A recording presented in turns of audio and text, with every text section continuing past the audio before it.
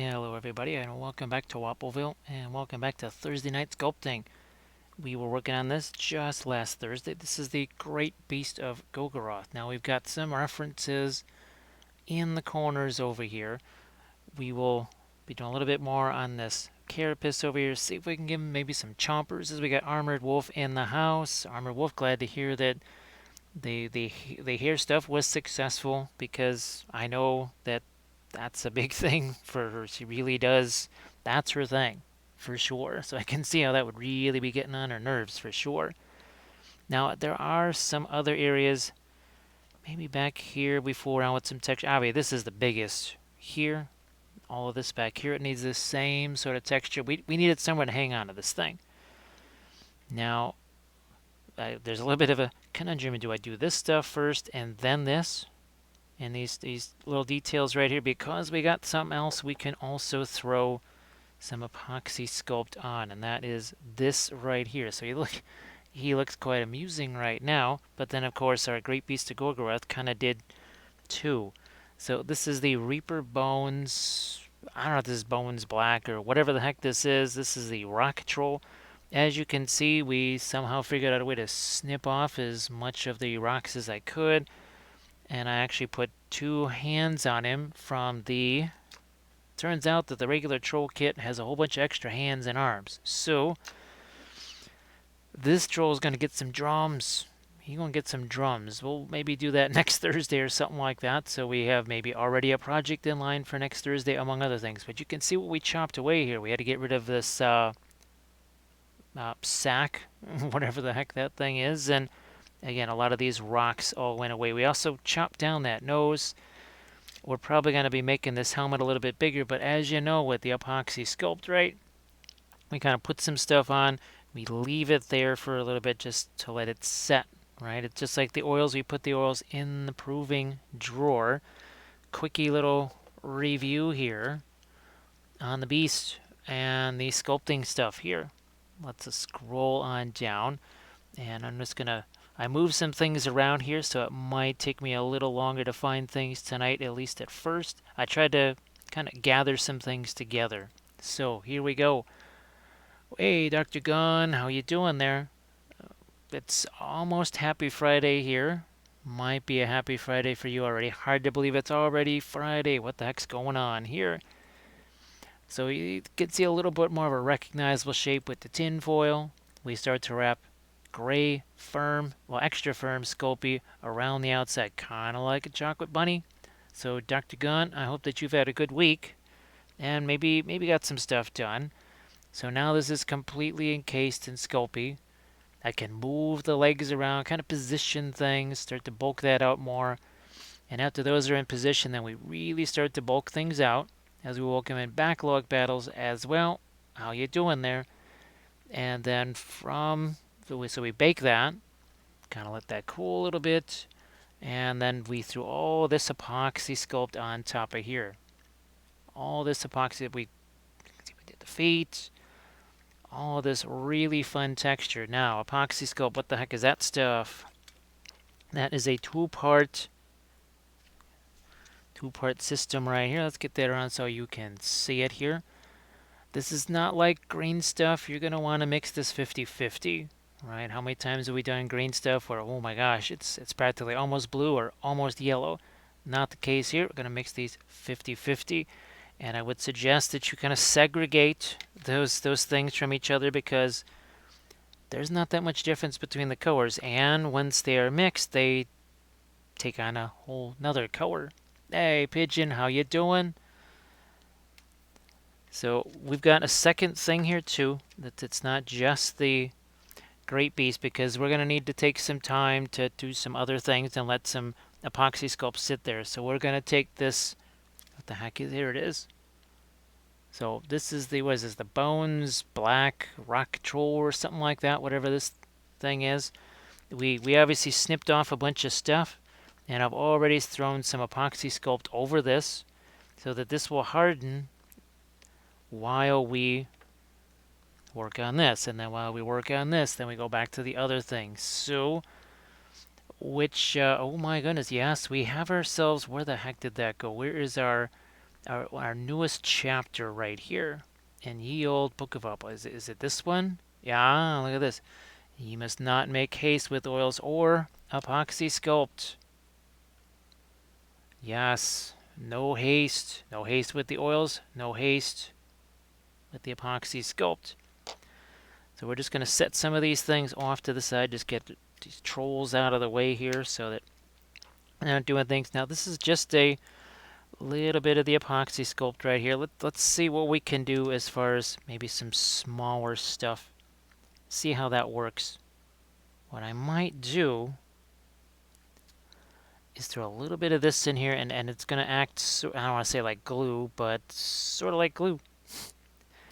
Because I think it'll be a lot. See how that doesn't want to stick there so easily? Now we have ourselves our different sculpting tools, right? We've got our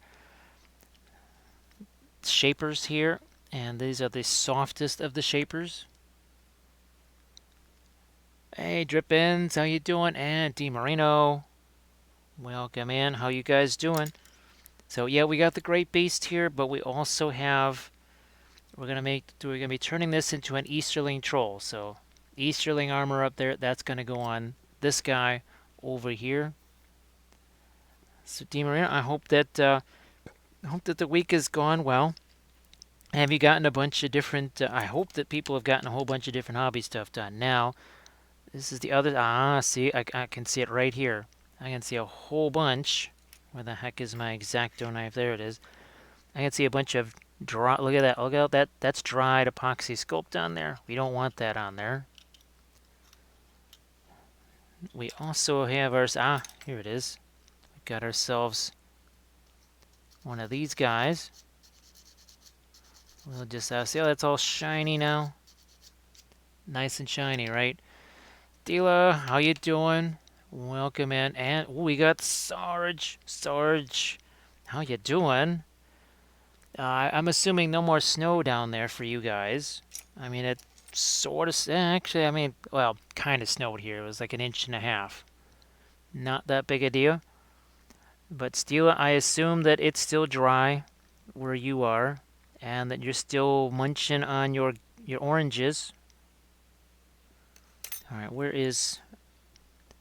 Yeah, we'll use this shaper right here. Hey, Bethany, how you doing? It's a little bit of hooky from work while still at work. Nothing wrong with that. Nothing wrong with that. I mean, heck, well, in some sense of the word, this is me. This is like me playing computer games at work here. Okay, let's see if we can give him some chompers here. Hey, Geeks of the North. Boy, that fridge is still full of oranges, huh? Well, this is the best thing about it. A refrigerator full of oranges means you won't get scurvy. That is the best news ever. You can't get scurvy with a refrigerator full of oranges. That is just sensational. Because that's what we always say here. I think we actually refer to oranges as anti-scurvy globes. So, yeah, that's what we call them. Not kidding. All right, we got this tooth here. Haha, look at that. Put that stupid little bit of Apoxy Sculpt there, and guess what? The darn thing sticks.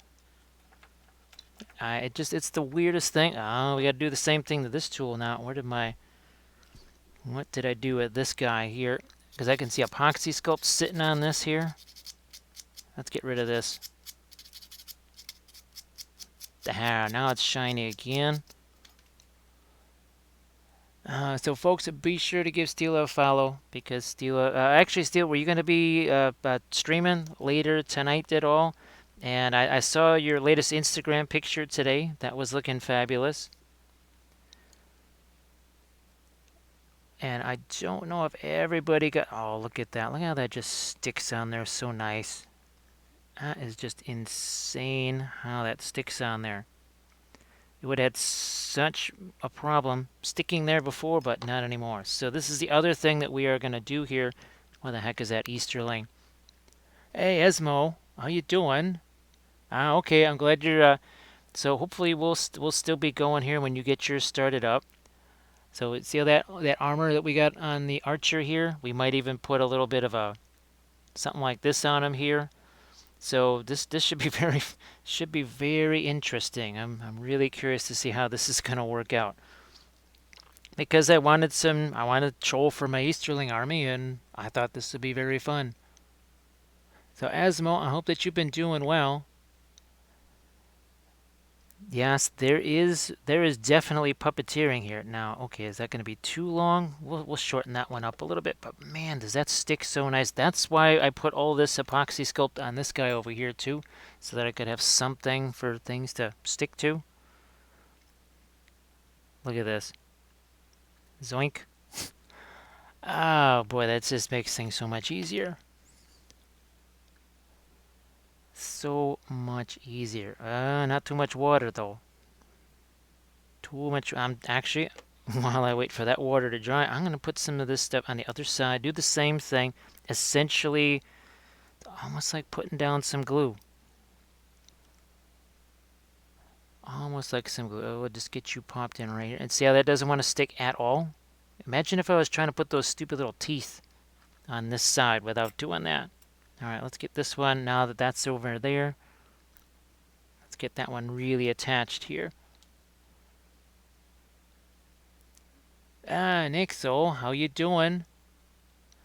Oh, geez, so Nixel, you guys got you have your game this Saturday, right? Your, I almost said Pyro Club. That's tomorrow. For anybody that wants to watch the finest role-playing on Twitch, check out the Pyro Club. But your guys' thing is, what, Saturday at 4 Central, right? That's when you guys will be doing your thing? Which is about when we'll be streaming here, too. Alright, so we got some chompers on him now. And we got Thistle in there. So Thistle, I heard that, sorry I missed your stream, was it last night? I was actually filming at the time, so sorry if I missed your stream there. I hope that the wrist is feeling good and that you are all set and having some fun with your streaming. Alright, so I absolutely, this is hilarious. I love that. It looks like he's got sort of a cut up tin can on his head. That is hilarious right there. Oh yeah, that's was it the Street Samurai, right? That's the thing that she's got going there. All right, now that that's in place, oop, that's a little too tall of a tooth right there. And once again, boom, look at that, it sticks. It sticks because we got just enough, not that much water, a fresh epoxy sculpt there for this thing to stick to. That's a hard-learned lesson. Let me tell you, that information, that was that was earned the hard way. Guys, clear, how are you doing? Yeah, that definitely sounds about right. That sounds like an average ordinary day here. Okay, don't want to get too much water in that.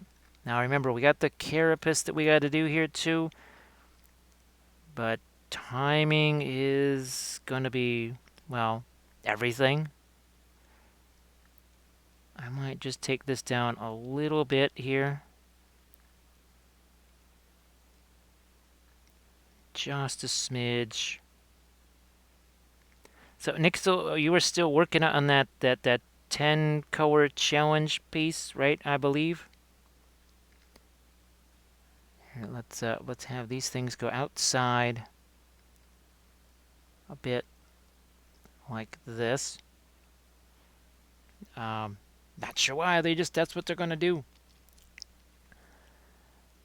I'm glad that you're here for the sculpting. Sky's clear, but this says don't have the stamina dexterity in your left hand yet. Yes, I was wondering about that. I was wondering. Now I assume there's all the usual kind of physical therapy things too, right? A lot of really bizarre repetitive exercises that you would never ever want anybody to watch you do. I just know this because I had to illustrate a physical therapy book for my brother, who's a physical therapist, and there were exercises in there that I thought I would rather just lose the use of this limb than have anybody see me doing that. Let's see. Push this up just a smidge. So Sarge, how have things been going down there? I know it's been a little, sorry that it's been a few days here, but this is our usual time of filming, right? Wednesdays and Thursdays, that's a lot of filming the Patreon videos, and I know I can show you one. Where the heck did he go? He's around here somewheres. Where did you go? There you are. So this is what we were filming just, well, earlier today, technically. Can we get him on? Yes, we can. So this is Army Painting Series 22. This is for the Lumineth right here. And does the color oh, you see that blue showing up? To see the crazy red and then the blue? See it turns blue over here. And then see it's turning green there. So we used 3 different color shifting, well, interference paints. We used them here. Used 3 different interference paints on it. See how that's kind of changing all these wacky colors? Yeah, this was just posted to the Patreon page. Oh my gosh, just about an hour or 2 before I started this here. So again, more blue over here. And see how that kind of, all those colors kind of shift. So Egyptian violet, purple matter. Remember we were talking about using that. Egyptian violet, purple matter, phthalo green, and of course, what was that? The quinacridone magenta. Yes. Oh, thanks, Bethany. Oh, thanks, Angryham. Let's see. Surgery wasn't that deep, but I still have some numb spots as the nerves grow back together. Okay. All right. Hopefully, yeah, again, hopefully there's the whole therapy part of that is not just too much of a bother, too weird. All right, we got to get some of these small little bits of texture here, right? And that's where Mr. Soft Tool is going to come in. Like so. And now that Apoxy Sculpt, that is not brand new. As far as, I think I mixed it maybe, I want to say 25 minutes ago. Partially because I wanted it to be a little bit solid when we went to do stuff here. But I also wanted to get some of the initial layers on that Easterling Troll set up.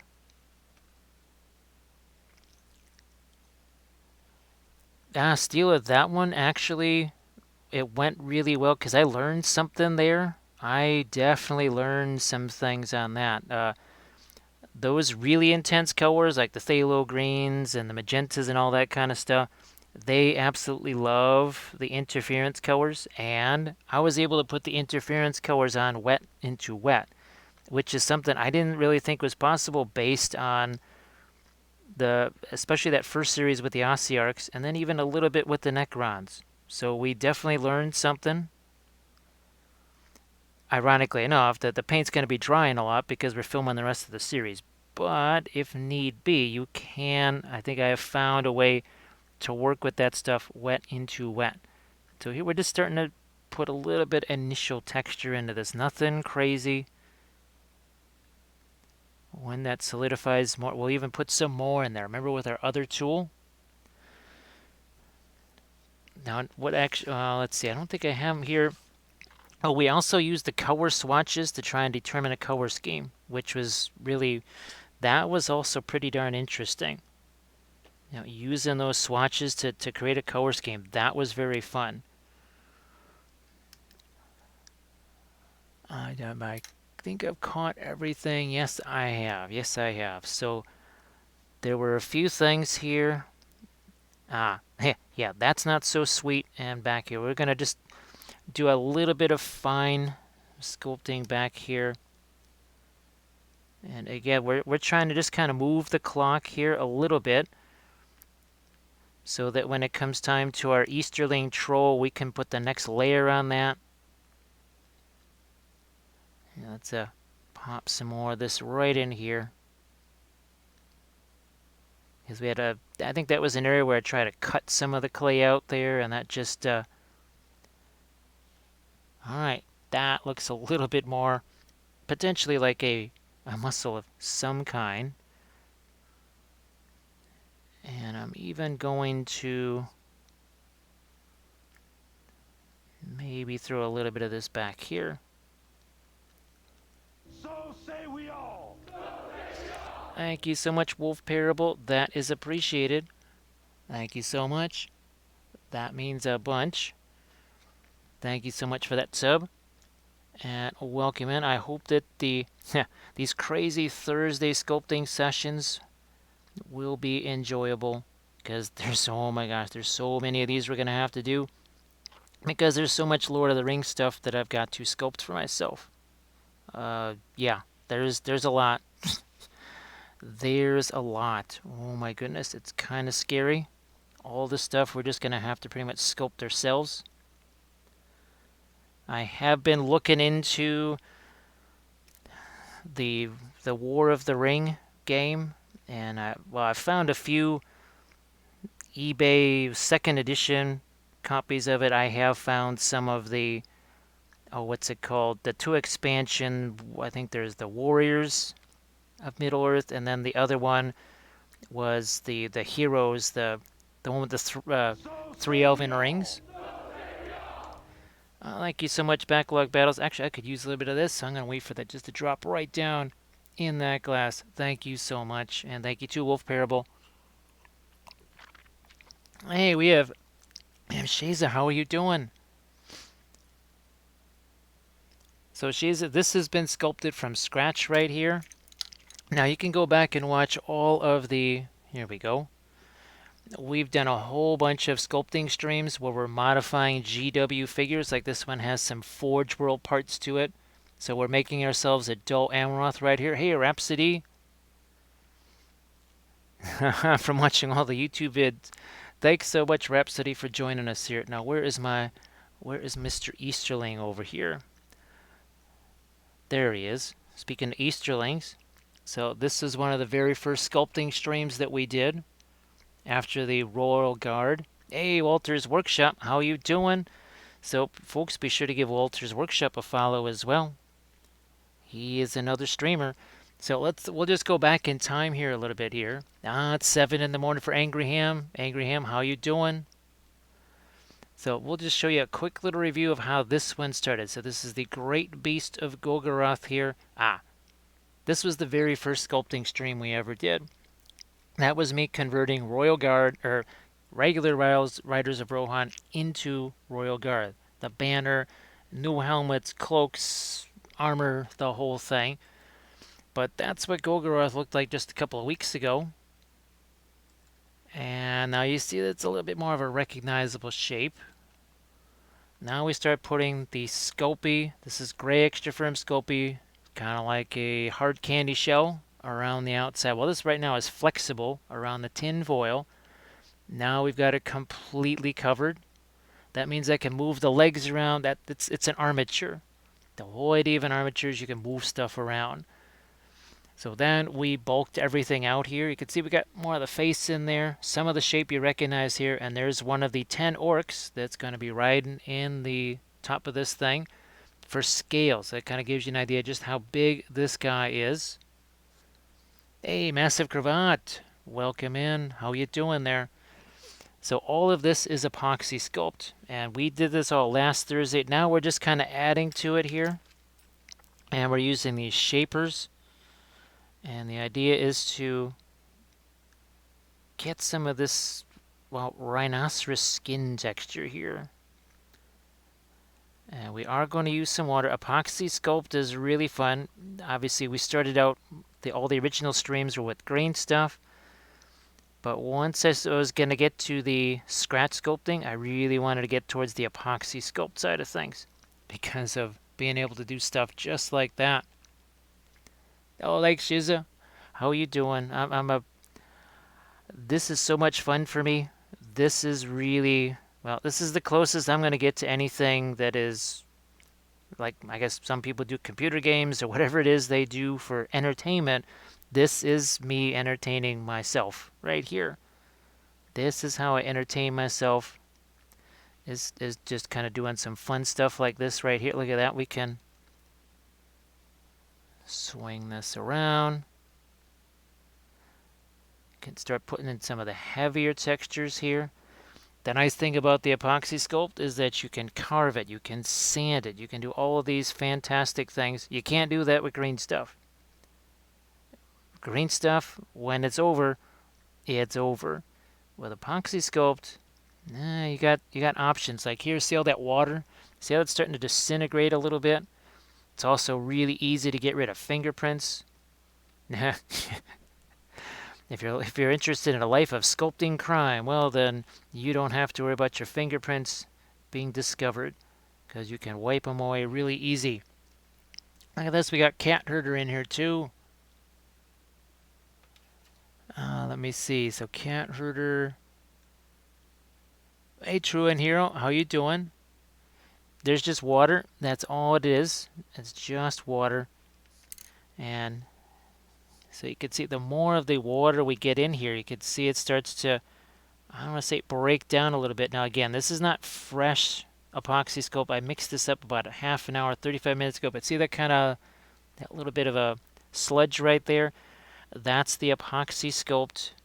I don't want to say it disintegrates, but the more water you add to it, see, look at this. You couldn't really do this with green stuff. So see all that water we're putting on there? Look at how thin, and this is just me using my hands here. This is the Mark 1 sculpting tool. See how that starts? See that kind of white film that's there? That's almost a little bit more like a milliput in a way. So see how I can get all these little extra shapes in here just with my finger. It's hard to do that with green stuff. It really is. I think, are we all caught up? Yeah, Angry Ham. I know I'm going to be really hungry at the end of this here stream. I'm going to be very hungry at the end of this stream. I know that. And the nice thing about Apoxy Sculpt 2 is that just when you think it's over, as far as you being able to move stuff, nah, it ain't over. You can still move stuff around. It's very forgiving, I think. Much more forgiving than green stuff. And these soft little shaper tools, because out here we've got the metal tool. You can see how much the metal tool cuts in there. The metal tool cuts in a lot more, but maybe that's something that we want. See, maybe we cut in there more and create even a deeper recess here, and then we can see, can get rid of the fingerprints, get rid of some of that extra little texture there. It starts to look like maybe skin that's wrapping around here. Yeah, I can live with donuts. Actually, I discovered what was it, white chocolate, hot chocolate at the store the other day. So I've already gone back and gotten a second box of that. If I get a chance to go there tomorrow, I'm going to get a third box just to make sure I don't run out. But yes, the chocolate, or the white chocolate, hot chocolate, ooh, that was a mite bit tasty. The one potential downside of it is, though, it is white, and if the inside of your glass is white, it can be hard to tell that you didn't wash that glass since the last time you had hot chocolate. Not quite like the usual chocolate where it leaves an obvious color behind. Alright, here's the other thing too. Look at that. That Apoxy Sculpt has already started changing colors. It's already starting to look like what's there, and I'm guessing that it's already a little bit on the harder side too. Yes, and of course we have the marshmallows from the Christmas or Thanksgiving dessert that never got made. So yes, we can throw more unhealthy sweet white things in there too, and not just the white chocolate. So yeah, we can definitely make those things as unhealthy as possible, which is kind of the whole point of hot chocolate. Not like Steela's anti-scurvy globes, known by some as oranges. Here we just call them anti-scurvy globes. See, that's already, again, that's already turned that Apoxy Sculpt color. Now what's going on with you here? How much is, okay, so that's, we're going to give that still a little bit longer to harden up as we just keep working on our Gorgoroth over here. Hey, call me Mako, how you doing? Let's see. I think we're just going up. So massive, massive cravat. I hope that you had a good week. Same with you, cat herder, and of course, yeah, one last little look at Brinkles here. Welcomes in the cat herder. I am a god. I've been worshipped for thousands of years. You will worship me too. Until somebody brings in that laser pointer.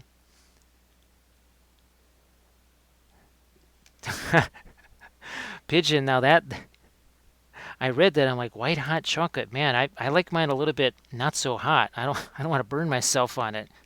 When he said white hot chocolate, I'm thinking, wait a minute, why do you want it so hot? Call me Mako. Well, you know you're going to have fun with the oil paints. There could be a little bit of a learning curve at the start of it. I mean, heck, there was for me too.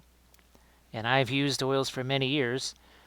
But hopefully the learning curve's not too steep and you can just kind of enjoy those and be nice and chill with them. Kick back, relax, enjoy that long extended working time.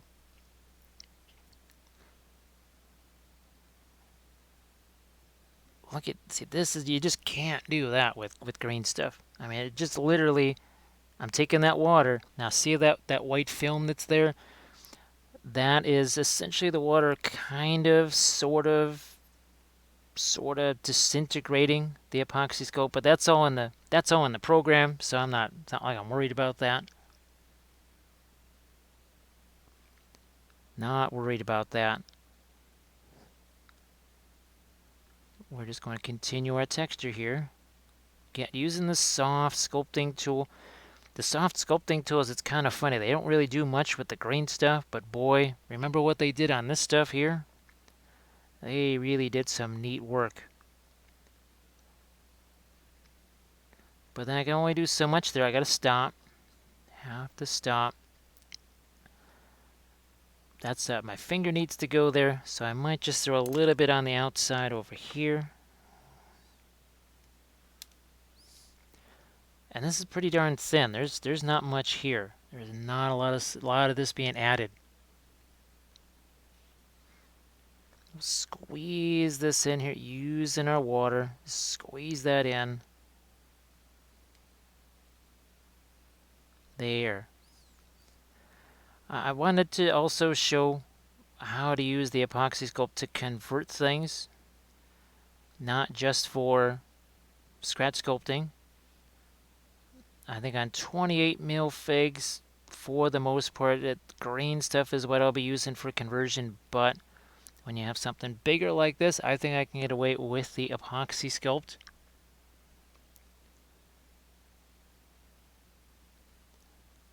We try to do as much of this rough work as we can, right? Instead of trying to do a whole bunch of fine things over here and then be sitting there trying to squish Sculpey while we're trying to also protect the surface that we did all this sculpting on. Here, just look at this. We're just going to have all kinds of water here. Push this around. That's exactly what we did in all of these areas, right? Got a little bit more of this here. Do I want to put more on that side? I might, after I fill in a little bit of a gap over here too. So another little gap over here that's just got no texture, no nothing going on.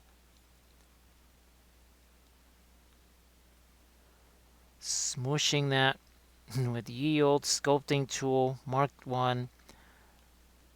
The finger. Gonna give that maybe 2-3 minutes while I try and get some of the clay elsewhere here. Now there's about some more there.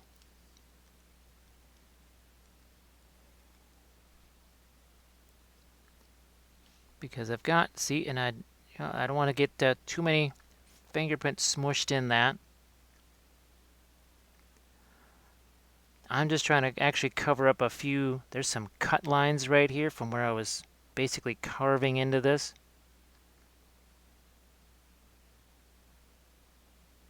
Doesn't take much to smooth this. All right, where's the sculpting tool again?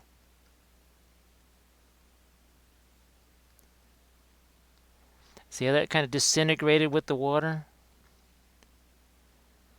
You could do that with things like a milliput. I think even Procreate too. The problem is those get super brittle. Apoxy Sculpt is strong. And I'll show you guys later on some of the other things that we have sculpted out of Apoxy Sculpt. We've done a lot of sculpting with it here. Saved a bunch of money on miniatures. Let's see, Rhapsody has messed up 3 miniatures by learning to paint with oils. It's been a challenge. I'm glad, Rhapsody. I'm really glad. Now, sometimes we talk about here, sometimes the miniatures, there can be some miniatures that are just easier to learn oils with, and there's others that can be more difficult, some a little more of a challenge. And then there's some miniatures that just really, and not might not even be the same for everybody. Might not even be the same for everybody. But some miniatures can just be such a fantastic starting point. Okay, so we've got that going again. This has been on here a little while. I'll get 10-ish minutes or so, so I'm going to begin the process of moving this stuff around here.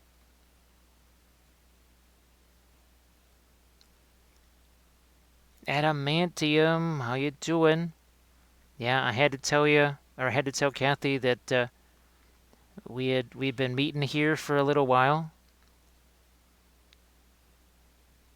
and she's been definitely beginning her oil journey herself. And that's where there was definitely some figures, or some of those busts that turned out to be a lot easier to work on than some of the other ones. So here's that same crisscross texture here, right? Yes, Nixel, I do believe so. I do believe so. That's going to be the keep, right? That's going to be the castle keep. You can maybe get into the, you can get past the gate with acrylics, but you can't enter the keep unless you have oils. That is the only way into the keep. That again, we're just going to have to let that sit. We can't mess around with it until that has a better chance to set.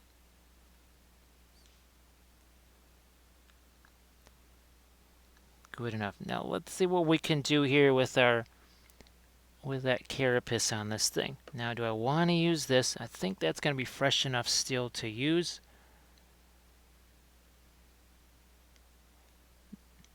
Adamantium has just gotten his oils.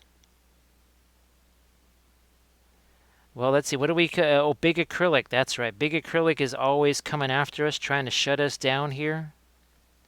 Well, at least in the early days, big acrylic was really coming after us something fierce.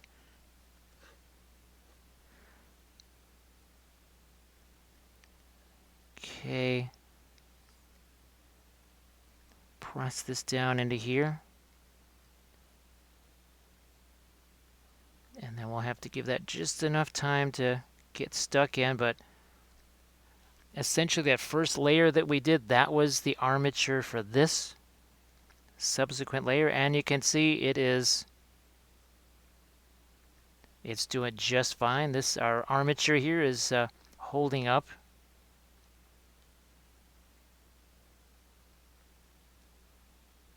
Just want to make sure I get this stuck on here. Using that water, see that?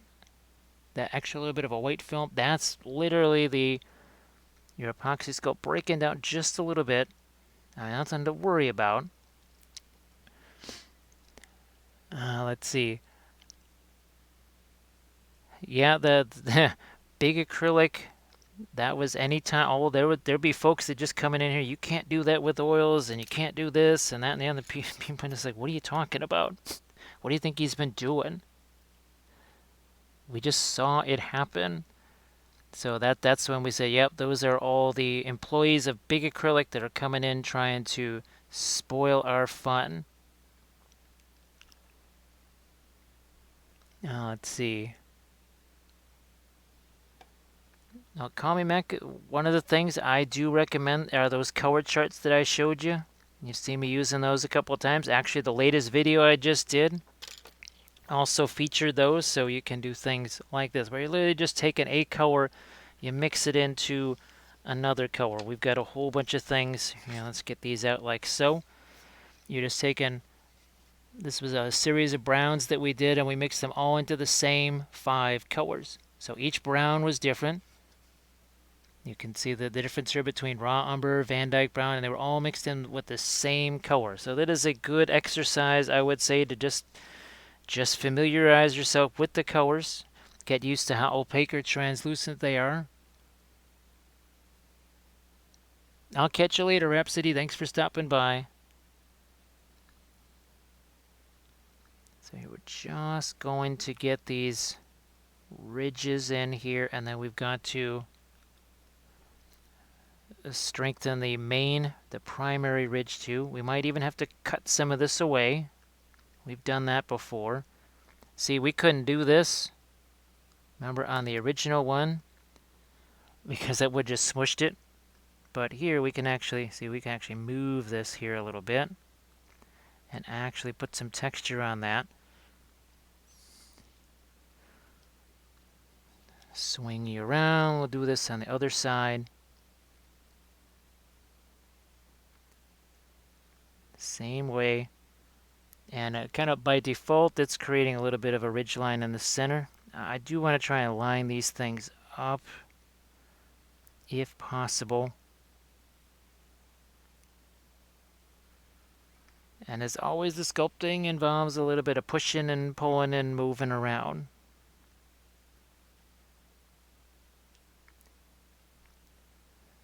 You're not just gonna it's not like quite like the oils where the idea is to just kind of do one stroke, boom, and leave it.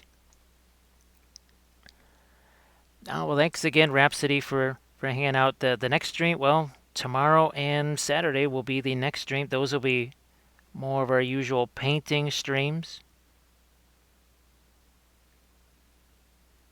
Now, creature caster stuff is supposed to be on the menu, but one never knows. One never really knows what's going to happen. And now this is where there's going to be a little bit of that pushing and a little bit of pulling, because this, I can guarantee it, is pushing it over to the other side.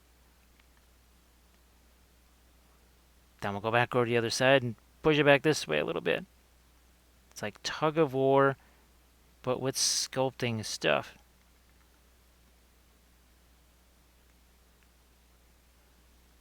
Let's turn him around. And then we do the same thing now from this side.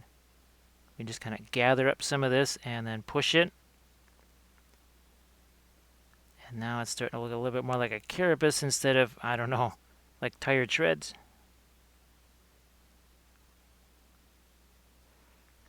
You don't have to use water as much on this as, say, maybe with green stuff, because it's not quite so sticky. Adamantium, yeah, I could hear an awful lot of talking going on, and I swore I heard at one point she said something about not getting a whole bunch done, and that's why she's painting tomorrow instead of doing her reading, her usual reading stream tomorrow. Because apparently the chat was just super, super active. Even more so than usual, and, well, I think there was a little bit of, well, that one figure was definitely, that's going to be a challenge. Or that bust, I mean. I guess that's Cthulhu. I can never be sure because I just don't know these things. Now, Now I'm feeling now we got something we can really paint here. Now there's some juicy shape on this thing. And we talked about, remember, potentially just cutting away some of this extra stuff here. So that you're just going to deposit that and get rid of that.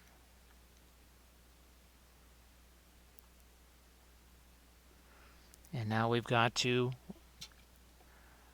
along this line here, we don't want a flat line there. We got to do something with this. Now potentially here, that is something that I could carve this away too. Here we've got the extra Apoxy Sculpt to work with. I might have to add a little bit more over here to be able to continue this texture.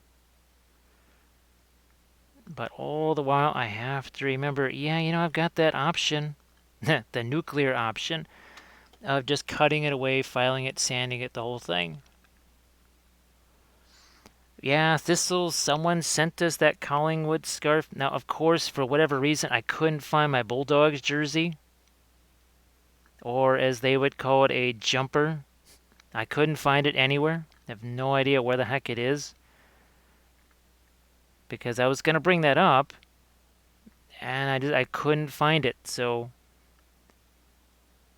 I don't know if I don't think I'll have a chance to find it before tomorrow's stream, but at some point we'll try and have the Bulldogs jersey out there too. Hey, Cromnius, how you doing? Let's see. I think we're all caught up.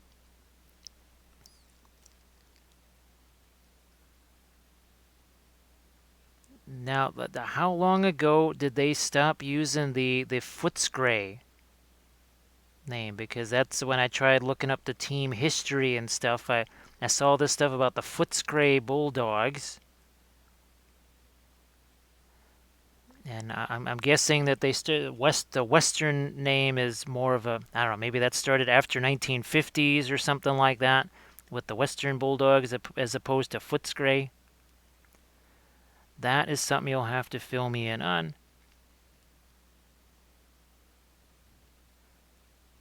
So we will definitely add some more of the Apoxy Sculpt here.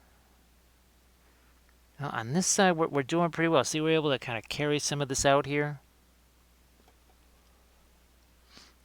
I am able to take some of this, bring this out here. Okay, we're going to cut some of this, just like we did on the other side. And then we're going to wrap this over the top best as we can. And always add some more. And we'll probably come back in here too with the soft sculpting tool. We have a couple of them that would work, I think, pretty well in this area.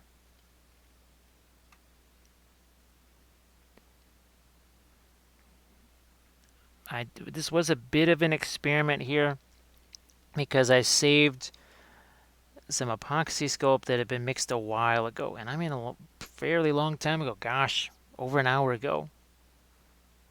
Because I wanted to see what effect would that have, especially for something like this, because I think a fresh bit of Apoxy Sculpt would have done a little bit too much of the pushing and pulling. So I think we might have saved ourselves some hassle here by doing that. Okay, here, let's play around with this. Boy, in the 90s, holy smokes. So it was Footscray that recently? Man, I was not expecting to hear that. It's just looking at, well, some of the, obviously, the logos, it's that they've been around for a long time.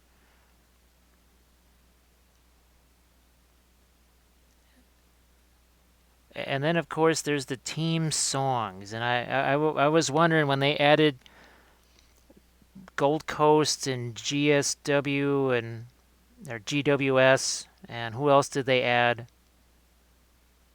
When they added those guys, I was like, so what are they going to do for songs for them?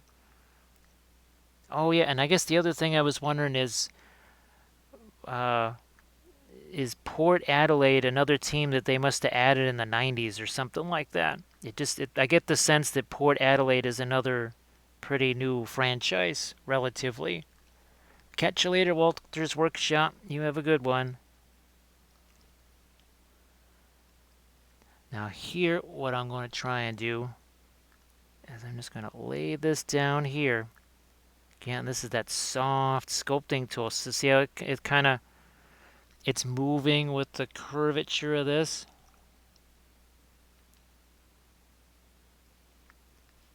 We will do the same on this side over here.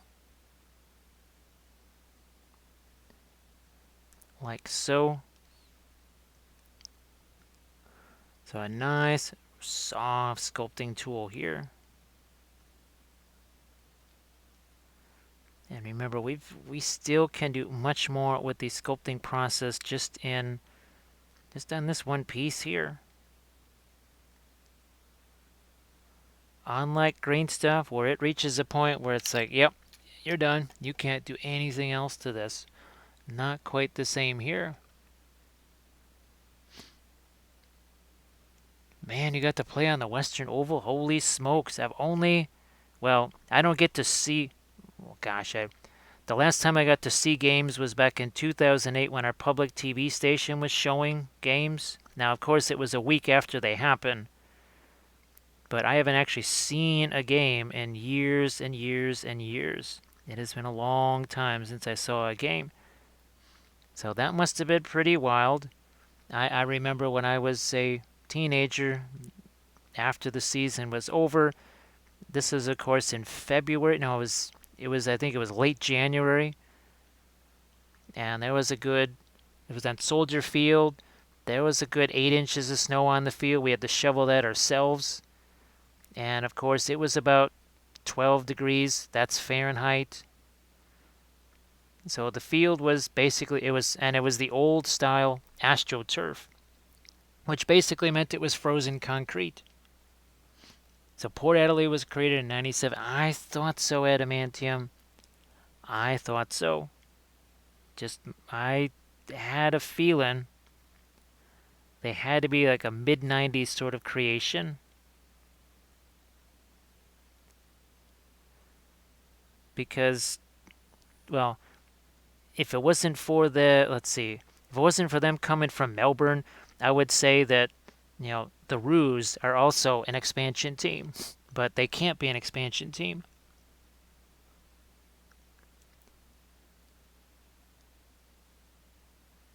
Yeah, let's pop in a little bit more. And let's see, who are the usual? Is it Collingwood and Essington that play in the Anzac Day game? Or is it Collingwood and the Bombers? No, it's Essington Bomber. Who is it? Melbourne Demon. No, it's the Bombers, right? It's Collingwood and Essington that play in the Anzac Day game. Gee whiz, it's been so long since I've listened to a game. I couldn't even recite the entire Australian national anthem. I used to be able to all the time. Advance Australia Fair. Oh, Massive Cravat is a ruse. He is a ruse supporter. Didn't they get off to an insanely good start last year or the year before? Or is it am I just still thinking about Richmond and the crazy starts that they've been getting off to lately? But I think actually the Roos got off to some really, it was Brisbane, I think. Was that this year or last season? That Brisbane got off to some kind of insane start, 5-0 or whatever, and then it just kind of went downhill from there, which pretty much everything has for Brisbane for, oh my gosh, well, since 2008 really. So we're mixing some more here, and this is, now you can really see all that water, see that white film and stuff. It means it's in some ways it's breaking down the Apoxy Sculpt. You could potentially leave this sitting in the water here. It's not really going to keep it fresh per se. It will just kind of disintegrate in there. But you see that the lighter it is, the fresher it is. Started out well last year for a couple games, and then it was downhill. Yeah, yeah. The Bulldogs, they're one of those. They're one of those teams that will be terrible, then all of a sudden get you all enthused because they're starting to push the top 8. Yeah, see, that's getting a little bit on the harder side. But here's the thing. Look at this. Look at what we just were able to do here. See that? That's basically, this would harden. You can make this a banner. So, where'd you go? Let's say we wanted to stick a banner on here. We could potentially mix up a whole bunch of this, let it sit for a while. It's almost cured. And then we do that little thing that we just showed. Trying to almost make like a little banner out of it or something.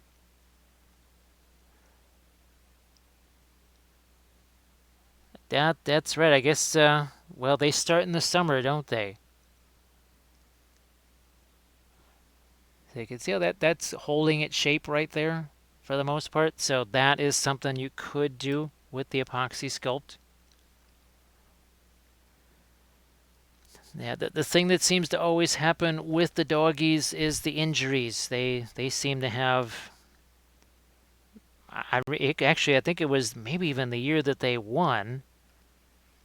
The amount of injuries was just unbelievable. Now I'm going to take this bit here, shove this in here.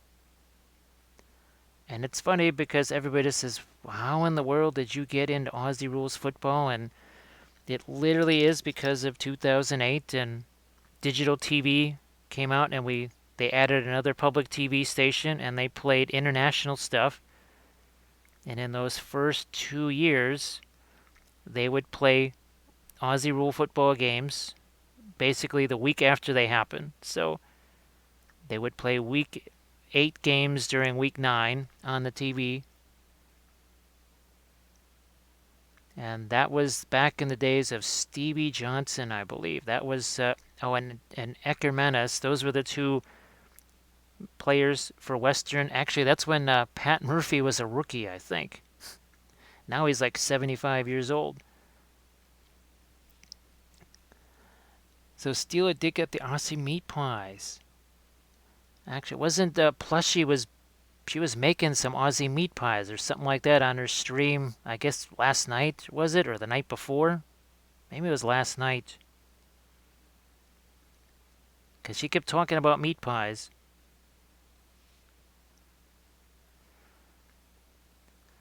So see, we kind of closed off the end of that now. Hey, look at this. Drax in the house. How you doing, Drax? Oh, geez, Drax, does that mean... So, folks, be sure to give Drax a follow, and definitely follow him before his monitor dies. So, Drax, that just sounds... That is crazy. I hope that the monitor survives, because, well, that's kind of important. But, folks, yes, definitely give Drax a follow. Because he also, just like Steel, he does the oils too. Yes, and what Steela is talking about right here is the color Drax Faultum. Yes, because it's Drax's fault that we added this to the palette right here. So there you go. Well, Drax, what size are you looking for there? Oh, and Drax, we just added... Where the heck is it? There it is. So we just added another video to the Patreon page. So this is with all of the color, basically color shifting oils right here. So you can see some of that blue right there. Now obviously this is still wet and everything, but it's also pretty darn shiny because I use interference colors mixed with all kinds of everywhere here. There's literally interference paint mixed all over the place. See that blue right there? That's not blue, that's the interference blue doing that. And same over here, you can actually see there's a little bit of green right there that it shifts to. Ah, look at that. It just shifted over to blue here. Ah, pretty neat. So that was quinacridone magenta, purple matter, Egyptian violet, pretty much just those three mixed with all of those different interference colors. So that was a blast. And then we just, we did our foliage and that sort of thing. It's too bad that Nessie's not here because we did use berry white green. Well, mostly phthalo green too. No, thanks, Wolf Parable. I had no idea how that was going to turn out whatsoever. Had no clue. Had absolutely no clue what exactly was going to happen with that. I figured I'd just give it a try. If it doesn't work, well then, everybody will know soon enough that it doesn't work. Okay, just kind of using this nice, gentle. I mean, look at the bend on that thing. Massive cravat. I avoided all of the other gold because I forget who it was. They said, Jim, I know that the Gamlin silver works well, but the other Gamlin metals don't work so well. That they're more like the Winsor Newton silver, which is just not very useful at all. So I haven't gotten any of the other Gamlin metals. And it's all okay because I end up using the silver to make gold anyhow. Because all you have to do is take that silver, mix it with something like a cadmium yellow, with some tarot or some orange or whatever, and you're already kind of far along on making your gold. So yeah, I just basically buy the silver, mix it with all my other colors, just like on that lumineth that you just saw right there. Speaking of lumineth, what are they calling those new things? The dinosaurs? At least that's what I'm calling them. They're dinosaurs that are also kangaroos. And I might, yeah, you know what? I'm going to add, what the heck? I just got a smidge more of this here. Oh, thanks, Drelev. I appreciate that. Well, it's a happy Friday here because now it is officially Friday. Actually, it's 12:21 here. So it is definitely Friday. I'm going to try and just add some more stuff here. Don't mind me. Well, we just try and chuck in some more Apoxy Sculpt.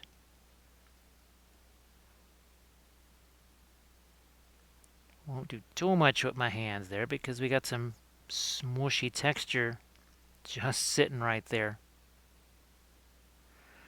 It's just so much easier to join these two things together than it is with the green stuff. You don't have to just push at it quite so much. It's way easier to join the two.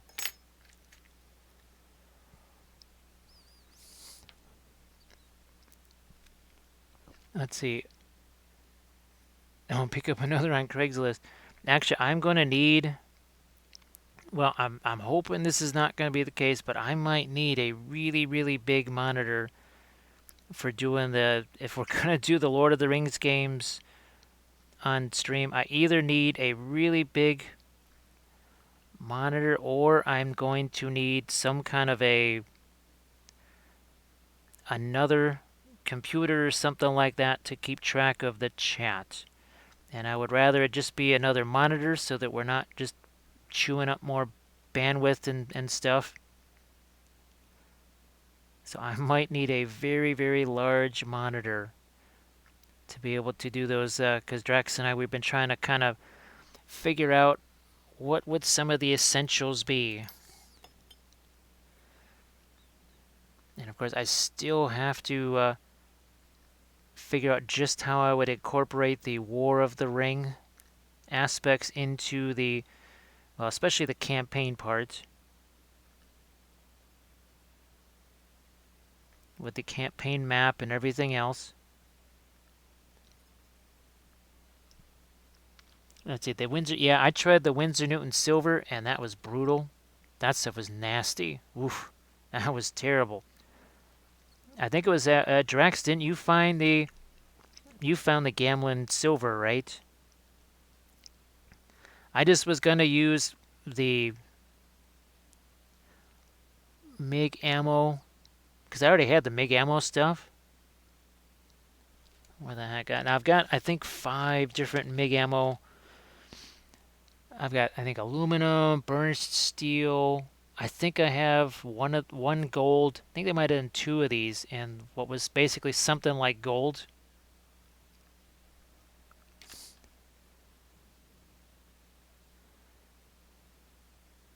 No, Drax, I think, weren't you? You were the first one to find the Gamlin silver and say that, hey, that the Gamlin silver actually works. Or that's somebody else that found that. I thought it was you that also found the Gamlin silver and just said, yeah, that one worked. You know, because I was telling you about how the Winsor Newton stuff just didn't work at all, and someone, I guess, kind of hunted around and they gave the Gamlin stuff a try and it actually worked. That's what I thought. Yep.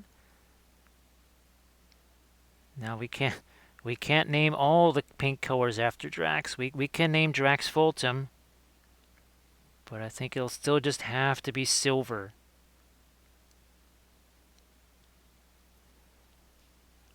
Okay, let's look at it. Okay, I think we've got that. Ah, yeah. That's straighter than I was expecting it to be when I just turned that over. And you can see that the teeth, we haven't messed those up or anything. Now we do have, if you remember, we put this over here. And you can see we could still move it with the shaper if we want to. But now that that is gotten a wee bit on the harder side, as we welcome in Avocado Kids. Avocado Kids, how you doing? Folks, be sure to give Avocado Kids a follow. If you love terrain, and we love hard terrain here, be sure to give Avocado Kids a follow. Because, yes, we love our terrain. So, Avocado Kids, how have the streams been going? Sorry that you did a stream earlier today, didn't you? I swear I got the alert for that, but I was in the middle of editing videos and stuff, so I was not able to watch. So I apologize for that.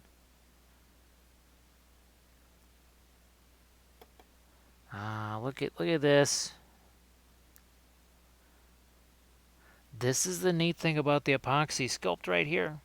This is the neat thing because it wasn't all that long ago that if I tried using this tool, it might have cut all the way down to the Sculpey underneath.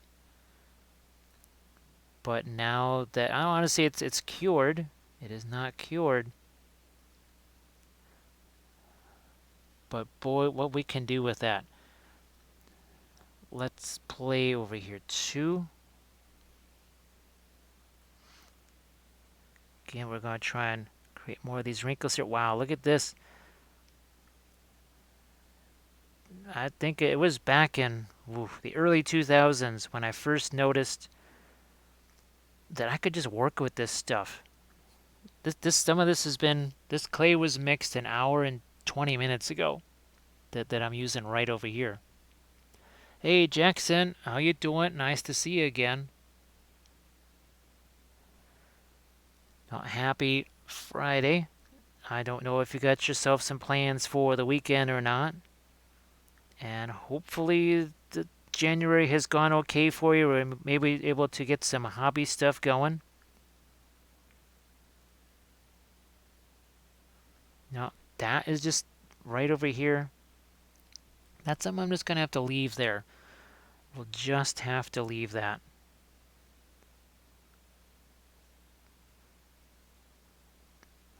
Do I want to put any more? Now, you know what? Sometimes, just like with painting, the enemy of good is better. Like the mortal enemy of good is better. Sometimes you just leave it. Sometimes the more you screw around with it, the more invitation to disaster. Look at this. Speaking of our plushie. Hey, plushie, how are you doing? So, actually, how'd those meat pies go yesterday? Because you made those yesterday, didn't you? Those meat pies? I hope that they were tasty. It was making me hungry, that's for sure. Let's see, Jackson is planning on printing some bigger minis and painting them. January was a little bit busy, but excited to dive back in. Oh, thanks, Plushie. So, folks, be sure to give Plushie a follow because she's actually you'll get to see even more of the pets. You'll get to see more of the hound. You'll get to see more of the winged creature. Yes, and you'll get to see him way closer.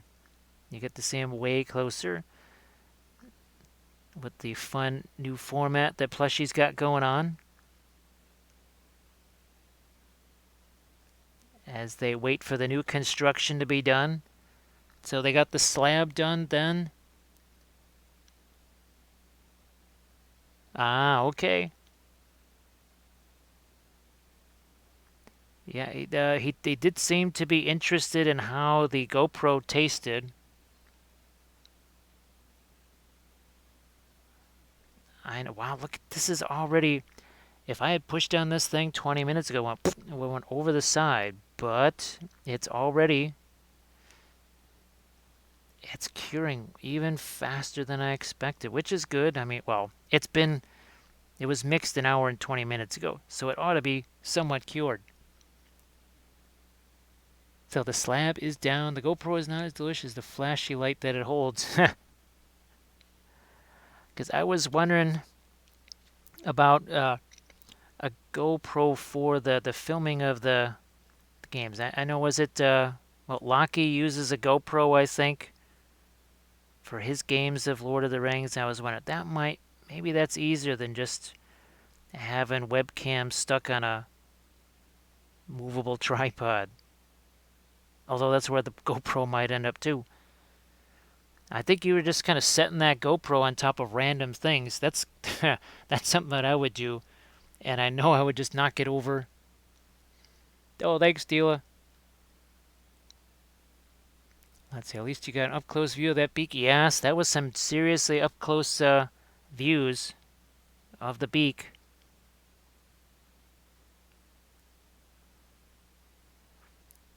Yeah, I'm really glad that we did this in the 2 stages here.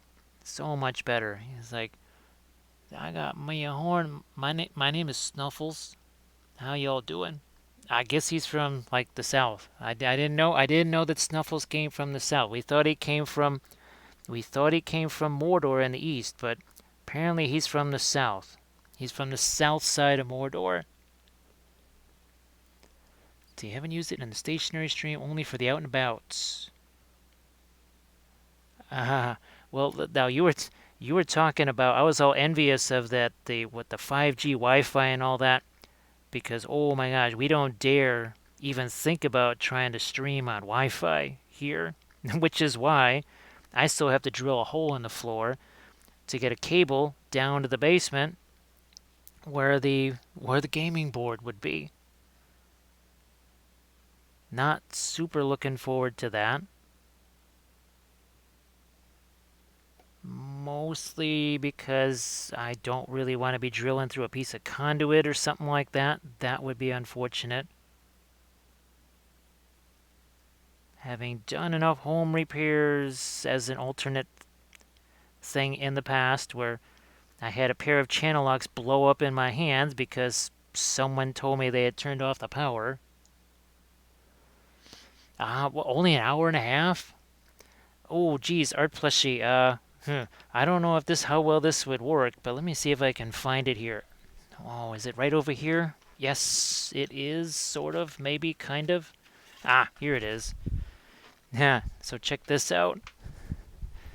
So this was given to me. This is a solar phone charger. Now, it's not gonna...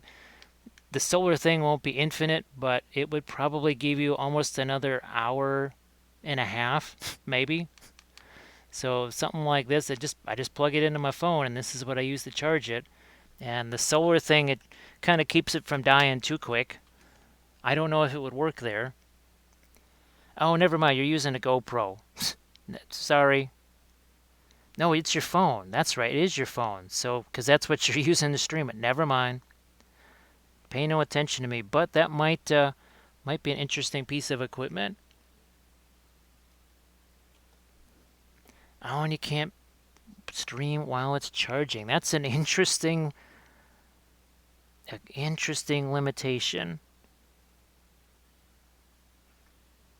I don't know if anybody in the chat who is super tech savvy and all that kind of stuff knows some kind of way around that issue.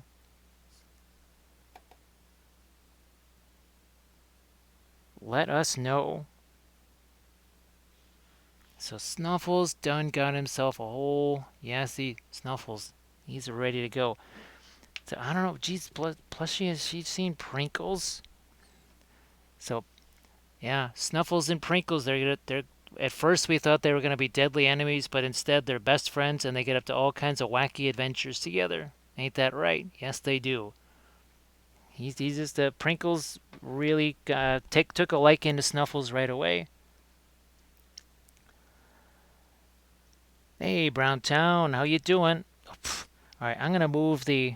Yeah, that's gonna get out of there. I just need water. For some reason, I just stuck this thing in some of my oil paint thinner. That doesn't need to be there. So the other guy that we will be working on, this is gonna be Fred, the Easterling Troll here, and that's one of these crazy bones, black. We just snipped all of these rocks off of him here. Snipped all the rocks. We snipped his hands off, actually.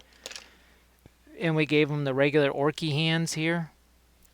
And we're going to put some armor on him. Not quite like the Isengard troll version here, but he's definitely going to get himself some armor. I'll look a little bit more like that, just as an Easterling. So Browntown Games, how have you been? Hopefully the new year's been treating you okay, and you're getting all kinds of fun hobby stuff done. Now I'm going to use a softer one here. Is that this one? Yeah, that's this one here. There we go.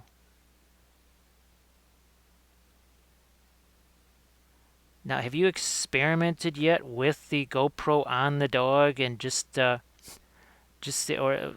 have to get that special harness thing, right, to be able to do that?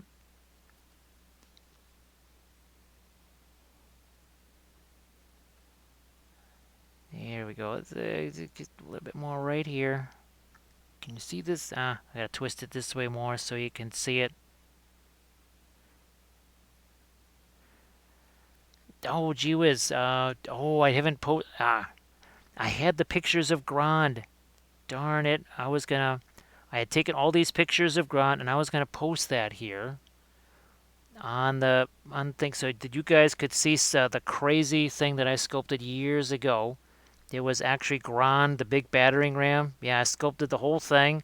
I sculpted the battering ram, the whatever you want to call it, the big harness that it was set in. I converted a couple of trolls that were pushing it from behind. What else? Oh yeah, we also sculpted the two beasts. I didn't realize they were this. So these were the guys that were hauling Grand. Because I was wondering where the heck were they introduced, and that's where they got introduced, as they were the guys hauling the big battering ram around. Let's see, if you go out today, oh, you'll be testing the doggy harness on a camera stream. Okay, that's going to be pretty wild. So, folks, you got to follow to see that. Let's see, Browntown's been doing good. I'll move to a new city, and the move is taking a lot more. Oh, gee whiz, yeah. Browntown, those are, that's got to be super rough. And thank you so much, Glow Decker, for the follow. Gano says, hello, little hobbit. Says, oh, that, he will spark my ganja. I am no fool, I shall fly. Or is it going to be fast, Gandalf? But thank you so much for that follow. I appreciate that. Now we still have to do the whole howdah thing. So see what we got sitting over there to the right. We're going to try and do something a little bit like that. Instead of these saddlebags that's in this version right here. Yeah, so we want to do something like that, not saddlebags. Yeah, well, plus now the castle, that's the same castle that you were working on before. I saw that in the one stream, right? That was sitting over by your airbrush thing there. So that you'll still be working on your castle, I think. because that was probably one of the last things that I saw you working on was the castle. Ah, there we go. This stuff, I couldn't do this because it was still too easy to move around. All right, what's going on here? So this right here, if that's a little bit uneven, I don't care. I can literally just take whatever, a file to it like this. I could carve it, do all kinds of stuff.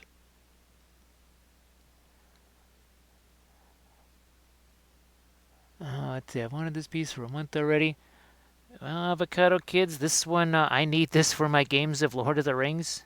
That's, that is why we need this puppy here. This is pretty much my, well, half of my, well, no, it's about a third of my Barad-dûr army right here. Now, I just learned today that this is it can't be an entirely fine cast kit, or fail cast as we like to call it, but I think the figures are fail cast, and I think the beast itself is resin, which is weird because I don't remember it being a Forge World kit. So I don't remember it being Forge World, but there is a Beast of Gorgorath kit for GW. I mean, that's what this is based on. I certainly didn't make it up myself.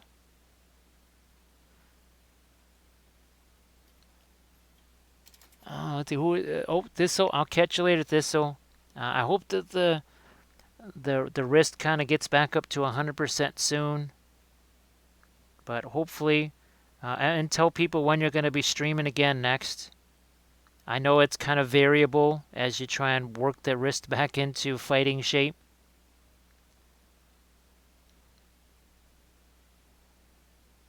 Let me see. I think we're all good there. Let's see. The half-painted plastic pile of procrastination. Boy, that is not something that I'm going to try and say 10 times fast, because that would definitely lead to some far too colorful metaphors. I'm just trying to scrape some of this here away.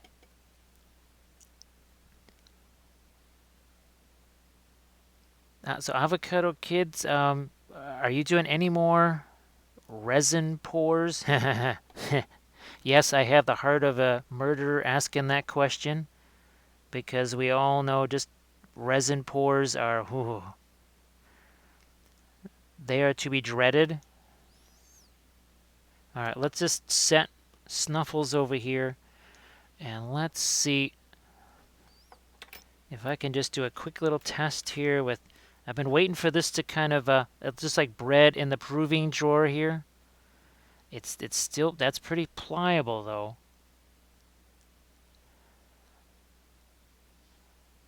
Yep, Thistle, that is, oh my gosh. People kept asking me for a schedule and all this other kind of stuff. It's like, I got nothing for you. I can't give you a schedule. I can't give you a schedule. I don't know myself.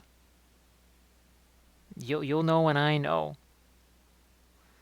So this is another little thing. We're just going to stick this stuff on here. From what I've seen, I kind of checked out the Easterling armor. It pretty well wraps around the arms and the legs. At first I thought it was more of a board type of an armor, almost more like a samurai armor, but it pretty well wraps around their arms here. So we'll just we'll do that for our guy right here.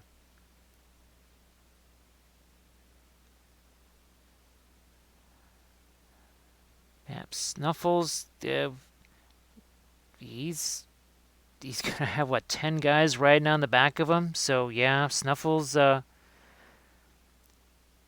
he's gonna be a very busy critter. Now we're just gonna have to leave this, just like I'm gonna have to raise this end up here. Then I gotta figure out, okay, did I leave enough here for me to sculpt with? Is there enough here for me to sculpt? I don't know yet. We'll find out. I think I'll just cut some of this away. So I'm just waiting for some of that. That's kind of starting to solidify a little bit there too. That's good. Now I can still move that a little bit. Can move that more than I thought I was going to be able to. I guess it's going to be time to mix some more here.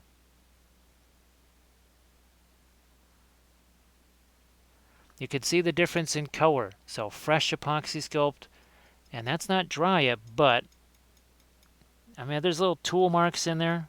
I can still sculpt this if I really wanted to. See, I can push this around. I can maybe, oof, I can't even hardly do that with my hand. But with the metal tool, I can sort of push this part. And that's after a good, oh gosh, hour and 30 minutes-ish, something like that. Again, not easy to move around. So we're just going to, we'll stop playing around with that. We'll just leave that be. Let's see, avocado kids. I need to use this new static grass. Oh, yeah. That's a few months' time. I have your other projects in mind. And you got a half a dozen projects going on. There we go. Oh, thanks, Art Plushie. It's as much as I like doing all the green stuff. You know, where the heck did our Easterling guy go? There he is. I mean, I love doing the green stuff. That's fun, just converting guys like this right here. But there's something about making them all from scratch that is extra fun. All right, on his posterior, why don't we give him some more? To see this really fun texture we did over here? How's about we do some more of that? And this is when you can tell it's fresh Sculpey. Sorry, fresh Apoxy Sculpt.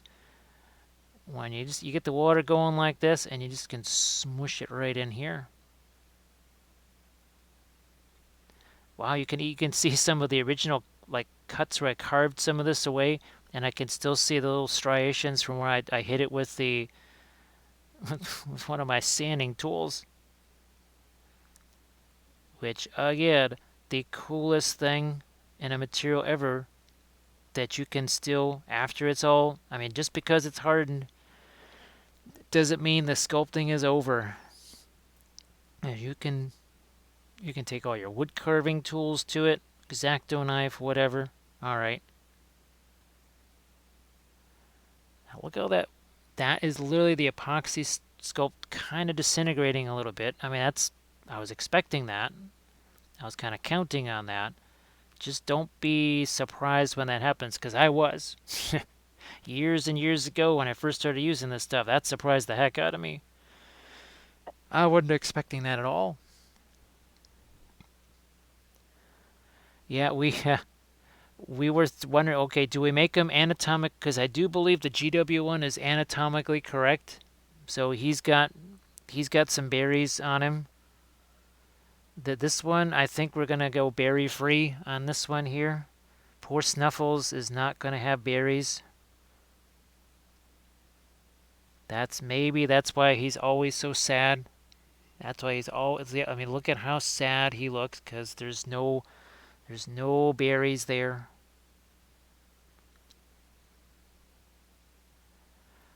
But patience, little hobbits, is we can't mess with that. We have to leave that go. Do I need to? You know what? I'm tempted to put another chomper in his mouth there. So let's see if we can do that here. That sounds like a whole bunch of projects there, avocado kids.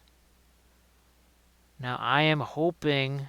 I don't know how this is gonna. Every time I say this, it's always doomsday. But I'm going to try this coming week to start moving some furniture around to make room for, well, printers, the gaming table, all kinds of stuff. I'm going to use I think I'm going to use this here if I can find out where the heck that thing went. No, that one's too hard. I'm going to make a couple of little teeth here. Like so. Grab this little tool right here. See if we can get this stuck in here. Yes, we can. That's better.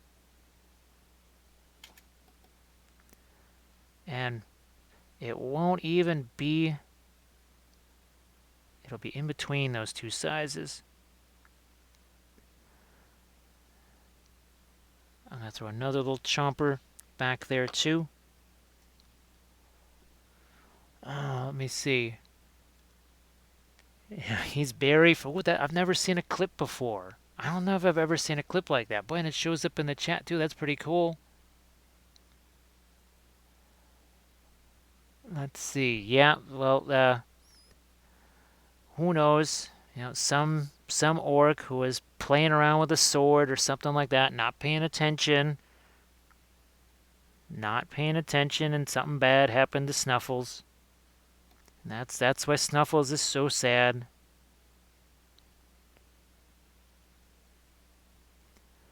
And let's see. That's what we actually do to a bull. No berries, hardworking elf, pretty much what big enterprises do to their workforce.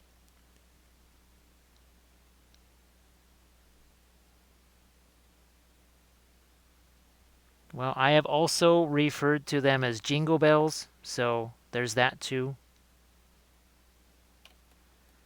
Because that's kind of what we do here. And those are jingle bells that you pretty much try to avoid ever getting rung, so there's that as well.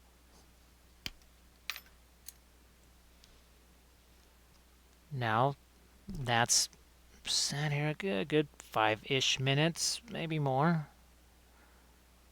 And see that little crunchiness that happens on the end there? If you don't want that to happen, you just wait a little bit longer. But I really don't care because I know how to kind of mitigate that. So what are we doing here? We're starting off with the big texture first, right? That's what we did, right? We did these, and then we went back in with the finer lines afterwards. Ryder, how you doing? Nice to see you back. Nice to see you back. So as far as the Friday and Saturday streams, I'm not super certain. It could be painting some of the new Creature Caster figures. That's I think Saturday is the most likely day for the new Creature Caster stuff because I've got to put all those things together and get those ready to go. And sometimes getting the info that I need, maybe potential concept art, that doesn't always happen at convenient times. Look at that, huh? See that? That is some nice wrinkles on some haunches there. Some people wouldn't be excited about a wrinkly haunch, but I don't know. I think Snuffles is too distracted about other things to really care.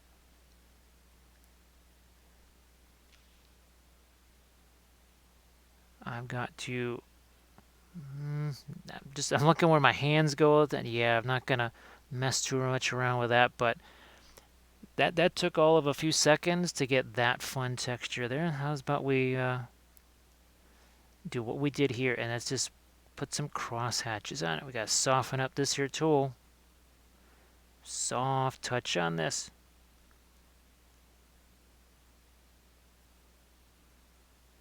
So these, a much firmer press to kind of push the clay to either side. This is a more gentle touch because we don't want to wipe out. You can see here we didn't wipe out the main folds there. And I swear I have never drawn a rhinoceros before or sculpted a rhinoceros before, but it kind of feels like I've done one of these before. I did not think this skin texture was going to go quite this easily. I thought it was going to be much more difficult.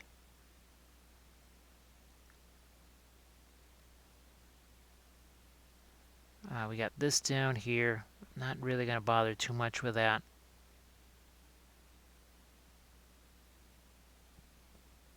See how much more folds we can get in here. Now I'm all the way down to Sculpey. And this is again where the green stuff is just not an advantage. Because right there, I can just blend this together here where it goes from sculpting material to nothing here. That's just That's just just a Sculpey right there. Green stuff, there would be a lip right there. It would be really tough to get that to just meld perfectly with the existing material. Look at this. When that gets primed, you'll never know. There's a difference there. Let's see. Call Me Mac asks for, can you paint a marine with oils to do a follow along paint session? Well, I do have. Oh, here we go. So part of my, this is series 23 of my army painting series for the Patreon page right here. We are doing a Thousand Suns unit, and as always, we did our basing, right? And this was our color test figure. So episode 3 of that series is going to be bringing in the whole rest of the unit. I think we even have the sorcerer in there too. I think that was the one. Oh no, I think there is one that has either, must have a plasma pistol, plasma gun. I think it maybe is it's not a plasma cannon, that's for sure. But call me Mako. I will be doing some Space Marines at a certain point here. But companies, well, like RM Printable Terrain, they needed me to do their big guys, like this one here that we painted. Was this Saturday we painted this guy? Yeah, I think we painted this guy on Saturday. So that's how big he is. Snuffles is his dog. Oh, that's it. He's like, hello, hello, Snuffles. Hello, how you doing, boy? Well, he used to be. Anyway, hope you feel good there, Snuffles. He's like, I'm sad. So yeah, that's what we painted on Saturday, I believe. That was a lot of fun. Yeah, call me Mac. That's when you do the Army Painter Pledge level, you get everything. you get 8 years worth of painting videos. So all the stuff that came before, it's very important for you to have that because we build on existing techniques and materials all the time. Even here with the sculpting, we're building with the sculpting, right? Oh, look at this. Look at this secondary texture right here.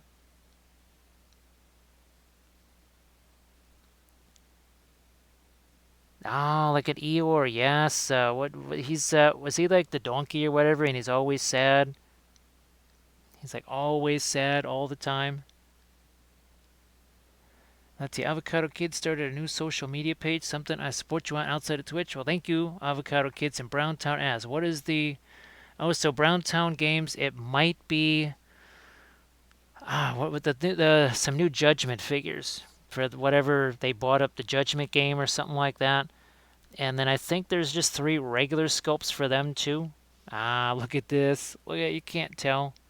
And when that starts to dry, you won't even be able to see that difference in the color at all from this. Here, let me turn that light off. Not on. There we go. And I think you'll be able to see this here. So all the lights on the right hand side of me are off now. Steel, it can be a little shiny because actually I forgot to hit this guy with the dull coat. And that's mostly Prussian blue. So Prussian blue can be a little bit on the shiny side for sure.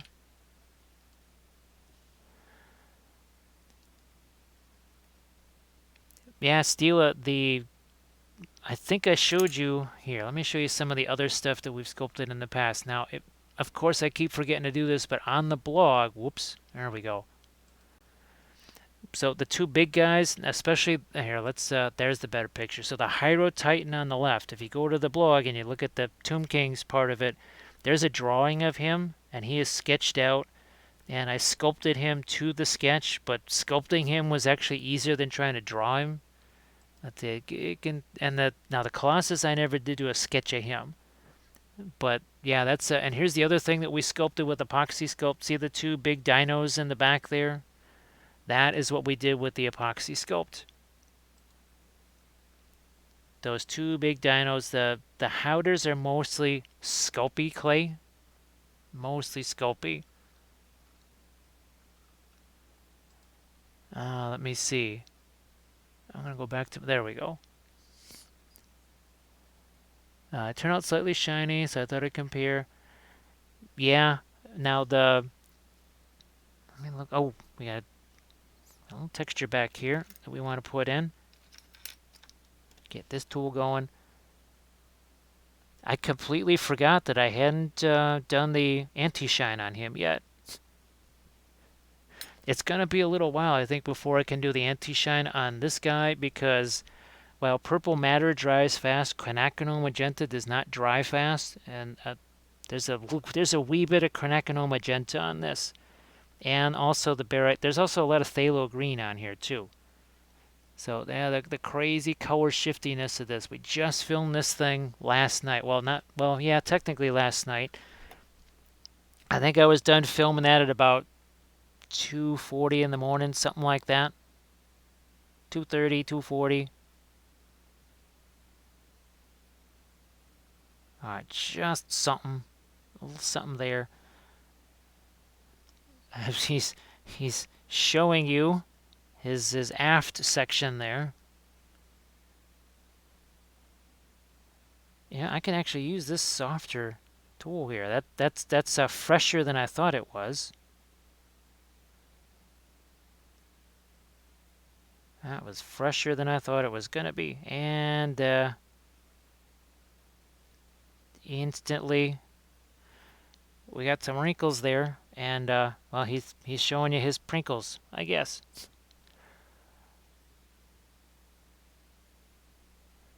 Let's see. I sort of like the shininess of oils on the Space Marine. Well, there's if you do the interference or like any of the metallic stuff, they'll be awful shiny. That's for sure. Now look at that. We can't move this quite as much as we did before. Here, I'm using this like a rolling pin here. I'm just using that like a rolling pin. Believe it or not, I can still move that just a bit. A little more here. Like so.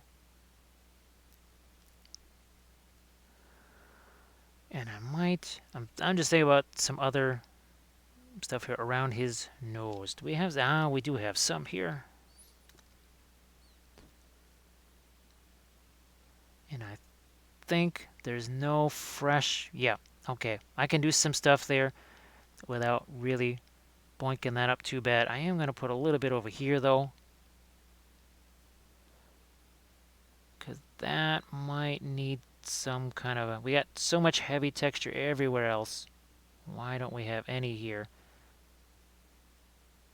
But before I put anything here, I just want to get this stuff over here and get that drying, curing process started.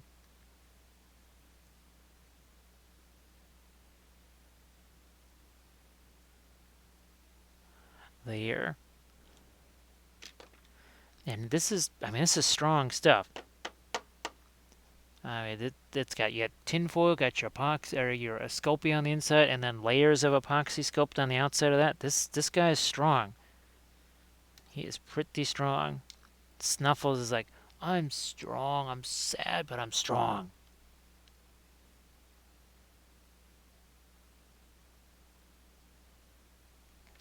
Now for some water. Incorporate this into what's already here. I can't actually get my finger in there, so we'll just use our little soft tool here. Don't want to wipe out the nose.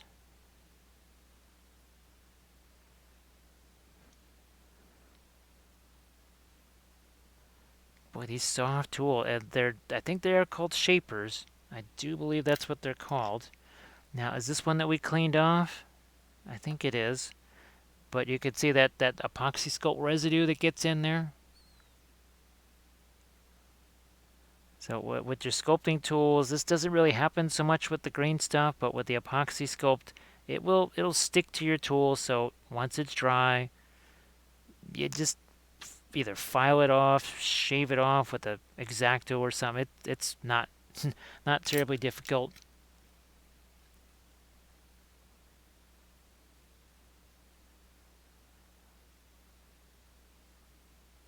Yeah, I think I want to just raise up the snout slightly there.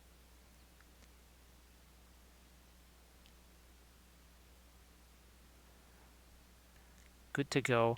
All right, do we need to add some Apoxy Sculpt right here? Man, maybe not this much.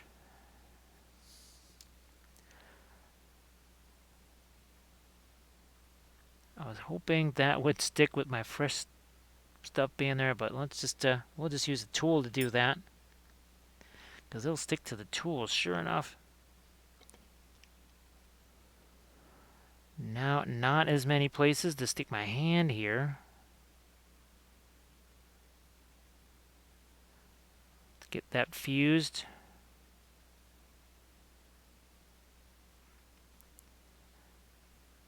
And I wouldn't have been able to add this, because if the stuff that I was already here was as smushy as this, I would just pretty much, well, destroy it.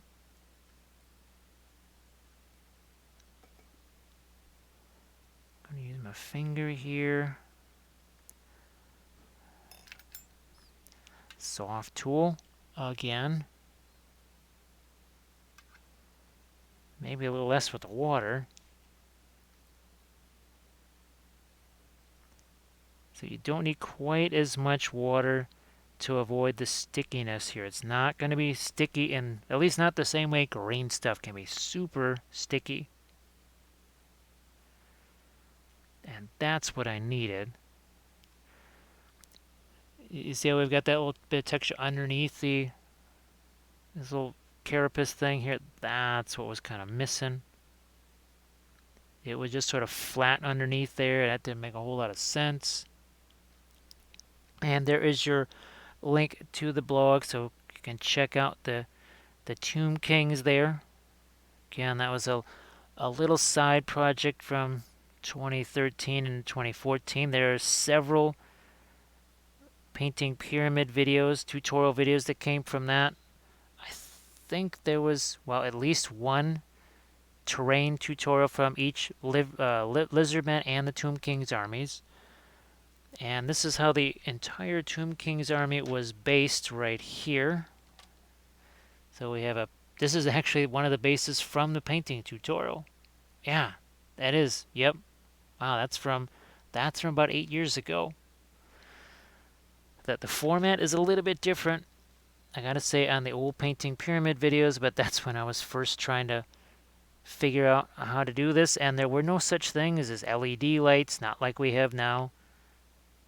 There was no such thing as the webcams that we know now. There was a lot of things. There was no XSplit. There was no OBS. There's a lot of things we didn't have then that we have now. I still use the same editing software though, which I find infinitely amusing, because I am loath to learn a new one. Alright, so see the same little undercuts that we've got here. Now we've got those over here, except do I need to... I might just need to add a little bit more Apoxy Sculpt here. Is that fresh enough? Yeah, that's reasonably fresh. I can put that over here. Maybe not that much.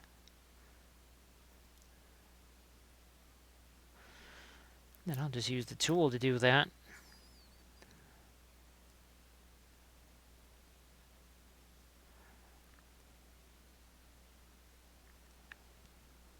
I'm just looking for a safe place for my finger to go. There. That's all I really wanted.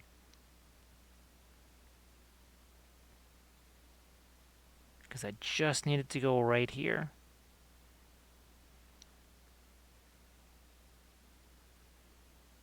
And we'll get that to merge with what's already here.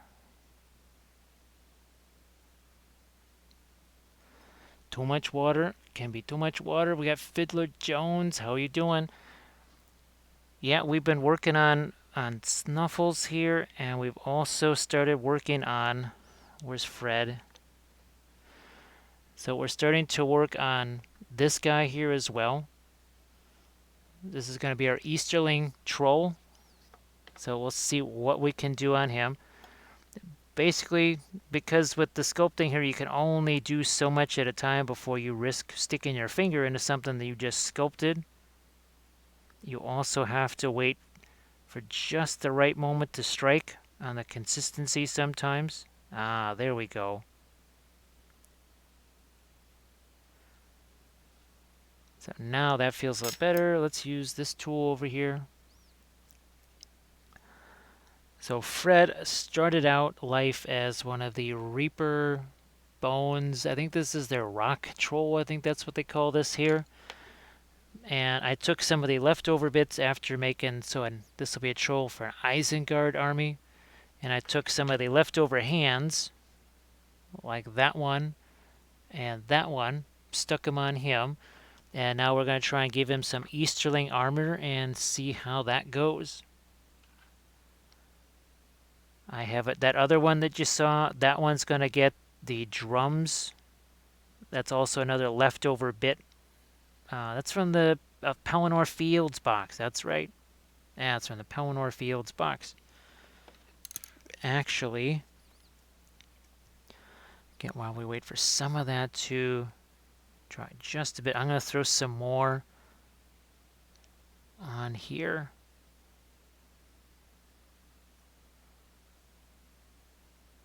Like so. Just get this process started here. Where's my example? And of course, they're so tiny in comparison. That really wraps. Wow, that wraps almost all the way around the arm. So we'll mix ourselves up. And for folks that haven't seen this yet, 1 second here. We just dropped our Apoxy Sculpt on the floor. Ah, there it is. Right here, Apoxy Sculpt, 2 parts. And we mix this 50-50. It's not like the green stuff where we play around, right? Mixing more of the yellow, more of the blue. So definitely not quite like what we have here, where you can see that the yellow versus the blue. Oh, thanks, Fiddler Jones. And, oh, so Cromnius, we added more up here. We've done chompers on them. We've added some more texture over here. And now we're starting to add some more stuff to Fred over here, the Easterling Troll. And we'll just take our 2 parts here. And again, it's going to be a 50-50 mix. I think that's about 50-50. Use a little bit of water with it here. Let's see. The Oni did turn out slightly shiny, so I thought I'd compare. Pretty normal for a transparent color, though. I think we're all caught up there. Now, Fiddler Jones, I'm glad. I hope you enjoy it, because it works for terrain, too. There's just so many and it's actually good for gap filling, right? So, like this area here, if I want, I could just take some Apoxy Sculpt and shove that right in there, and you'd never know. I mean, it would flawlessly fill in that gap, and it would make it stronger too. There's a whole bunch of things like the brushes, so many things that we keep selling out here, and like you say, we should be getting a cut of some of this stuff here. We should be getting a cut, because man, we are selling the heck out of stuff. But where's our cut, man? Where's our share? So right here, I am just trying to make this wrapped as much around his arm as I can. It's going to be very interesting to try and sculpt some of those shapes into this. His arm actually there's a lot more going on with his arm here than on the Easterling. They did a little bit of cheating on the Easterlings, I think. Yeah, Cromnius, it's really spectacular stuff. I mean, all the different things you can do with it. Here, I'm just going to get rid of some of the extra here. We'll just cut some of that away. Same on this side.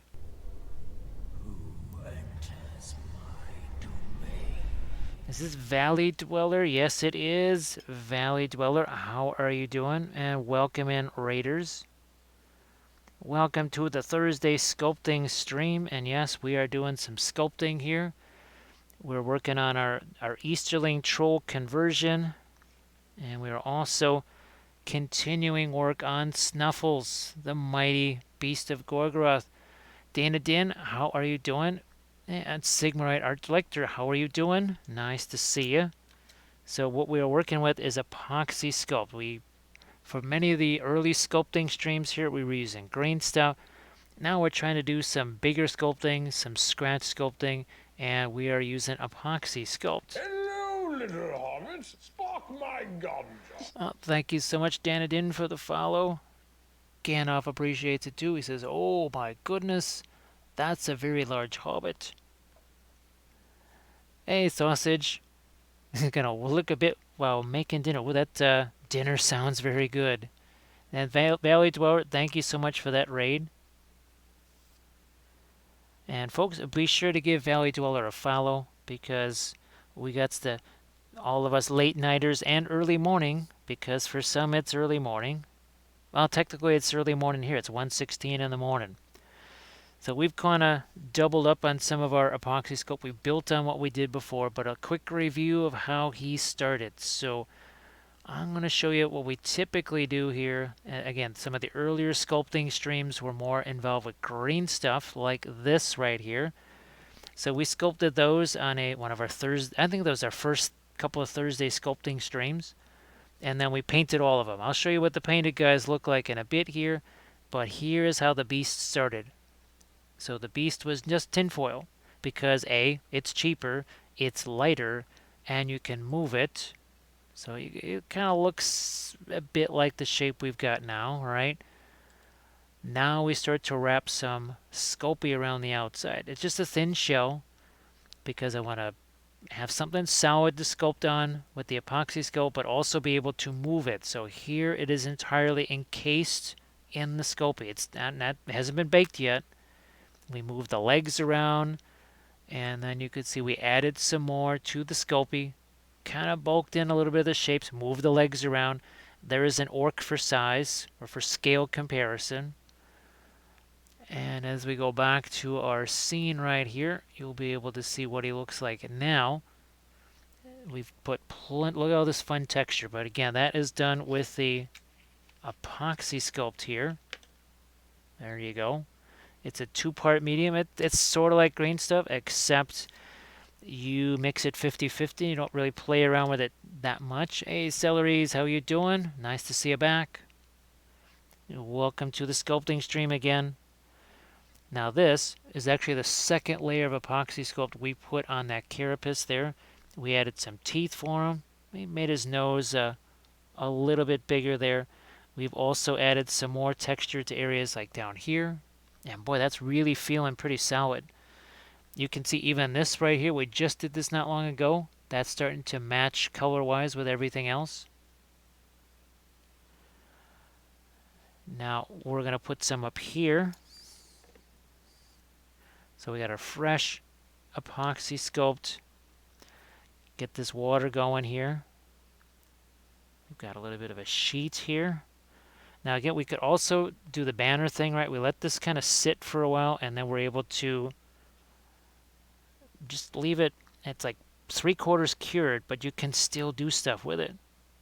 This is the other interesting thing about the Apoxy Sculpt. So see how that water's kind of almost disintegrating it a little bit? That is something you can't do with the green stuff. But this means, look at how I can really incorporate this. Look at that.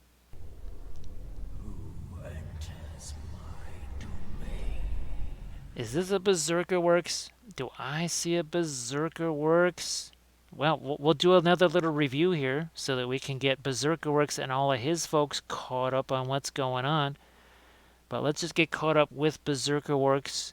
How you doing? I hope you had yourself a good stream, and thank you so much for the raid. No, we're not petting a Great Beast of Gorgorath. We are sculpting a Great Beast of Gorgorath. There it is. His name is Snuffles. He says, hello. I'm sad, but welcome anyway. Yes, we've been talking about all about Snuffles here. And he's just kind of like the Eeyore of Middle-earth. Hey, Jinxed, how you doing? Folks, also give Jinxed and Orcris Gaming a follow, too. Let me see. And I really incorporated that Centaur in there really good. Now, all that will just kind of just dry, go away. But this is what makes the epoxy sculpt. Like if I was trying to do that with green stuff, oh my god, that would not be easy. But epoxy sculpt, this is where it's almost like a little bit like milliput, but none of the disadvantages in milliput because it's strong. I mean, it's really strong. And it is also not brittle. It is not brittle because I'm going to take a metal tool here. And you can see it's not going to break or crack or anything like that. I mean, I'm whacking that pretty good with a metal tool. So Jinxed, how are you doing too in Berserker Works? I hope that you had a good stream. Now, we'll get you caught up. We just did a little slideshow for people to show them what this guy looked like at the start. Berserker Works, you'll love it. It's great for gap filling too. I mean, even if you don't sculpt anything with it, it's fantastic for gap filling. So here is our start. Now, typically what we're working with is green stuff, right? That's what you've seen in a lot of the early streams. That's where we do a lot of our converting with. Well, to save on that epoxy sculpt, and I learned this the hard way, make a tinfoil armature, especially if you're doing something huge, like this guy, tinfoil. Tinfoil is cheap. Epoxy sculpt, not so much. And tinfoil, you can move this. It makes it much lighter. It is soluble like milliput Berserker Works, but it does not disintegrate quite the same. And you can still work it even when it has been mostly cured, which is fantastic, which you can't do at green stuff. Now that is actually Sculpey clay that's being wrapped around the outside. Here it's fully encased. Now we can actually move the legs. Now we actually took some more of our Sculpey and we filled this out. There's an orc next to him for scale. You can see how big this guy is. Then after the Sculpey was baked, we actually took an X-Acto knife to it, wood carving tools. Boy, you really can't see much of it left. But we actually did carve some of this, and then we did some filing. And now ever since, we've been covering it with the Apoxy Sculpt. So Orcris Game, definitely give Jinxed, Orcris Gaming, Berserker Works, give them all follows. You got work to do, folks. You got work to do. You got lots of follows to do. Now the thing I've got to do is maybe give that a few seconds or minutes, whatever. But now we've got these, they're called shapers. These are the softest ones. So the lighter they are, the softer they are. Yep, Vaso, it's the same Sculpey that I use for the texture sheets right here. So you can see it's a thin sheet, but that is baked nice and solid. Now there are several different types. The white Sculpey is what I use for things like my bases here. And where's some of our other bases that we can show as an example? Here's so again the base on here, that is the white Sculpey clay. Because once it's been baked, you can break it and do all kinds of fun things like that. Actually, this is another one of our, here we go. One of the things we just did here. So that base has that Sculpey clay using the Green Stuff World texture roller. That tree roots that you see, that's actually the same epoxy sculpt as this on the base right here. So that's the same thing. That's epoxy sculpt, and then also the baked Sculpey clay that we used with the Green Stuff World texture rollers. Jinxed almost done with that cat skeleton. Now you finished the what was the thing? It was like a little room or something, right? That one's done because I don't think I've gotten to see your last few streams. Now we're starting to bulk in some of our texture here. Using that soft tool, using some of the water. You can see we even kind of roll the tool on its side here. Let's roll that tool over. Now Waterman is back. Hey Waterman, how you doing? Oh, thanks, Steela. That was I was not sure how that was going to work out because I had never used all of the interference paints on the same figure, and I hadn't used them wet into wet like that, so I had no idea what to expect. I mean, seriously, had no idea. So here, I'm just going to reincorporate this again. It makes it really easy to get rid of fingerprints, that's for sure. I mean, it's just so easy to get rid of the fingerprints, whereas green stuff, it's much tougher. And now, again, we could let this sit for a little bit too, but we're going to try and get some of that secondary fold texture into here. Now, the longer you let this stuff sit, I could actually use the metal tool as well, but in this early stage here where it's still pretty soft, I'm going to use the soft tool instead. But later we can get in with the bigger tool. But look at this. See that kind of cross-hatchy stuff we're getting here? Nice cross-hatchy going on here.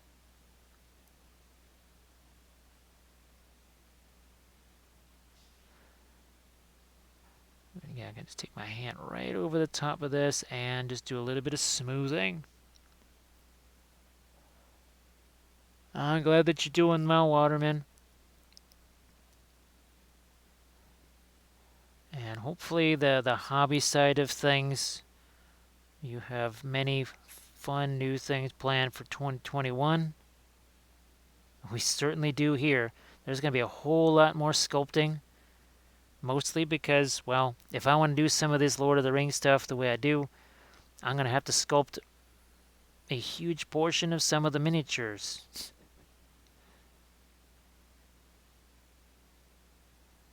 Now, of course, we usually do painting, and tomorrow we will be painting again. Here's one of the last, this is the last thing that we painted right here. And to kind of show you how big this was, we'll show them next to Snuffles here. So we did 2 of these big trolls. We painted these in oils as always. So this is Rocky here. He's Snuffles is his pet. He's like, "Hello, Snuffles. I need to get him his treats. He needs some treats." So this is what we're usually painting on here, but I love sculpting. Speaking of sculpting, here's those Rohan Royal Guard that we were showing you that picture of, and we painted all of these guys up on stream. So all their green stuff cloaks, like old 9 folds here up in the front. Yeah, so there's 9 folds on that cloak in the space of, what is that, 1/8 of an inch or so? Yeah.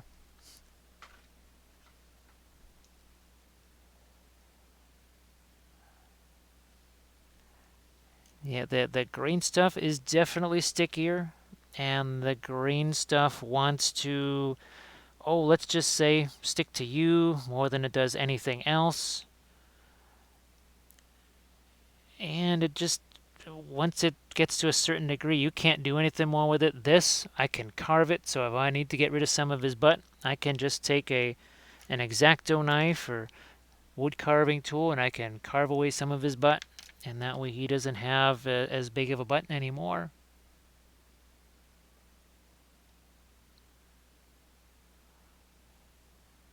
Back in here with a little bit more.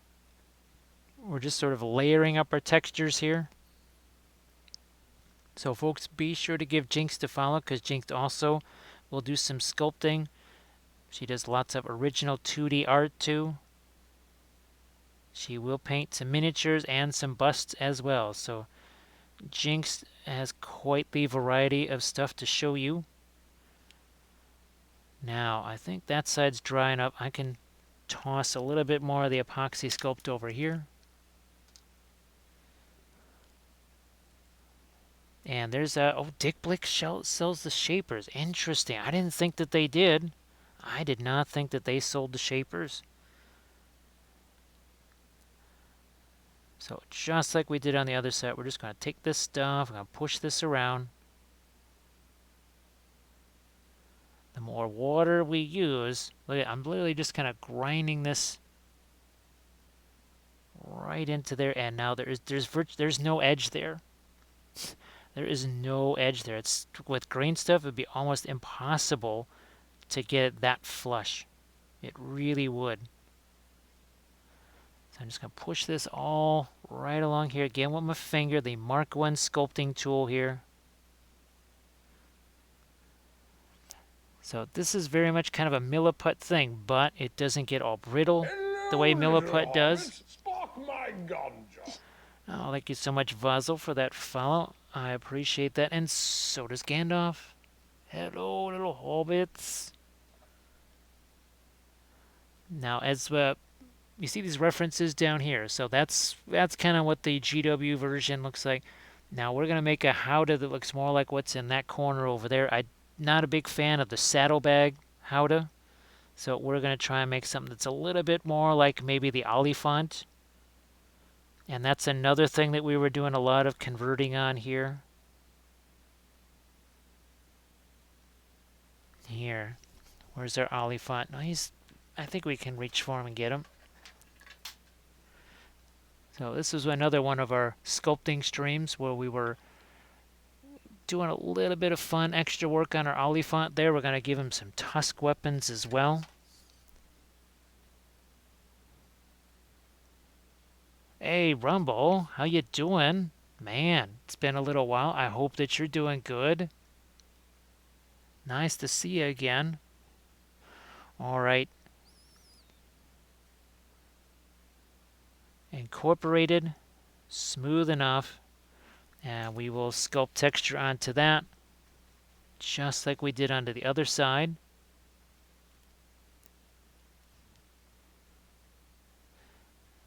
So what we did here, and that's already starting to cure a little bit more, but you can see all of that nice folds. Howdah's going to go over here, so I'm not sculpting anything on this because the Howdah's definitely going to cover that. Over here, not so sure. A lot of this probably gets covered. And look at this. See, there's a different coloration here. It's going to dry just like all this because everything is mixed to the same 50-50 standards. Berserker Works, thank you so much for that raid, and you have a good one. And hopefully maybe we'll catch you tomorrow. Actually, let folks know here when your next stream is going to be so that they can hopefully be sure to catch you. We will be doing our usual Friday night stream. That usually starts here about 6 or 6:30 Central Time. Where's my soft shaper tool right here? Oh, let's see. Rumble is excited because the 3-week house rewire is finished. Oh, and you can rebuild that hobby. That is very crucial. That is crucial. Tuesdays and Thursdays. Ah, it's just like Drew. Thirsty Thursday. Actually, is Drew streaming tonight? So Tuesdays and Thursdays. Folks, you can catch Berserker Works. Although most of you probably already know. I'm just gonna say if you're awake at this time, you probably already know. But be sure and check him out. So that's the start of the texture here. We just kind of go over the top like so. Again, with the soft tool, making larger folds out of this, which we then kind of cut smaller. Going this way. Turn him over here. Not smush that carapace. And yes, there's an awful lot of Gogoroth posterior here that we are showing. Such is life. Poor Snuffles right here. Everyone's just going to judge Snuffles. I think you can see how we're kind of using a little bit of an S pattern here also. We're even changing the pressure. It's not the same amount of pressure.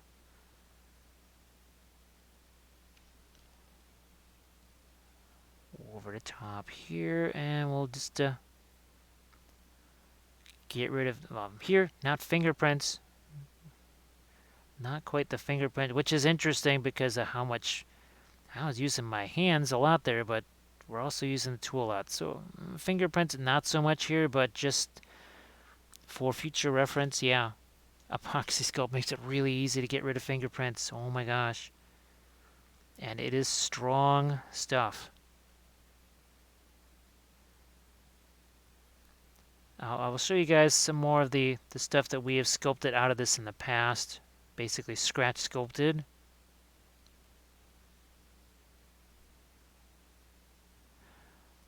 Yeah, I mean, geez, I don't even know who else is streaming right now. I have not had a chance to even look to see who else is streaming.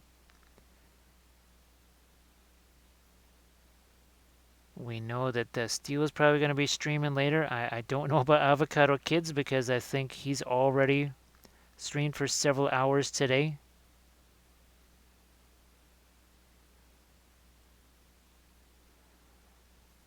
And look at that nice. Now you can see it on this side. You can see we've got plenty of that down here. See all those fine little cross hatches there? That's going to be really, really fun to paint. And we're going to paint this guy up on the stream. We painted our Easterlings already. We painted our Army of the Dead, or Riders of the Dead, I guess I should say. So we sculpt them, then we paint them.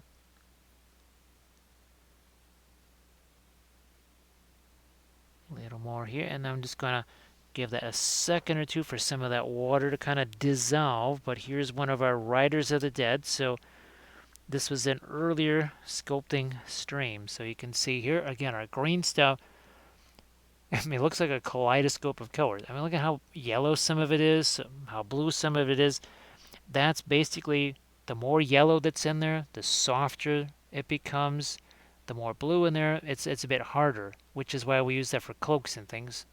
And here is one that we sculpted in that very same stream, and then we painted them up. And of course, we're painting with oils here. This is another, where's our gambling here? So this is another one where we chopped off the head of a Rohan rider, chopped off everything back here, gave him a new cape, new armor, new head, hair, and a banner. Well, well, let's see what it looks like in film noir, and then we'll go. Let's see what he looks like in. Oh, interesting, huh? Let's see what our green stuff looks like. So this is actually when you're sculpting. This is kind of handy because now you don't see. Where's our Easterling? Oh, we'll just grab our Lord Imrihill right here. So you can all of a sudden the gray, it all looks the same. So this is kind of a handy thing to do when you're sculpting because when you do this, it's just so darn obvious, right? It is so obvious what's going on here. And thank you so much, Valley Dweller. That is appreciated. Thank you so much for the bits. Well, because he's late, he's like, oh, man, I know they're in here somewhere. I'm going to get them. But thank you very much, Valley Dweller. That is appreciated. And we've got so many more things that we have to. I don't know if you saw the Knights of Minas Tirith that we were sculpting. Yeah, we were sculpting Knights of Minas Tirith. We were sculpting all kinds of stuff. Because, well, we're going to need it for games. And we cannot buy all that stuff. And some of it you can't even buy. Like, literally, it's either not available on the GW site or it's way too expensive to even think about.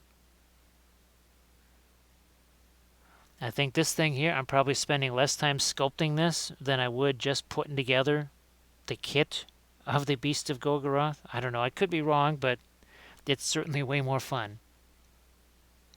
Well, thanks again, Valley Dweller. That is appreciated.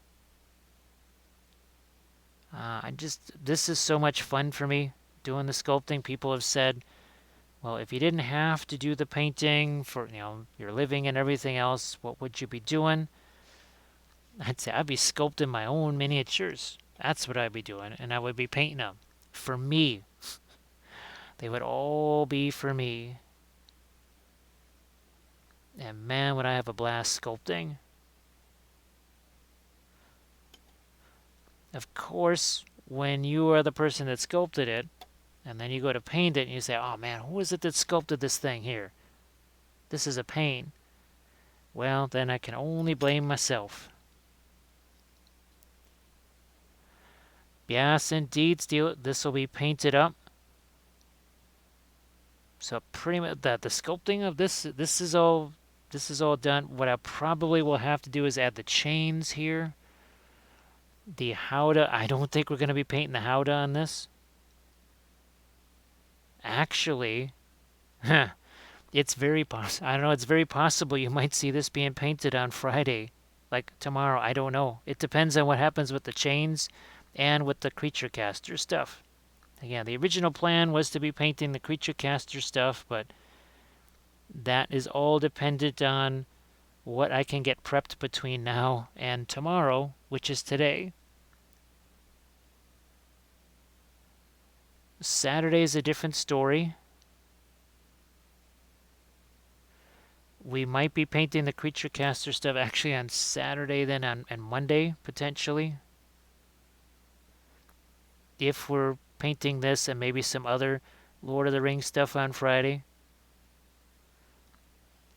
I kind of also need a little bit of a something fun and mine to be able to paint at some point here. It's been a while.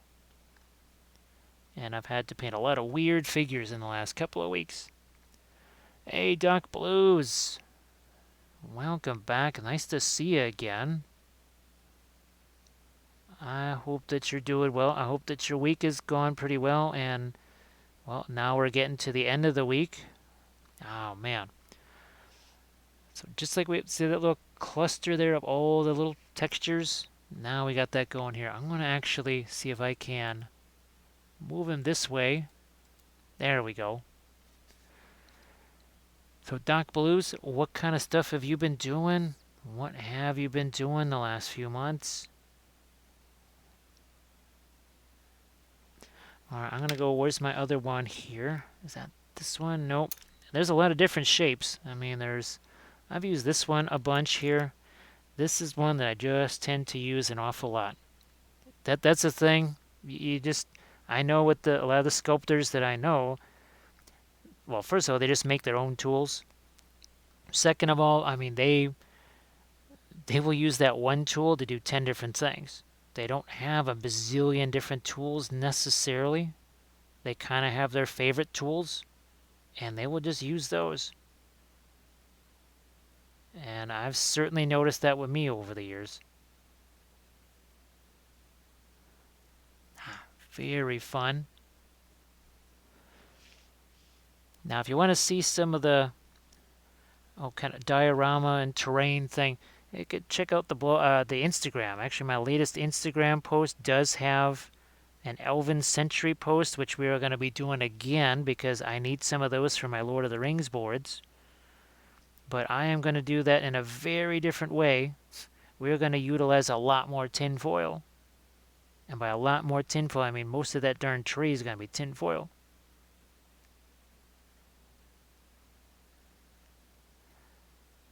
Alternating between adding the texture and just then using my hand to smooth that out. So we did all that here. All of this was done the same way. We just kind of added this. I think we did all of this in one stream, right? We've just kind of been adding this here, 2 hours, 24 minutes in. Oh my goodness. Doc Blues just discovered the joys of 3D printing. Well, hopefully it's more joy and less frustration because, well, I've been trying it myself, and there is definitely some frustration involved. I think for some folks, they're able to maybe not have quite as much frustration. Now here, I'm going to really try and put some smaller ones in here. Really trying to go smaller, finer. Much like we did here. You got the big ones, right? And then you get down into these smaller ones. And when you add the water to the epoxy sculpt, it's not quite like the green stuff where you add water to it, it just bounces off. Especially when the epoxy sculpt is more fresh. You add that water, it starts to kind of disintegrate a little bit. Now here, this has been on there long enough that it's not doing that. But you remember, oh, see that? See that white film right there on my hands? That's what makes this stuff a little bit similar to the stuff like Milliput, even maybe Procreate. Those two materials, but yes, you can sort of carve those and sand them, but they're so brittle. This is so tough. Huh. Like I said, you can really abuse the heck out of this stuff once it has been sculpted. All right, now speaking of our metal tools, let's grab this. I think we're all caught up there.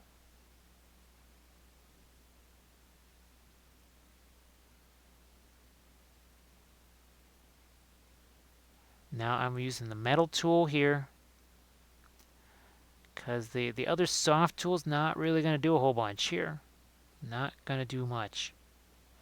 All right, we're going to set him aside for just a second here. Let's see what we got here. How solid has this become? Here, let's move you out of harm's way. All right, so I think that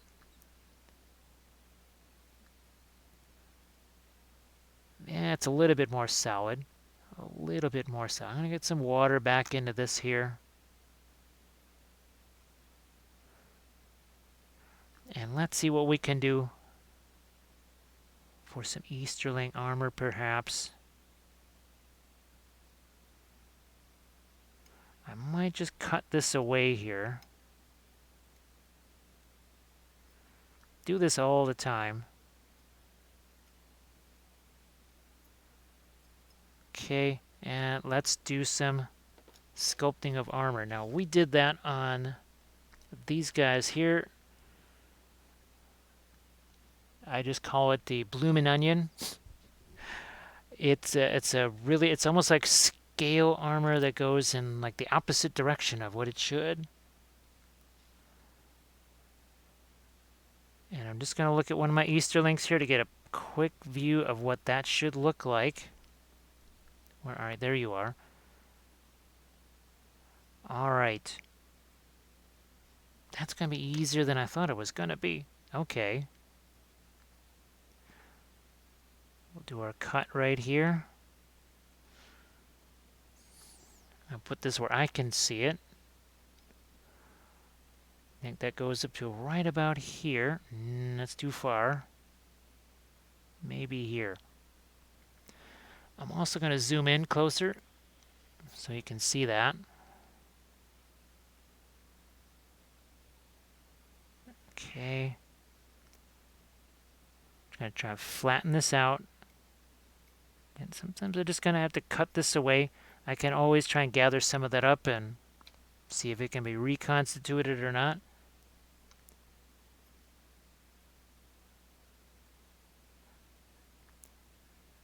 We'll start to break this down to some individual shapes now.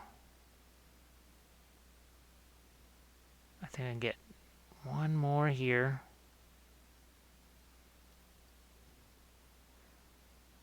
And I'm going to take this away. Sometimes it's addition by subtraction.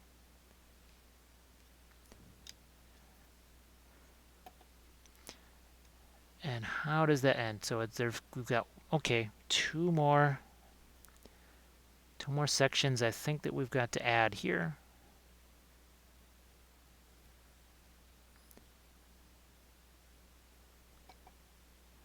Oh, let me see. Valior has used Magic Sculpt. It's a little easier to carve than Epoxy. The durability, I think for me that is just one of the most winning aspects of it, is the durability. Yeah, I'm going to go a little bit further down here. And again, this is a little bit different than when we were doing our green stuff. This was green stuff. have a whole different approach to this. Where's my other? Yeah, and that's the clean one here.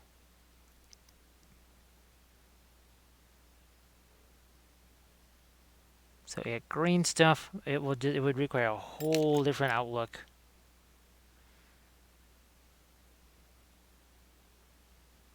Push you this way.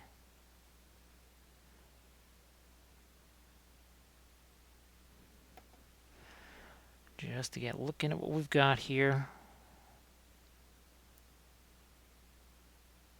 Let's just cut those shapes and make sure they're nice and straight and solid here. And that's an area where we're just going to have to add some more Apoxy Sculpt. Remember, we did that on our Great Beast of Gogoroth as well. And here, we're going to get some extra shape. Push that down. It's going to overlap the wrist. It's going to hide that. Cut it again here. There's a lot of pushing and a lot of pulling with the sculpting process here. More pushing here. We're just going to push that shape down so that those become more like facets instead of just things with lines in them. We don't want it to look like it's quilted or something.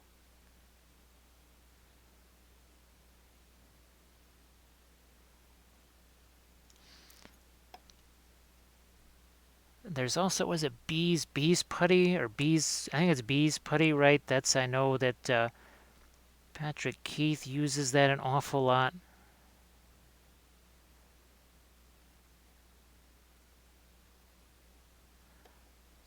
That's more like it, and then we will do the same here. And we're just going to flatten this out.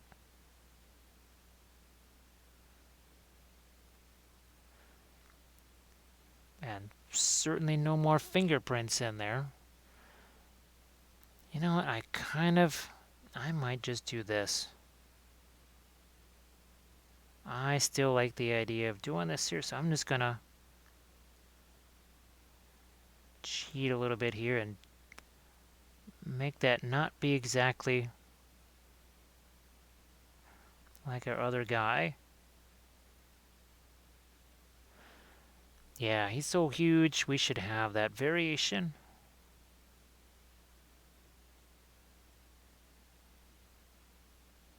And you can see we're literally using our sculpting tool to pull some of this away, because I'm making a change here. Like I said, I reserve the right to change things at all times.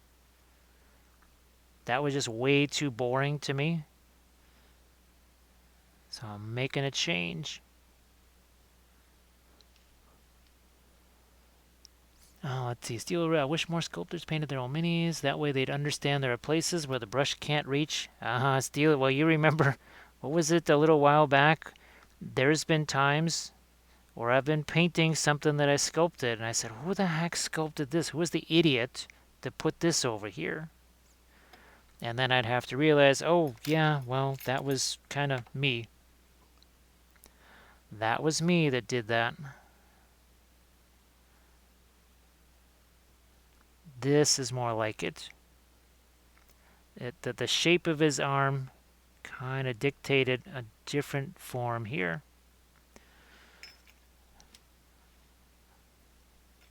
Go back to this tool now.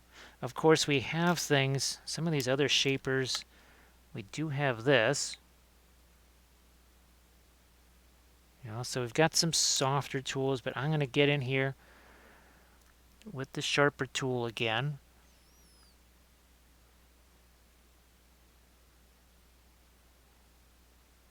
And now it almost becomes a little bit like, oh, I don't want to say like bricks.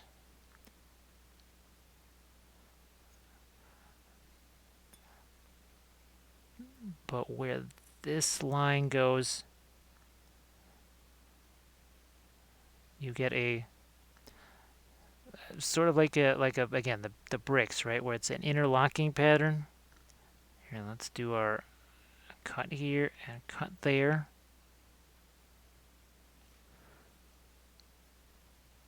that was, gee whiz, it's been long enough since we sculpted our original Easterlings. It's been a little while. Get some of this out of here.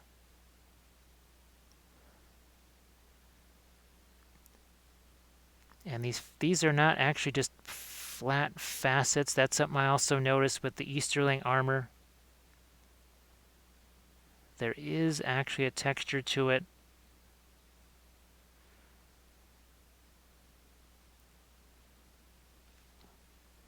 And I've had to make sure that this stuff was on here at least a good 25-30 minutes before I did any kind of rigorous sculpting like this on it.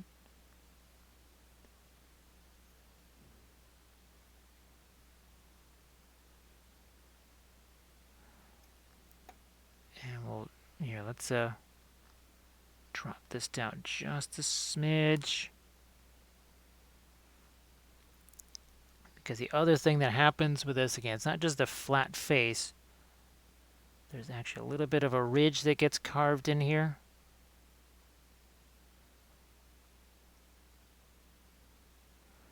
Like so. Well, sculpt it. I could take a wood carving tool and just carve that in after the fact as well. Yeah, that's the great thing about the Apoxy Sculpt. So many different ways to work with it. Let's see. Validor says, my chess set is absolutely sculpted to support how little effort I want to put into the painting the pieces. And Steele says, the one time I sculpted something, I was mad at myself when painting because it didn't have enough detail. Well, that is, yeah. It's kind of funny, Steele, when I first was doing sculpting years and years ago, it was strictly just because, well, I couldn't get the figures I needed. I just didn't even know where to get them. And we certainly didn't have the funds for them. So I literally I sculpted things, and there was not much detail on there. I actually painted a lot of it on. I actually cheated and painted an awful lot of detail onto those miniatures back in the early days because I just didn't know. But one of my favorite things that I've sculpted, I actually did try to make a cast of it. It was just it was an Eowyn figure because I just wanted to see if I could do something that actually looked like somebody instead of just a random face. That was definitely very fun.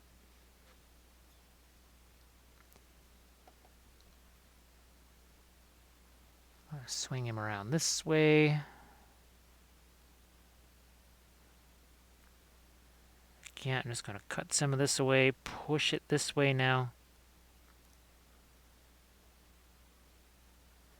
And I can already feel this Apoxy Sculpt firming up.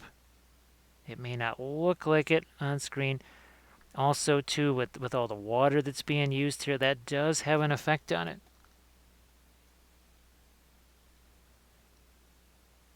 It does have an effect. So the water, it retards the drying process mostly by making it super soft to start with.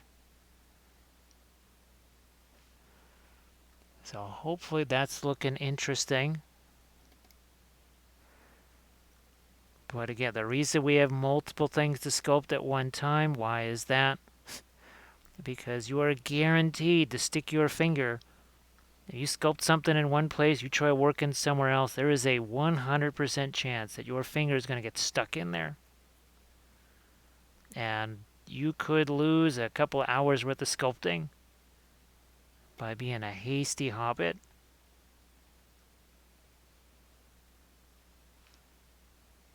This is the kind of fun I was hoping to have here. That original shape that I was trying to put in there to just match what I saw on the infantry guy, that was not very fun. This is way more fun doing this particular shape here. So now let's get this. This is why it looks so much like some kind of floral type thing, because this extra, it almost looks like petals. It looks less like scale, almost more like petals when you do that. All right, now here, how high do I continue with this? Or would it be better to just have it stop right here? I'm tempted to just do this. Instead of having that, yeah, that might almost be easier if I just get rid of this. I wasn't intending to. That was not my original intention, but I think that's what I'm going to do. So I'm just going to get rid of all of that. I've said many times I reserve the right to change at any time what I'm doing. And there's a nice little change. See if I can grab my Apoxy Sculpt here. Back to some water.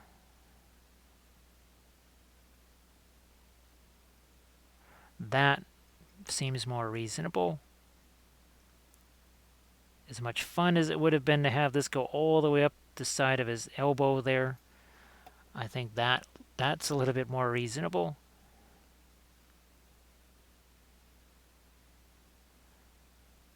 And we'll just go in and we're going to just do some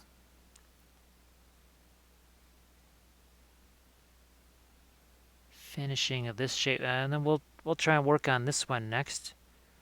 That's been on there a good long time as well. It's been longer. Yeah, I think it's been on his arm longer than this material was.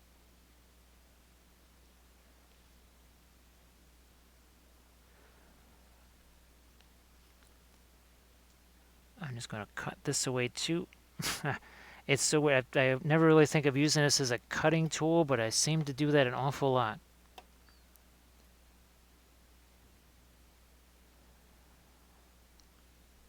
Now sometimes that's a challenge with the converted things, where I wanted this to be on here, but I knew it was going to get in my way. I knew it was going to get in the way at times. Just figured I would deal with that. Now I'm going to separate these plates even more. I mean, they are huge.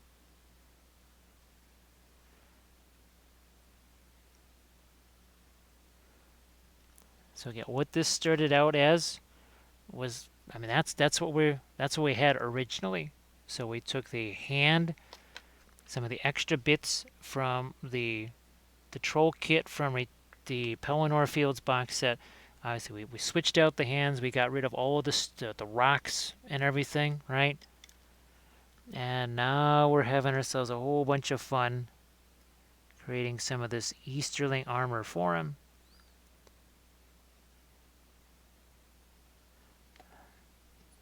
Because as weird as my Easterling army is, with all of my dragon knights and my cataphracts and the drummer and the war priest, everything moving 15 inches, this will make it that much more weird when I do an infantry based armor that has the shield wall and glittering horde and all that kind of good stuff, and they've got a troll, an armored troll no less.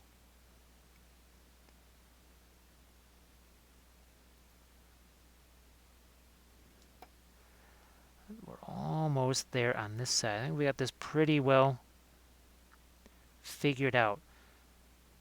So I needed to do this one arm here and just really figure, okay, what direction are we going with this? Now I know. I think this tells me what I need to do now. Here I'm gonna do a little bit of undercut. So it's not straight down, it's coming from this side. It's coming from this way here.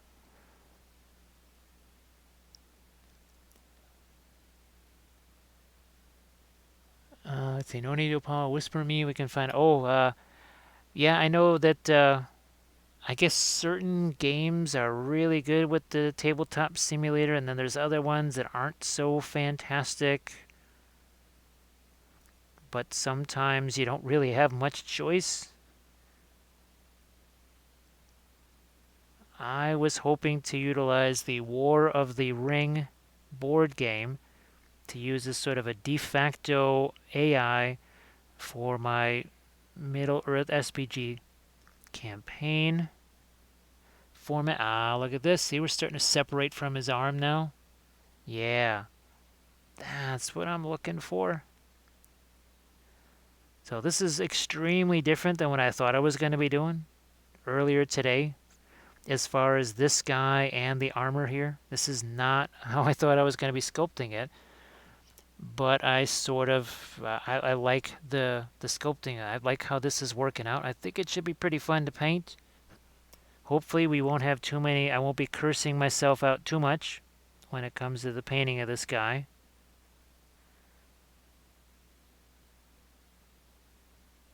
So instead of pressing the other level down, I'm pushing this level out a little bit. Oh, that's very fun. That is really fun. And now I like the way that incorporates with the arm way better. That is so much more like what I was hoping for. Okay. And it still should be very, very strong. I'll have to put some straps on the other side of this, but later, because again, I'm just asking for sticking my hand into this. Yeah, because I haven't, well, my last, what was it? It was that game of Lord of the Rings. I was trying to show somebody how to play Middle-earth SBG. I'm thinking that was February. At some point in February. That was with the Easterlings that I had and the Army of the Dead. And if you want to get a little peek at some of our other Lord of the Rings stuff here. So we've got a Harad army that's underway. So this is, and a lot of these are my army painting series. So that was the first time I'd ever done that kind of sort of sand dune type base. And Rohan are not just horses. I actually do have infantry. This was another one of my painting series. They adamant. Well, we actually did. I actually have them here. Oh my gosh! It was the abomination for Zombicide. We put a top hat on him. So now here's our Dol Amroth army. This is again, well, another one of my army painting series. You can see there might have been some freehand here and there. So there's the army of the dead that I was telling you about. I do enjoy having my Morgul Knights with my Easterlings. They are a nasty bit to go along with the Easterlings here. Now we're going to scroll on down. We got some other things that, well, we're also working on our Candish army here. This was one of the very first things we did. We were sculpting some of those Candish chariots, right? And of course, we added the Witch King. We did the painting of him on stream. You can go back and check that out because all the sessions are saved as highlights. The Balrog, remember him? We painted him, I think, the last day of November. And let's see, where is some of my Easterling terrain? And there we go. So there's our Arnor board. And here's some of our Easterlings. And that's why that's where we're kind of finishing the Easterlings off, giving them some special characters. The War Priest, Amdur, the Black Knight.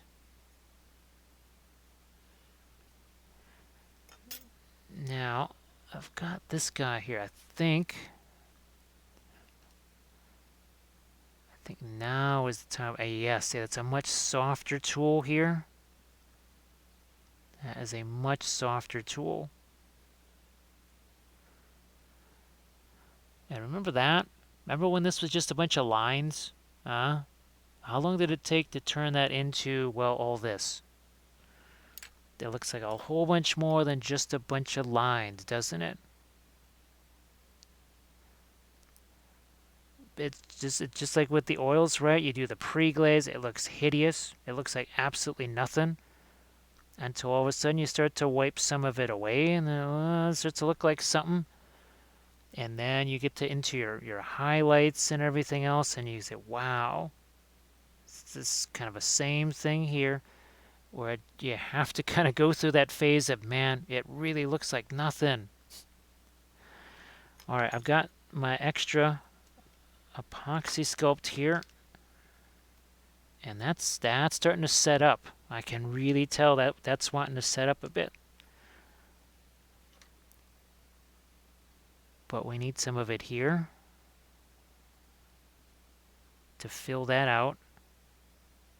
See how easy it is to incorporate. And again, we're using the water. See that kind of slimy stuff there? That just means that it's broken it down just a bit. I will look at Mr. Easterling here to see what we have. So that is just a whole bunch more of that scale pattern. So I might have this come out even further. Yeah. So I might add just a bit more here. Hey, Trap Mix Master, or Trap Tricks. Hey, welcome back. How are you doing? Yeah, adamantium. So what we'll do is we'll give him one of these right here.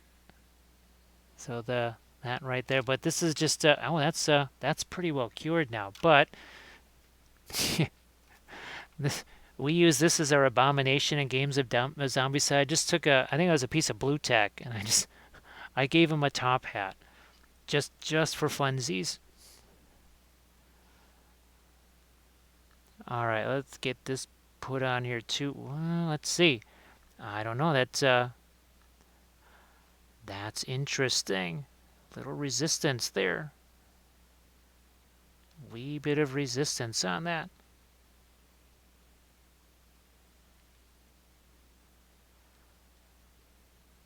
Okay, and now I'm just going to start to draw and look at this. We'll just use that water. Make sure that's all incorporated together.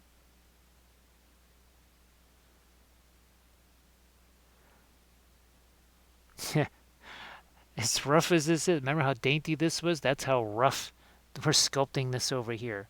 All right, and now we'll try and wrap this around. Just like with the painting, right? It has to be messy before it can be neat. Well, we do real good at the messy here. We know how to do messy just right.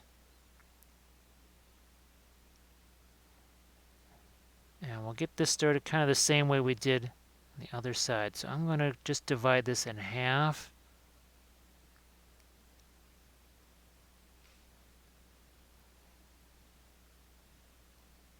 How many more of these can I get here? All right, so I'm just going to cut this away then. Wow, you can see how that really, yeah, interesting. I'm just going to cut more of this away.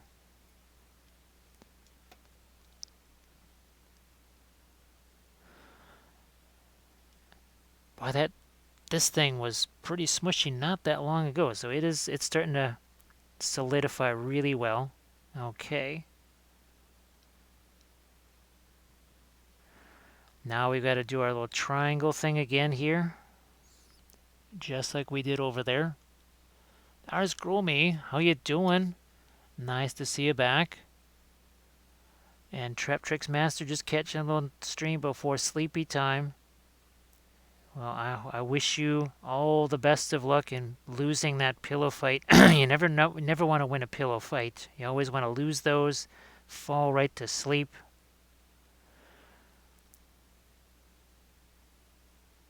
And let's see. Oop, nope, we want to. That's what we want. Again, we're staggering this like bricks here, like so.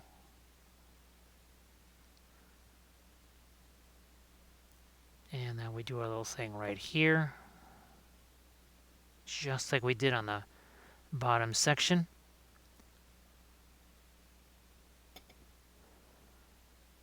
And now let's start to press this stuff down like we did on the lower section of his arm. And this is very much why we can't, this is why we're not going to be able to do his other arm tonight. That's probably something we'll be doing next Thursday. Among other things that we'll be sculpting, because again, you want to be working on multiple things at the same time. So say we're getting a lot of resistance there. I mean, that's fine. That's all good. We're getting less resistance over here because, well, that's the new Apoxy Sculpt that we added. That's the new stuff that we added. Over here, this has been here a while, and also it's not terribly thick either.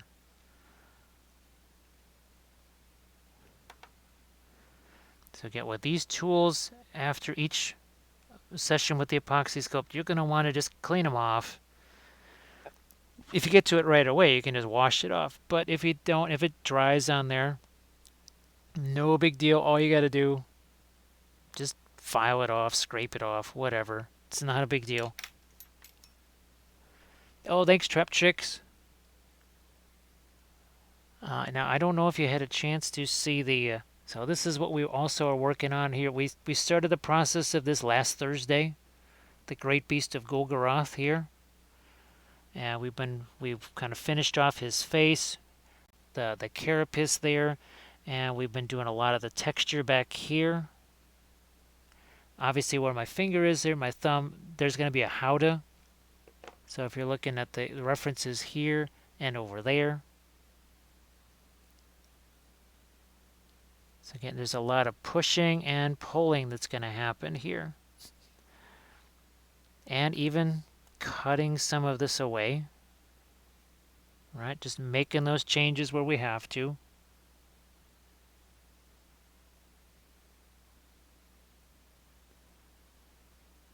Push this out.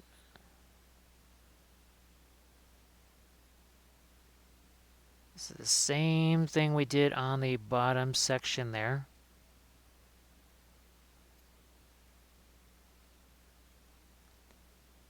And then we'll push some of this up here.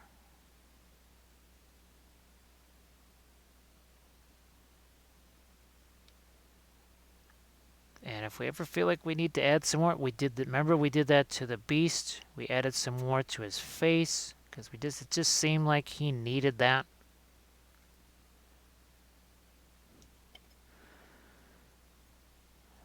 Some water here.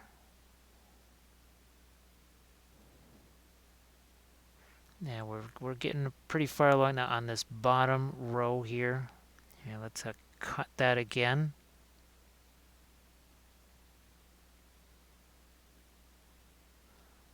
Never really thought of this tool as a cutting tool, but boy, I really do use it as a cutting tool an awful lot. And this is where we kind of, I don't want to say lotus leaf, but that's where we kind of create a little bit of a leaf-like pattern for it.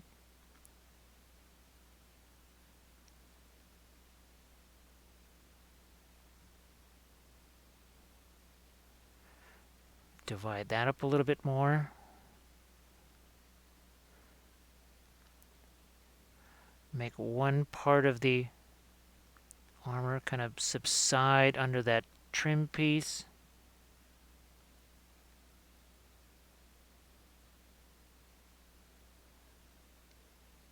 And I'm just going to try and get some of this off of my thumb here.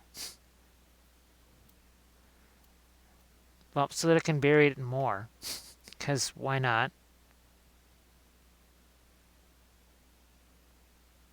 And actually, we might be able to screw around with this helmet. Maybe that's the next thing that we do on this guy here is screw around with his helmet. I'll mix up some more Apoxy Sculpt because I think we can get to the helmet without smushing the arm here.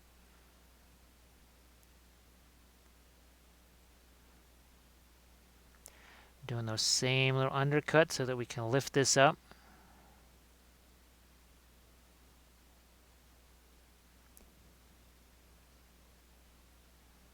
Right here.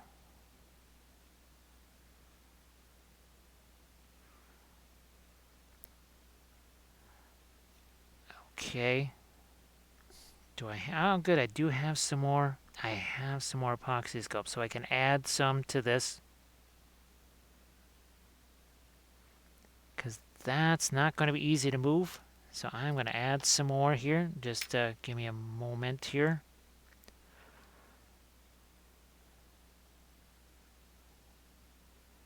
And we'll add ourselves some Apoxy Sculpt here. I think that'll make it a whole lot easier to work with. Smush this down. Adding and subtracting. It happens a lot.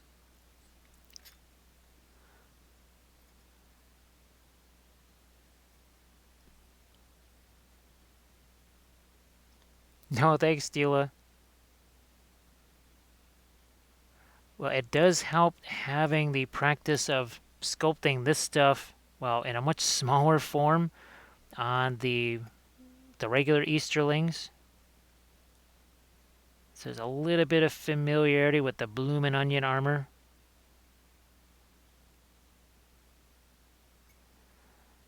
Now it's time to do this. And, okay.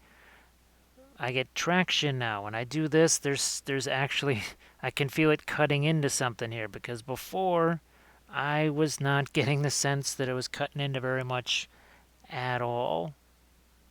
That's better. And time for some triangles.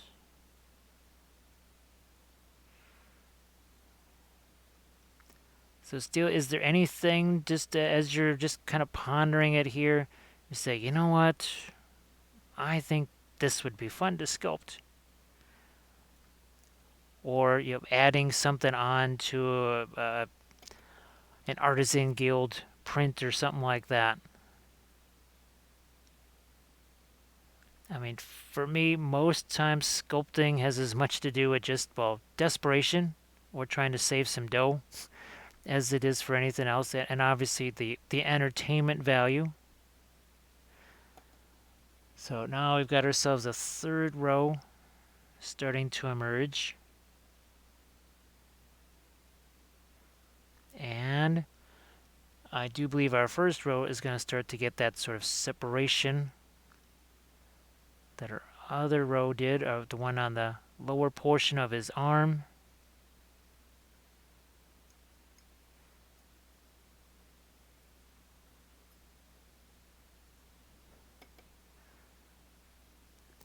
Cut this again, reinforce these.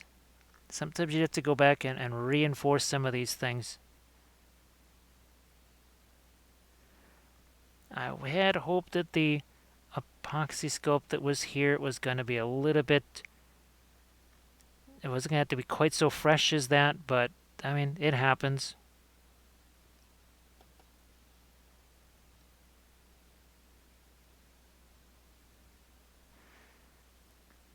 Avocado Kid's still here. Avocado Kid's. Now, how long did you stream earlier today? Because you were streaming earlier today, weren't you?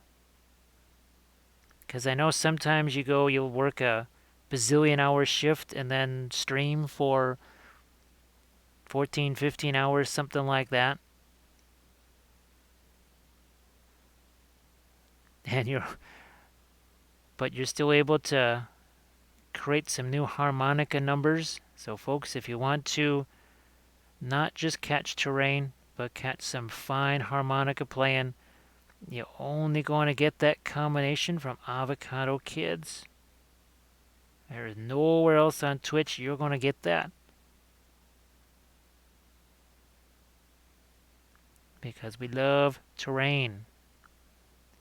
Without terrain, there are no games. Well, some might not adhere to that, but we certainly do here.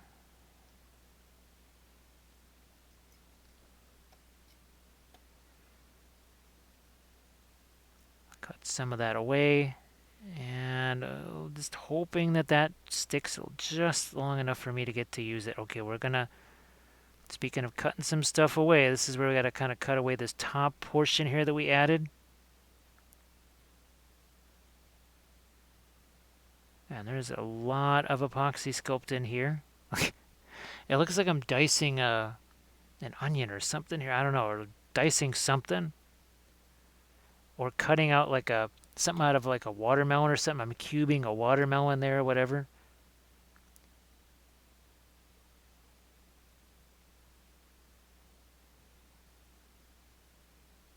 Cut you. And I got some of this I might go back in 20 minutes from now, whatever, and do some more there.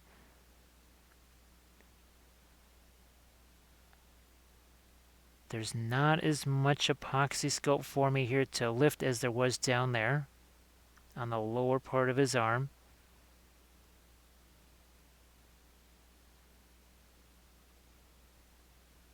I knew there wasn't going to be quite as much Apoxy Sculpt to work with up here. It's just kind of the nature of the beast. When you're trying to go over I mean, that's a curved surface we're trying to, it's, well, two curves. We're fighting two curves at the same time.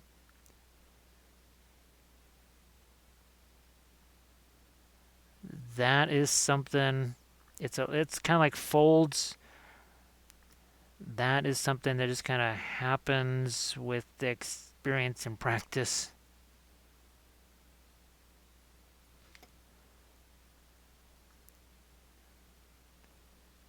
Now, like I've said before, with the Apoxy Sculpt, you get too much water on this. You can see how that's kind of extra, almost like white there. That's a lot of that has to do with the water. I don't want to say it's breaking down the Apoxy Sculpt, but it's sort of doing that. I'm also going to see it maybe the softer tool here will be helpful. I think it is.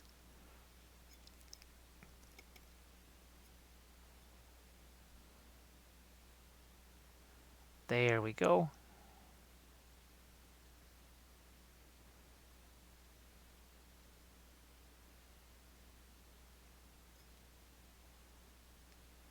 So that is some of my initially. I don't want to tear too much of the away, because if I do,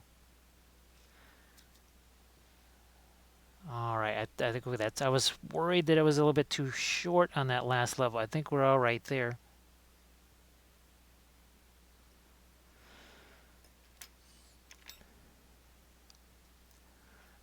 We're going to use this tool.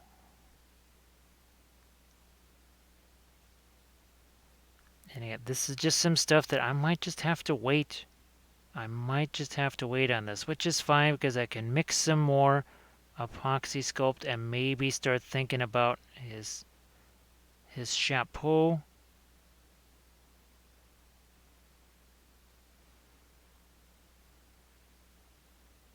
Because once that gets done, there's a lot of other things I can do. I need to kind of almost do that one first anyways.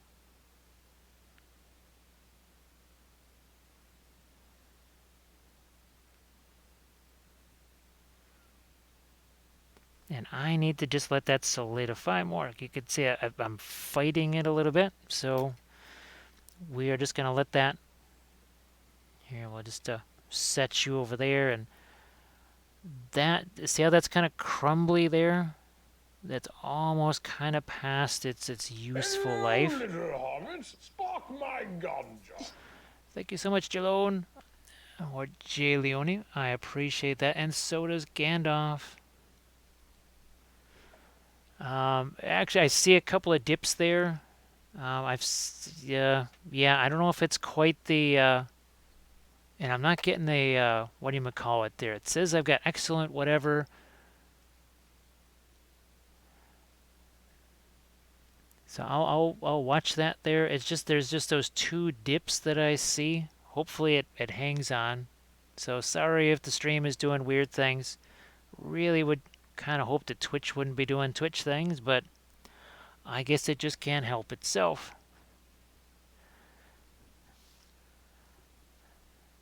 So we're gonna give him this big old scarf thing too. So let's try doing maybe the mask element on this as well here.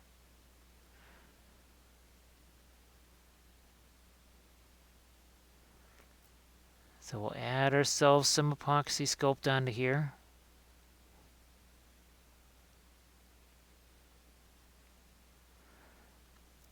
And we can always cut some of this away, right? That's what we did before. Here, let's grab some of this and get that on the other side over here.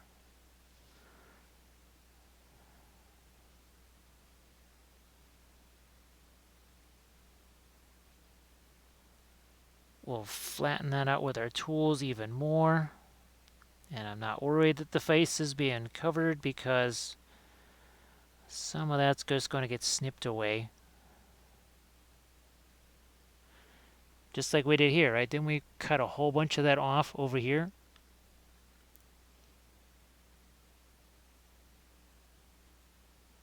Let's see. Yeah, I just see those. There was two. I see two blinks or whatever there, or two dips in the thing. Hopefully we don't keep doing that. All right, we either that or we just maybe we cut off that nose thing there, and we just no. I think let's see if we can't give him some kind of a. Let some of that face show through. It might not work, but we'll see. Where's my... Here it is.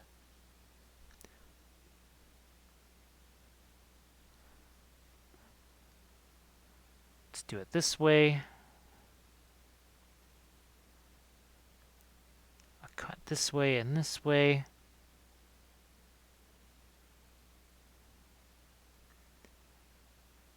It's almost going to look a bit like a hoplite mask at this point here.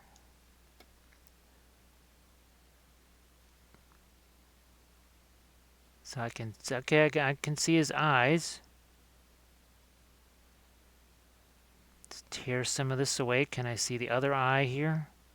I think so.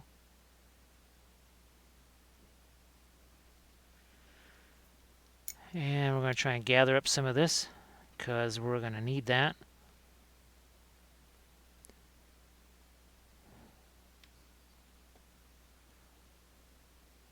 And just trying to keep my hands away from that. So I'm going to make sure my hand is over here as much as possible.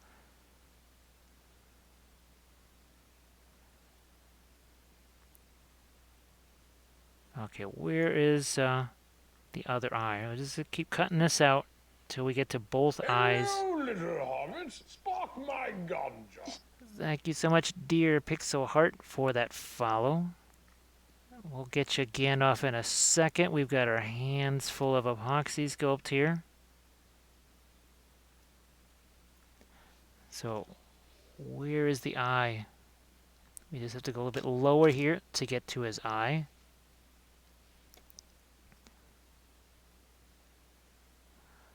And who knows, maybe later on we just come back into this and we cover all this up if we don't necessarily like it, but I'm going to give it a try this way first. Again, if it doesn't work out, we'll just cover that up.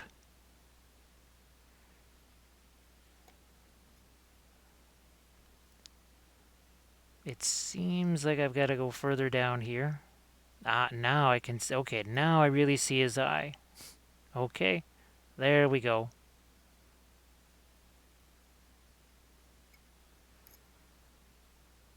Where is my other flat tool here?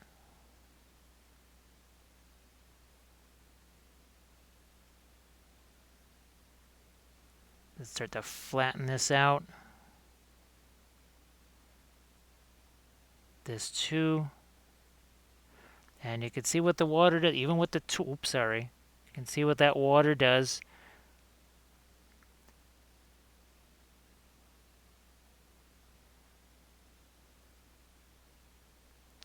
It basically starts to disintegrate the Apoxy Sculpt a little bit.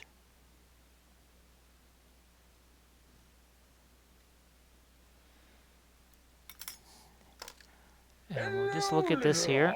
Spark my ganja. Thank you so much, Studio Knight A, for that follow. We'll get Dear Pixel Art and Studio Knight a little Gandalf appearance. Hello, little hobbits. Spark my ganja. Now, do I have my little chord chart thing out here? No, I think that disappeared too.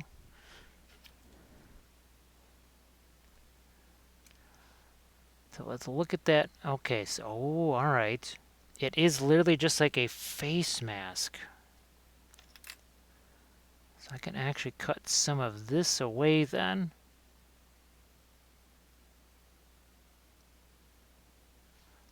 I mean, I don't want to say it's like they put just like some regular Easterling dude's helmet on top of him or something like that, but maybe, okay.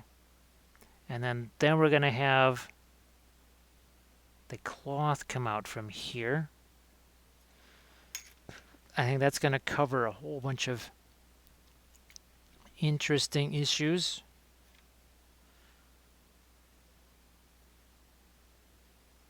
I'm going to keep cutting this here. Maybe even a touch more. I think now I can really see his eye. And I know that looks just really weird.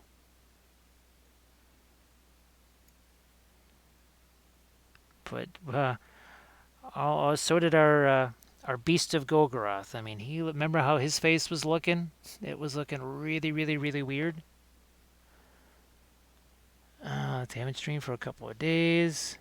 If you were to make a artist of water, would you do the same way? If you were to make cake frosting,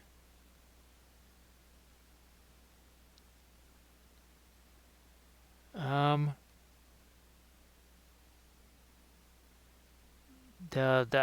you're talking about the secret weapon snow effect there, that's not it's not really very clear at all. So I don't not actually quite sure what you are asking there.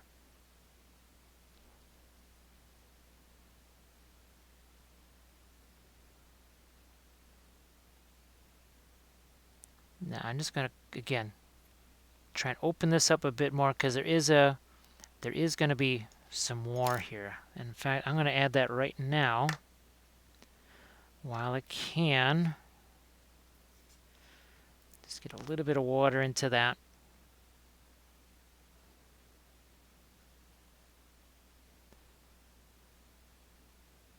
We'll just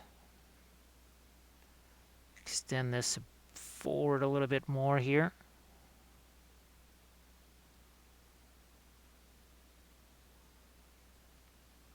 Yeah, okay.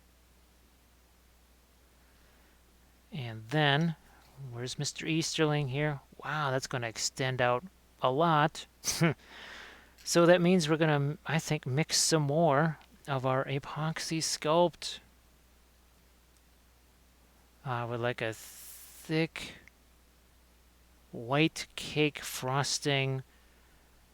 Now, are you looking for translucency or something like that? Because I guess that's not what I'm sure about there.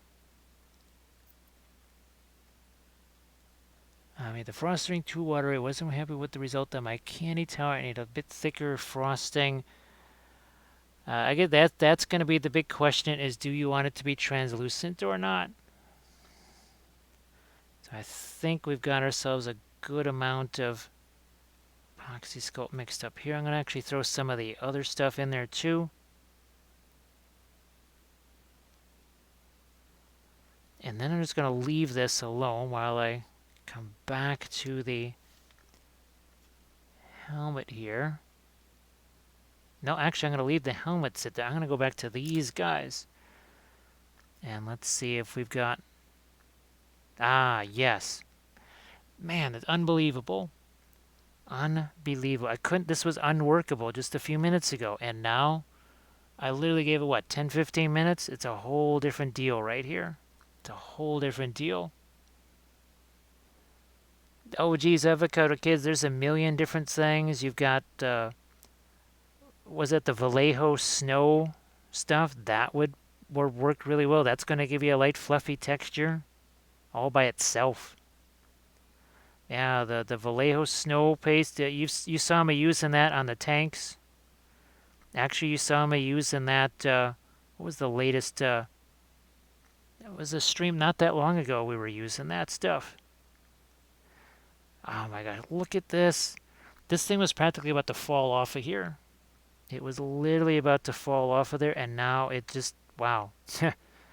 I can even hear the tool that, you probably couldn't hear that, but that little kind of pinging sound, this thing went from about to rip this Apoxy Sculpt off of here to the Apoxy Sculpt is actually resisting a little bit.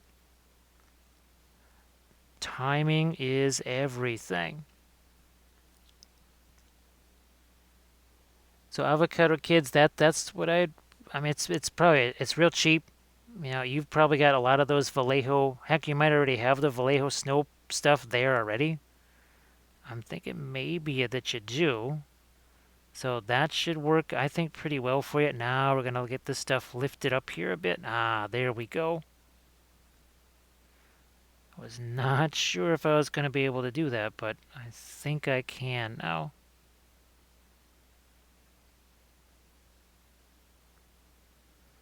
Again, we'll just cut some of this away.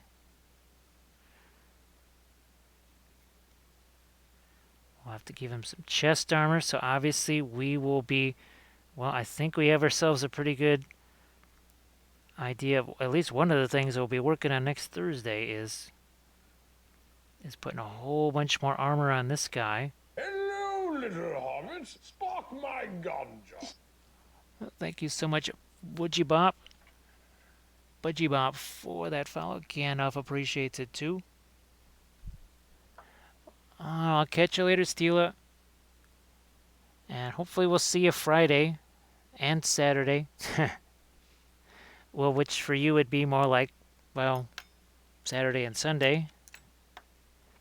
But you have some fun painting, and folks, be sure to give Steela Rebel a follow.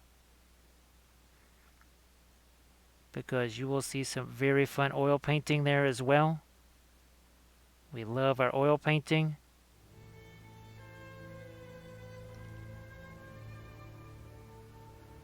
Now, thank you so much, Budgie Pop. You have summoned the host with the most as they ride to ruin and the world's ending.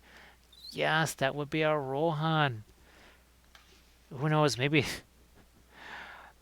we might have to be painting some more Rohan on the stream too, because there's at least 6 riders of Rohan that still have to be painted. So we might be doing some more of that still.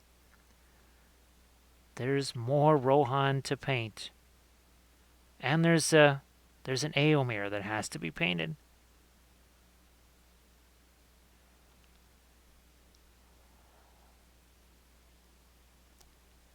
Ah, Budgie Pop, thank you. Thanks again for that host.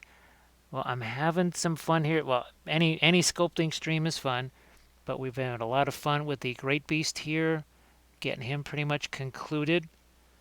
And now this is basically an Easterling Troll that I'm making for myself here.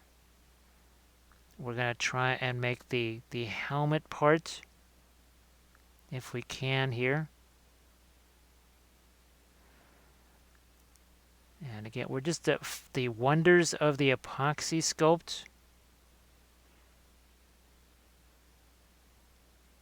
Never cease.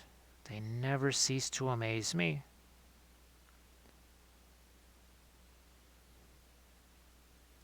Unbelievable what that stuff can do.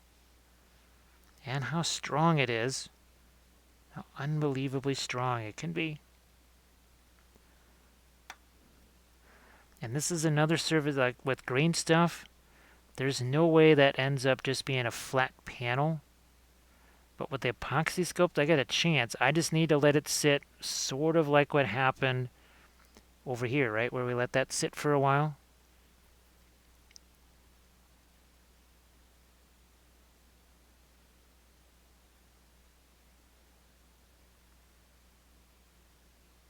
And I'm just going to take a little bit more of this away. I don't know why we want more of the face to show up. I might take a very different tack on this later.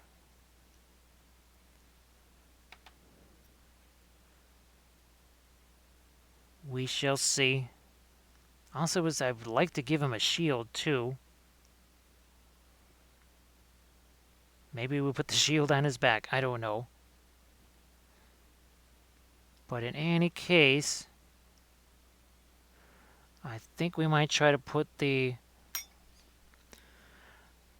bit on the top of his head here.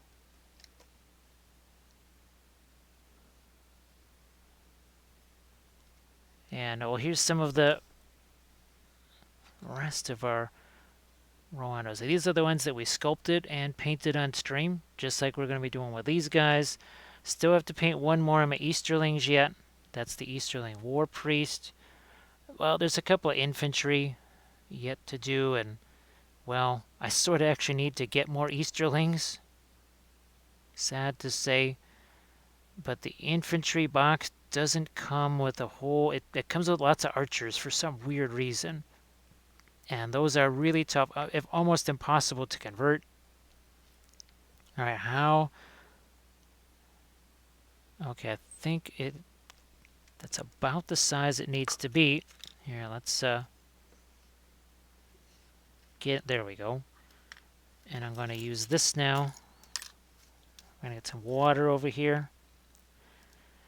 And we have to sort of make this a bit more conical right here, if we can.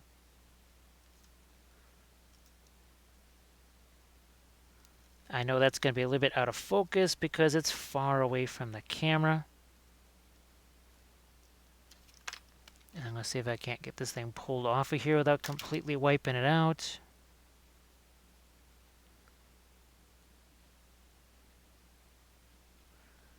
Yeah, where's our...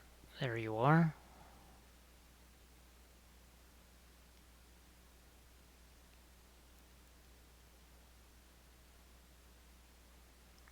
And this is another thing that we are just going to have to do a little bit on at a time.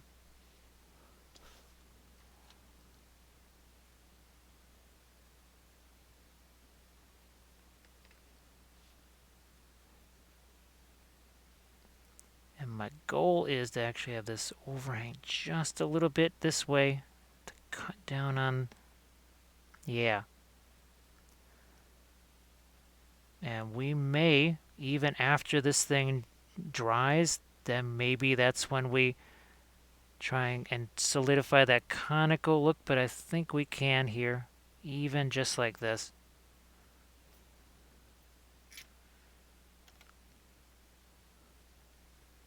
Now that's a little bit like cake frosting right there.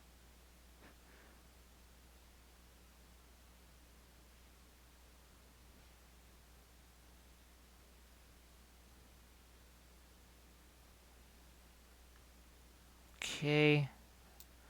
Now I'm also considering even adding the cloth to some of his back right here, while this has a chance to solidify. We won't be doing the bunny ears. We will not be giving, at least that's what I call those things, the bunny ears.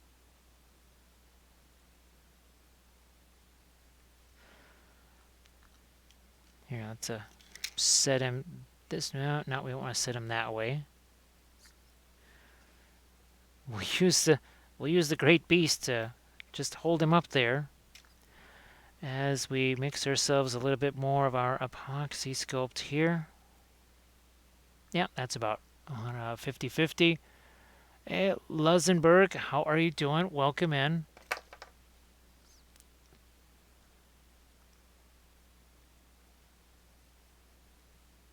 Oh, thanks, Luxembourg. Sorry that I didn't say. Well, I guess we're getting a whole lot of crazy, choppy things going on with the stream here. So sorry, folks, about that. So this is what we did with our Gogoroth here, and I will, if I can just get this thing to sit here without falling over. There we go. A little quick review right here. So this is how he started out. So our Great Beast of Gogoroth. Whoops, we just went past. There we go. So tin foil to start with. We kind of sculpted tin foil a little bit right here. And now we cover it with that's our Sculpey clay. That's a bakeable clay. the idea is that it's going to be flexible. It's going to be flexible as we work with it. Now we start to fill it out here. So it's completely covered. That way I can move the legs a little bit here and there. And then we've got it all filled out. I actually cut away some of that Sculpey after it was baked. And then, here we go. So, Great Beast of Gorgorath. So this is it's going to be for my games of Middle Earth here. So you can see actually some of the references. There's going to be a howdah on the back of this thing, like the reference that's over here in that corner there. And that's going to sit here. There's going to be 10 orcs riding on the back of that. And that's going to be for my games of Middle Earth strategy battle games here. So we'll just show you some of our other armies. So we've got a Harad army that we've been working on. We have all kinds of Rohan. It's probably the biggest army that I might have right now. We have our Dol Amroth army with all of our cavalry. We've got our Army of the Dead, Morgul Knights, and it will be playing it on, this is the first board that we're going to be playing it on. That's going to be my Ruins of Arnor board. And actually I do have one Lord of the Rings battle report on the YouTube channel. And actually here's the base for our troll that we've been working on here. So we're just making ourselves an Easterling Troll. Here, why don't we yeah, I'm going to go back to my regular tool here. We're going to try and pull some of this away if we can. Push it back this way too.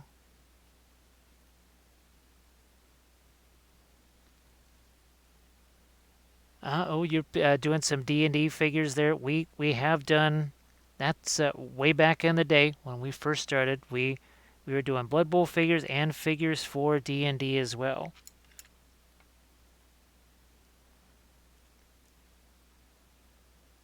Now, are you doing NPCs and some of the monsters and such too, or is it mostly the members of the party?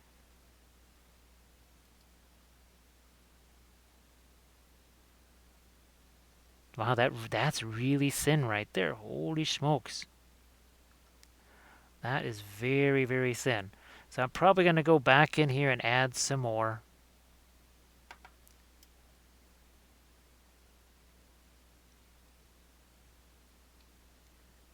And I'm just going to do some more pressing here.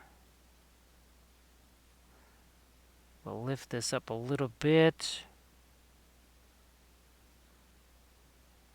There's definitely going to be some sanding and filing on this top part here instead of me just trying to sculpt all that.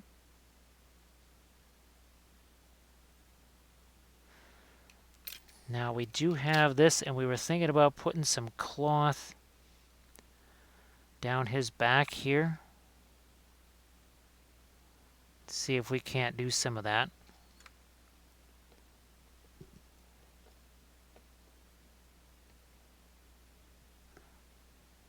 I'm going to try and just make myself a little piece of cloth right here. See, I'm just getting started with it. I have to paint about 12 pieces from the players to the monsters. Well, yeah, just you start out somewhere, that's for sure. You can only start somewhere. Yeah, start somewhere. And I just remember long ago when we first got started in this. About 20-ish, well, 20 years ago. It's been that long. Alright, I think I'm going to do this too. So that that'll wrap around his helmet. Ooh, which it will now. There we go. I'll use this tool. And let's start to get some of this shoved down in here.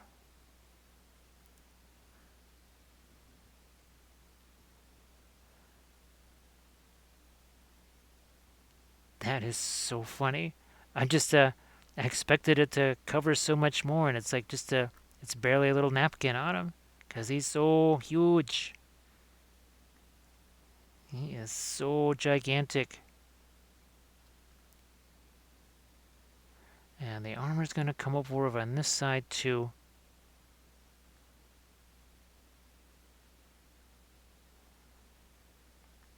Get some of this underneath his armor.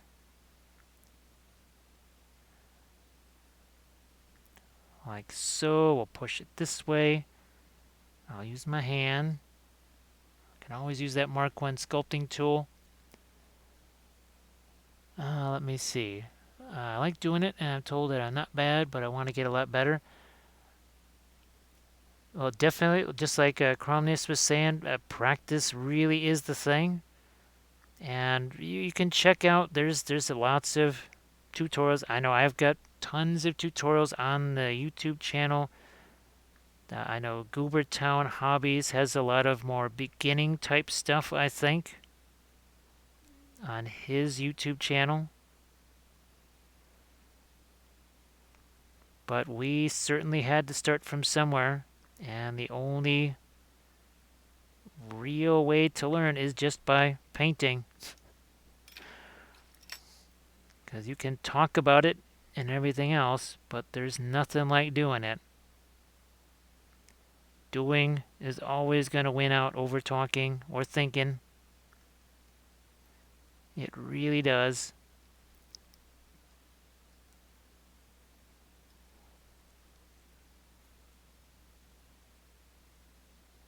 Let's see. Well, Matt Losenberg, I had done sculpting even before we painted miniatures.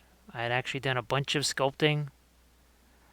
So actually, I basically sculpted miniatures before I ever actually painted them. So I was pretty familiar with it.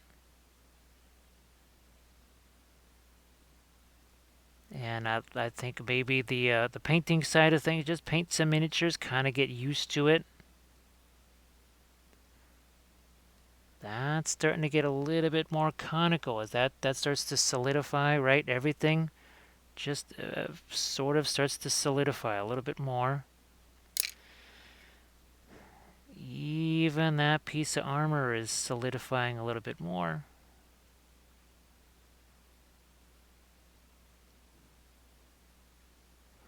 So I think what I might be able to do is push this back a little bit. Yeah.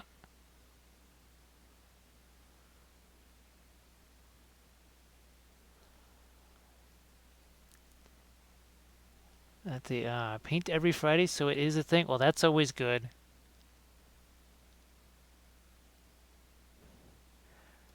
And for me, I just again, it's what I do for a living, obviously, but it's something that I really enjoy.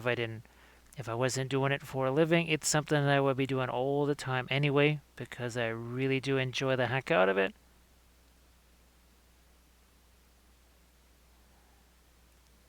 Boy, you can see even as I add the water here, that yeah, it's kind of removing a little bit of the epoxy sculpt, but now that becomes more and more of a conical shape, right? Less of a not quite so round anymore, is it? Not quite so round. And you can see I'm actually shaving off a little bit of that with each round. It's like we did over here, right? When we were flattening out the armor pieces. Well, it seems like it's all stabilized a little bit. I don't want to jinx it, but the dips are almost off of my little bit rate thing. So hopefully that means we're in good shape there. I'm going to try and lift this up just a smidge there. Now we do have, let's see, do I have enough of the Apoxy Sculpt out here? I'm going to have to probably mix some more. So I can push that piece that comes out out here. but that section's also got to be a little bit more completed.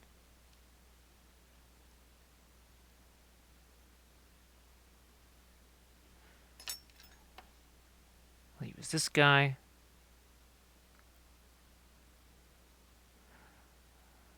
Flatten this out some more. We'll just have to add some more to that cloth right there. Who knows? I might even make this more like it's torn.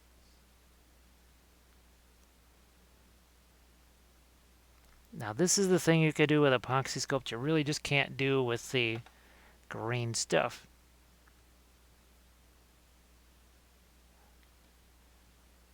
This is really tough to do with the green stuff here.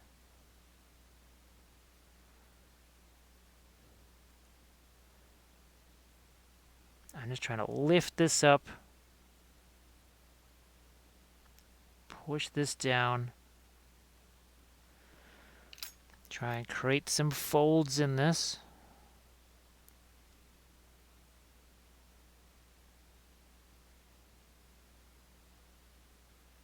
Like so.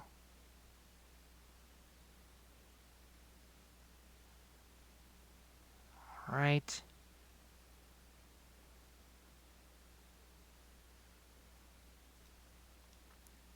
Pull that up some more.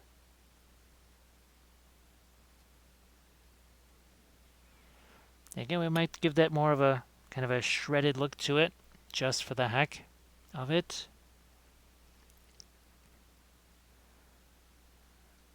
But yeah, Luxembourg, definitely just look and see what kind of other things are out there too. Just get a kind of an idea of what paints people are using. Don't overload yourself, because that can happen too. Sometimes people, they look too much at the other things that people are painting, and it gets a little too daunting. Yeah, you don't want to go too far into looking at what everybody else is doing. It's a balance like anything else.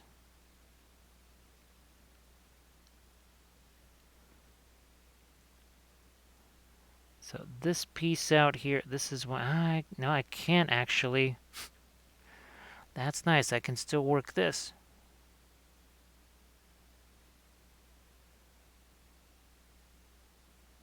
And I can still push this piece all the way over here.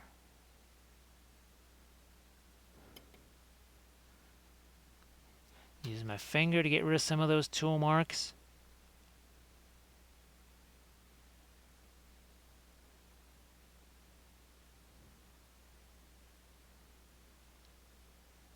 There.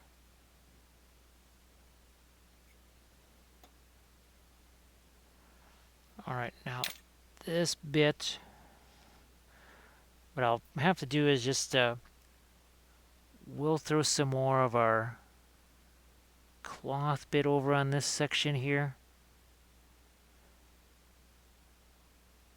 When it comes time, I just want to sort of flatten this out a bit more. Again, you can see the water and the effect that has. This would have zero effect with the green stuff. But each time we do this,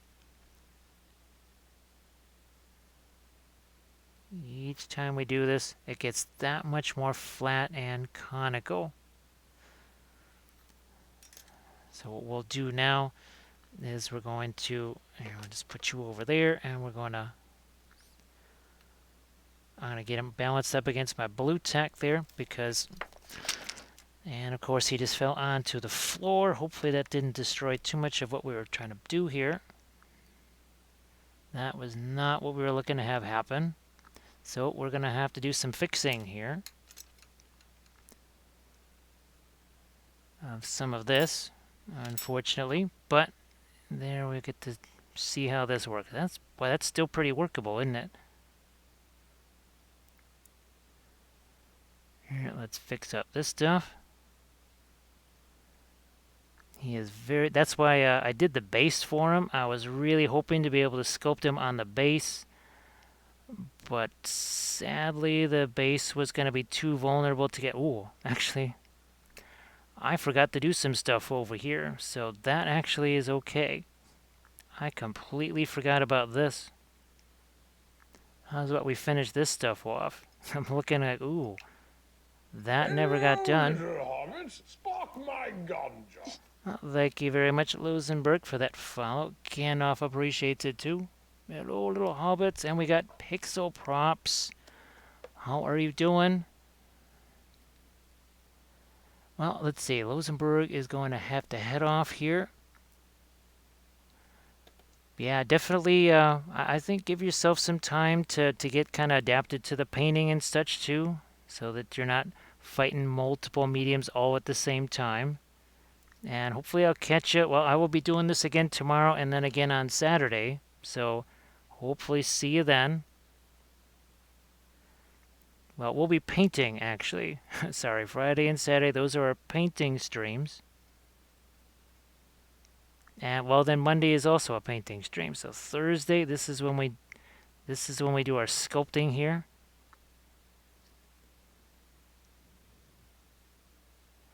Alright, I think we're pretty much good to go on this. But this needs to be finished, and it's still workable here. This is what I love about the Apoxy Sculpt. Still workable after all this time.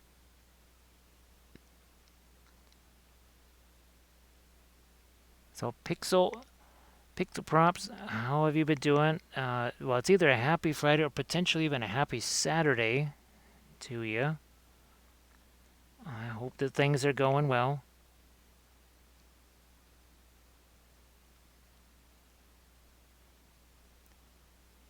See, I could just imagine there'd be some folks that, the thing that they're sculpting on lands on the floor and they're just mortified or whatever. For me, it's like, nope, that's an opportunity to realize that I never finished this. And it actually would have been really difficult to do very much with this had that not happened. So we'll take it as a win. And because this stuff had been sitting here for quite a while, not a whole bunch happened to it. So Apoxy Sculpt can be strong even when it hasn't cured yet. Now green stuff is pretty darn strong, but it's kind of on the rubbery side. And again, you can't, with this here, I can't do any kind of modification to this except to add more.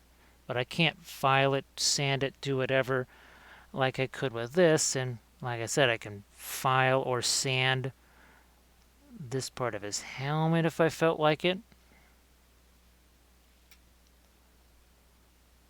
Oh, thanks, Pixel Pro. Yeah, it is 3:07 in the morning here on a Friday.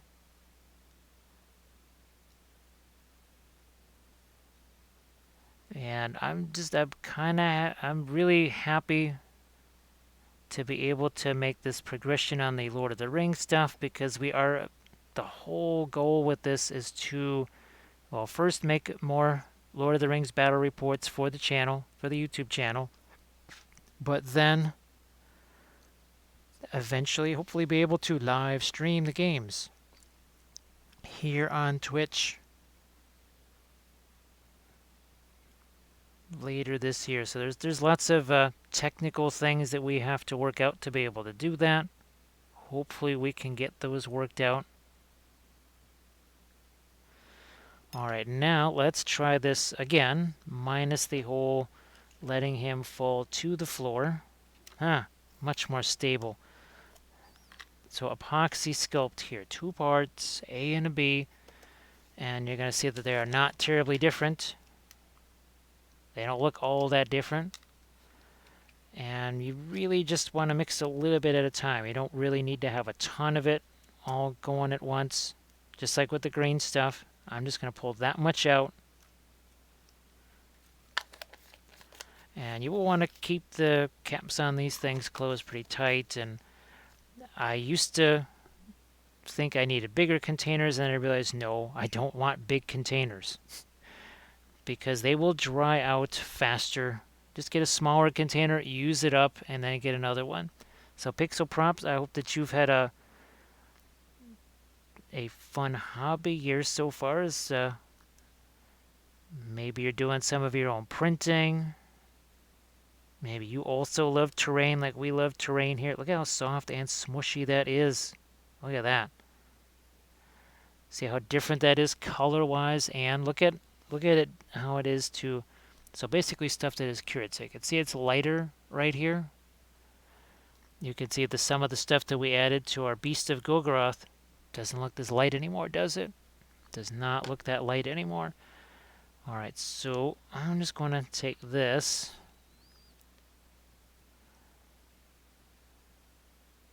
I was thinking about adding some more to the face there, but I'm just wondering, what are we going to do here? Also, do we want to do some armor on the front of him? That's probably another thing we could potentially actually do before we get into this. So let's look at our Easterling here and see what we have armor-wise. Interesting.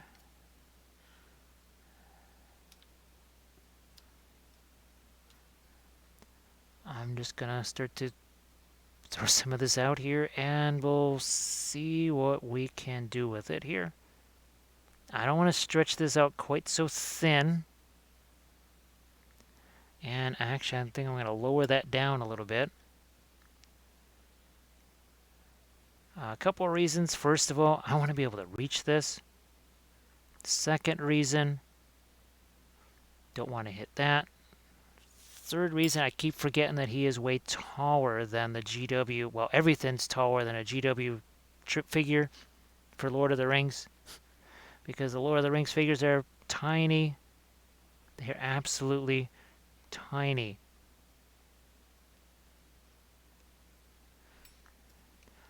May end up using most of this as it is here. I also have to remember that as I do this, remember what happened here? It gets pushed upwards. A whole bunch of Orc 40k stuff like Def Dreads. Now, have you been doing that kind of the plastic card thing and massive converting and playing around like that? Because Orky stuff is sort of fun to do that with. I gotta find those stupid Defcopters. They are around this house somewhere. I've got to find those Defcopters. Those could be very interesting to paint in oils. Well, could be. They will be.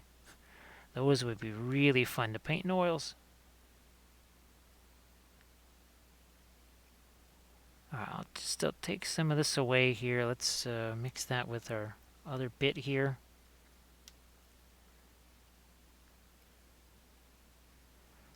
Push some of this around, and now we've got to do the same thing that we did over here, right? You printed the basement and then added these out with plastic card and green stuff. Pixel Prop. If you wanted to, if you have any Instagram pictures or something like that of what you've been doing, feel free to pop that over in the chat. A link to your any Instagram, work in progress things, right? Because I do have some plastic cards sitting around here somewhere. There is plastic card. I know I found all my polystyrene tubing. I found all that.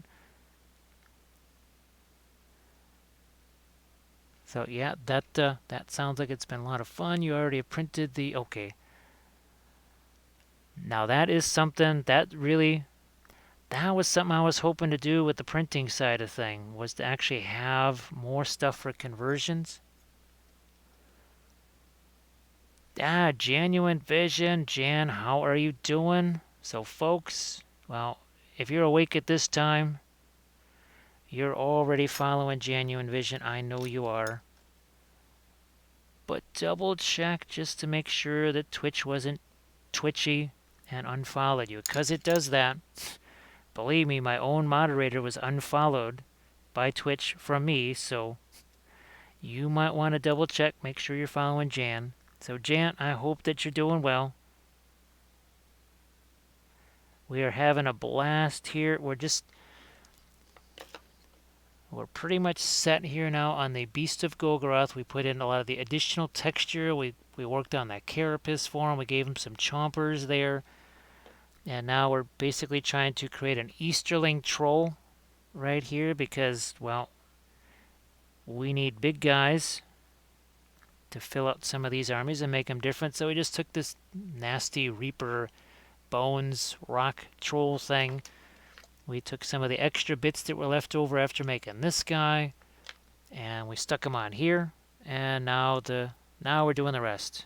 Now we're doing the rest.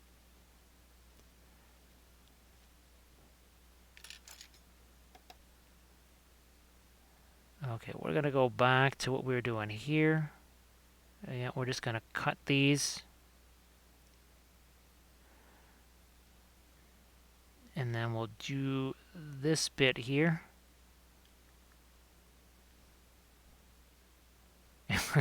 Looks like a series of how it looks like some row houses there. That is hilarious. And I think we made this just far enough away from his helmet so that we won't bash that.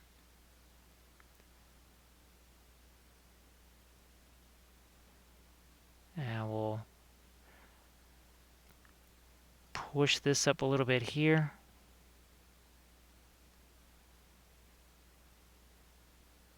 Again, the Apoxy Sculpt, when you first put it down there, it's going to move a lot. Here, let's see if we can find ourselves a safe place for our hand to go. I think that, okay, we can balance this on his hand.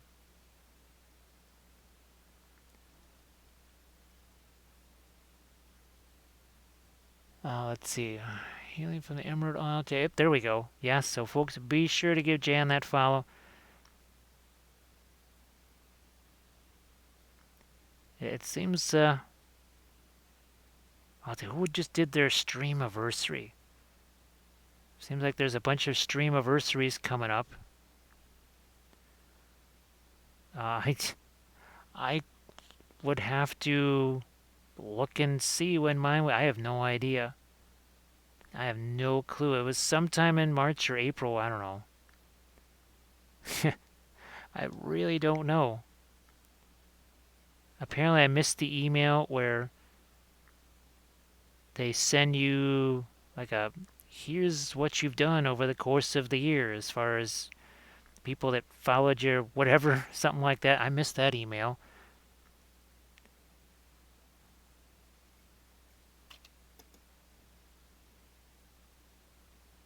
That's the old Avocado Kids. I forgot to ask, do you have any of that Vallejo snow? Actually, well, that's what made me think of it, because Jan, you've used the Vallejo snow, right? And that's what I can. Oh, wow, boy, is it here where I can reach it? Darn it, I don't think I have it where I can reach it.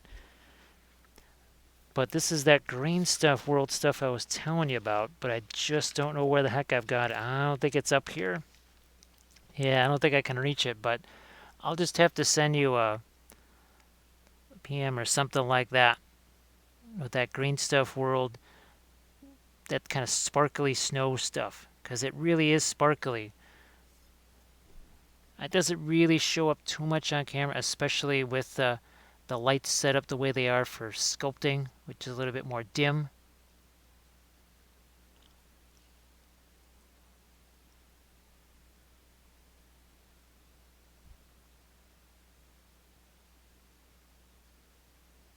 Here we go.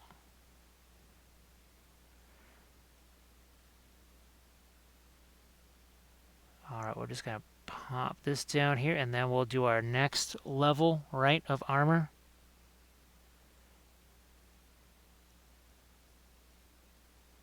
But every time when you're working with the Apoxy Sculpt and you put that stuff down, it's going to be really smushy right off the bat.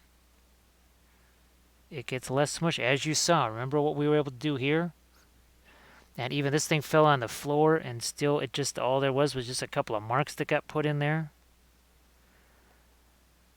It's amazing the difference that just 5-10 minutes can do. So again, don't be hasty. Don't be hasty.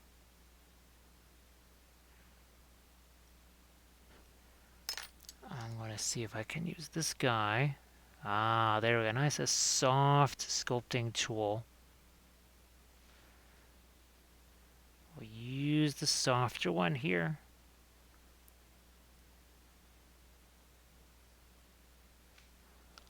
At least for a little while.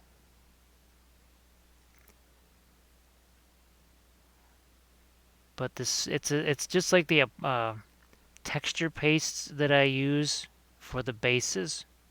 The stuff that people say looks like peanut butter and stuff. Well, basically this is sort of the snow version of that.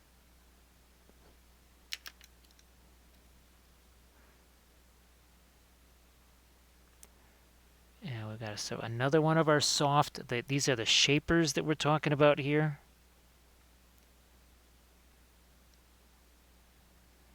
The status of the Apoxy Sculpt is such that we need these softer tools right now. It's also it's flexible. I can actually work it in more of an area here.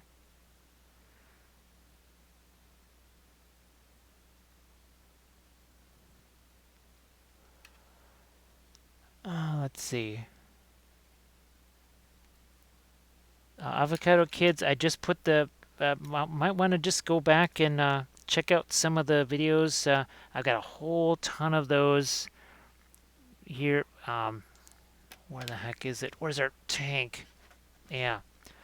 So remember what we did here, where we put that Vallejo, that Vallejo snow. Again, it's not a flock type of thing. It's a medium. It's more like I don't want to say it's a gel. I'll grab you the can in a second, but you put that stuff on there, and then while it's still wet, you drop either snow flock on top of it, or in that case, that was the micro balloons. So here, let me see if I can grab this without destroying everything. Ah, boy, look at this. So I found that, but I also found this. Yes, there's the Green Stuff World Snow Flock. Yay! But it's this stuff right here. It's ground texture, and it's got a snow texture to it. So it's basically just white, mushy stuff. But the idea is you put that on there,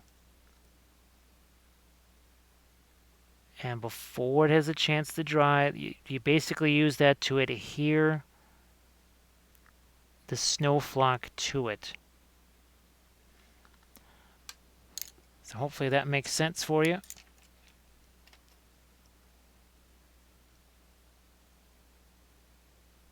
Yeah. Now, do you have your color scheme all set for your def dreads there? I seem to remember wanting to sculpt something like that way back in the day for the Orc army.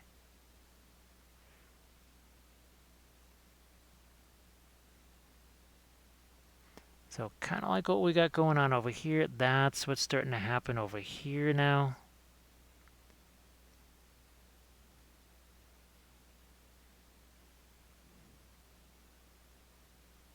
But you can see how soft and smushy that is right now. So we will definitely have to wait for that to solidify a bit.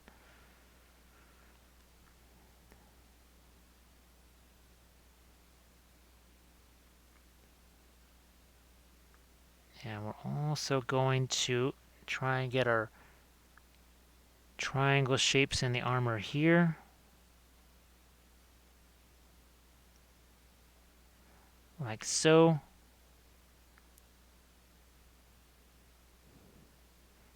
We might have to add some more of our Apoxy Sculpt over here.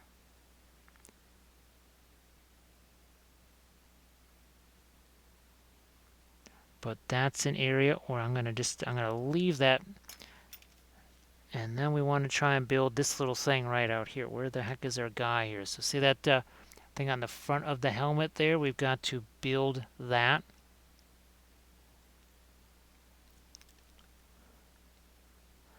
Yeah, the ground texture stuff, that is the key.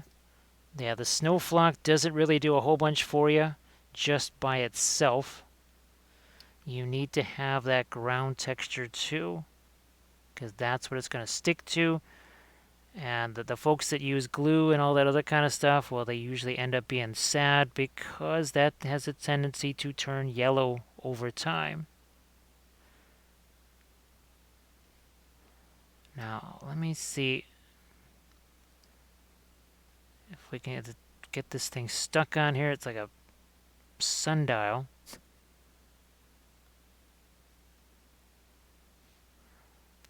Okay, there we go. That's what I needed.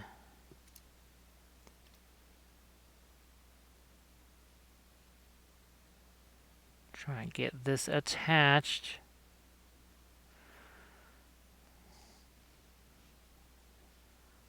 So with each of these pieces that gets on here, it starts to look a little bit more and a little bit more and a little bit more like an Easterling.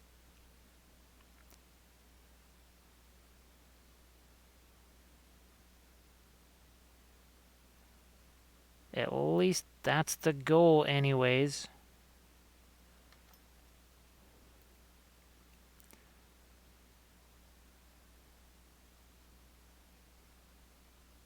And again, the nice thing is, any kind of variance in this, well, guess what? We can just do our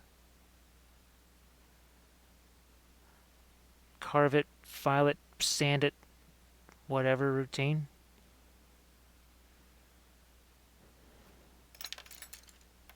I need this one. Not so much water though.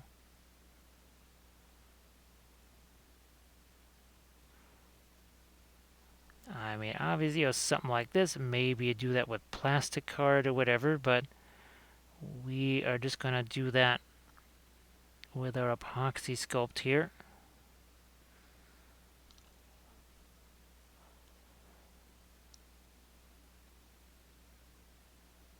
Okay, let's see, it's 1:30 a.m. I'll catch you later, Avocado Kids. See you tomorrow, well, later today. So I hope you have a good night's sleep there, Avocado Kids. And folks, be sure to give Avocado Kids a follow so that you can get the best of terrain and musical selections from the harmonica.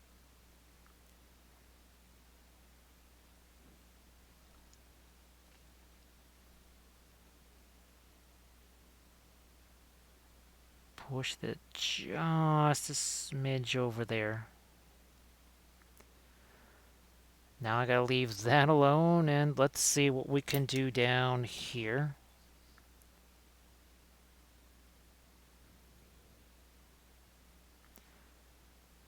And I might have to add a, well, no, I think I'll go, if I'm gonna do anything here, I'll do that with like cloth or straps or something. Yeah, I think we'll do that.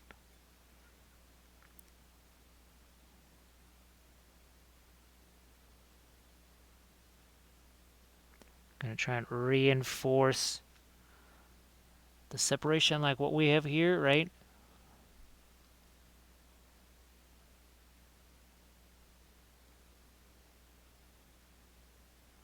Push this down just a smidge here. Again, ideally we give that maybe some more time to set there.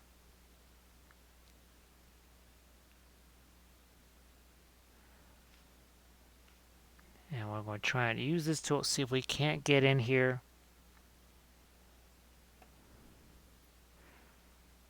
and take some of these. And remember, we took these and we literally kind of lifted them up off of the, well, we're going to try and do that here.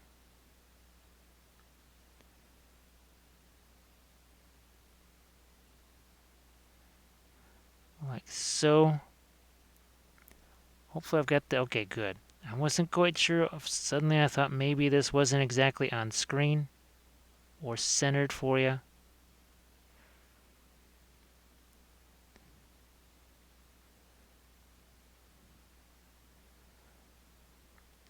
We'll get all of these good. Now there's one of the reasons why, like here, not as much is happening because of what's the variance in his chest, right? So some parts of this epoxy sculpt are really thick, and then there's other parts that are really thin. Like there, it's really thin. Here, it gets a whole lot thicker in a hurry.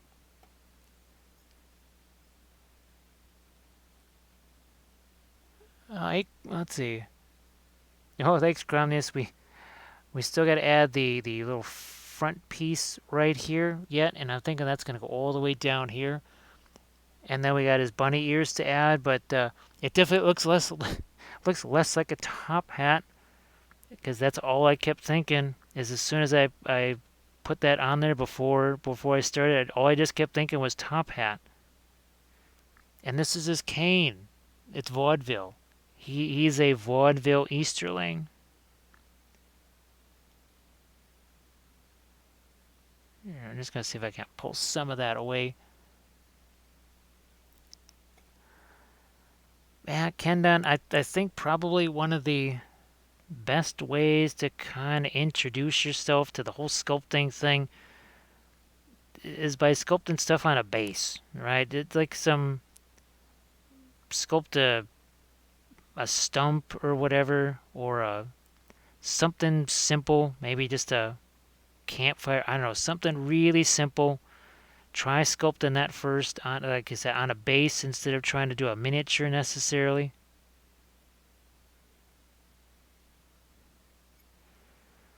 Again, for me as a kid who had no model kits or anything like that, I basically I took modeling clay, and made my own model kits out of that. Of course, it would have been nice to have something like Apoxy Sculpt or a bakeable clay instead of just modeling clay because the stuff never hardens. But it is what it is. Now you can see already this is starting to get a little bit, those are looking a little bit more triangular, a little bit sharper. Push this up too.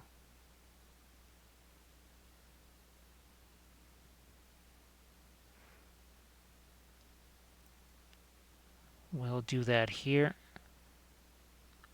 But again, timing is really everything. Hey, Rifkan, how you doing there?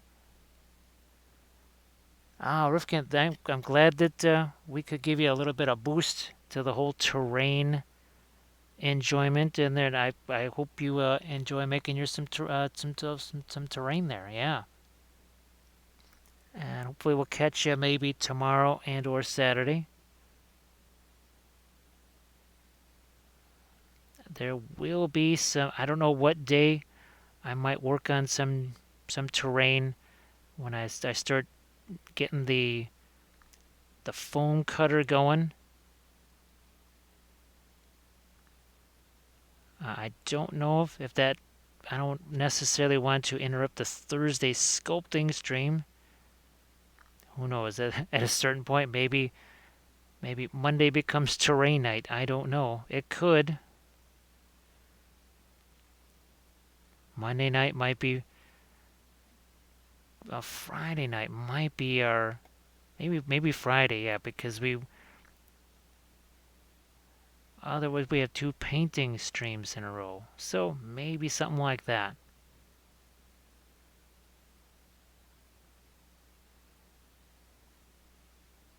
It will also depend again on commissions and things like that. So that's why we will be doing some of the creature caster stuff either tomorrow and Saturday or just Saturday, but one of those 2 days for sure.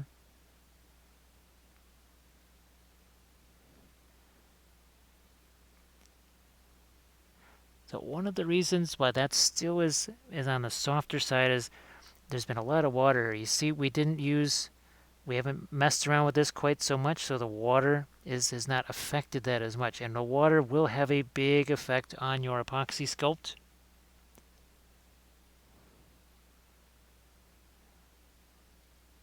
Now I'm going to leave both of those things alone. I'm going to go all the way back over here now. Wow, see, this stuff, man, that was stuff I didn't even dare touch. That was the point. If I just even touched this stuff, horrible things were going to happen. Not so much now. Yeah, like this. The epoxy sculpt was really trying to separate and come off of the darn miniature here.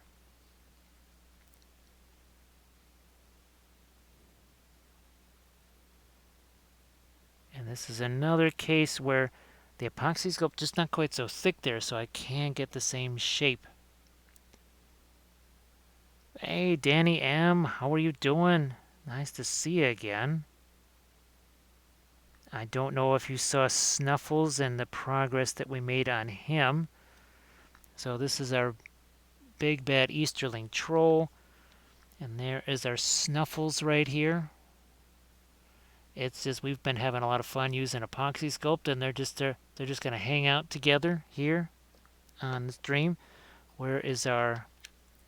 So it started out as this, the Reaper Bones Black whatever guy here, the rock troll I guess it was. We snipped off all the rocks here, off his head and everything else, and then we took the leftover hands from the troll kit, and as you can see we put some troll hands on him there.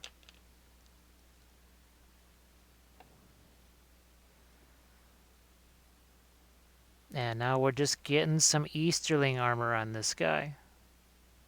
Because, I mean, who doesn't want Easterling armor on their trolls? So say we all. Hey, Electron Hexagon, thank you so much. How are you doing? How are you doing? And I don't mind me a little bit of that right now. That is 5 months there from Electron being an all-star right there. I hope that you are doing well. Yeah, see this right here. There's just so it's so deep right here. Right here, it's very shallow, and then it suddenly goes to super deep over here, just because of what's underneath this thing. Now, just like over here, how we get all kinds of resistance here, that same thing's going to happen over here. We have to remember that is going to happen. We have even now it is, especially the parts of this that just have less of the water in there, they're starting to solidify a little bit more.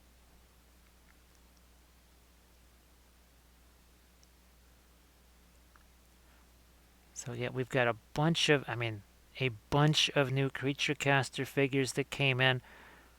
I think that the vast majority of them are for their new Judgment game, but I think there might also be some that are just regular, going to be new creature caster releases.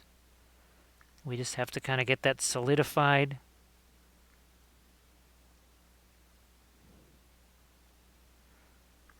I was sent concept art for 3 of them, so I'll try and figure out which of the 3 were sent to me are those figures, and maybe just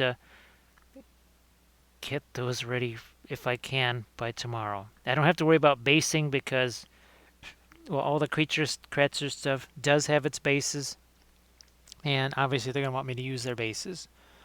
It's Sergey. Nice to see you again. Oh, I'll show you, and actually here we can we do need to just let him, even just for a few seconds there, I'll show you this is the Epoxy Sculpt. So unlike the green stuff here, this is epoxy. I don't know if you've ever used this, but I've used this for a long time, and I absolutely love this stuff. It is fantastic. Now this you just mix straight up 50-50, just like we got here. Say as opposed to the green stuff where you're going to be allowing more of the yellow or more of the blue to get in there, and that's just kind of very much uniform.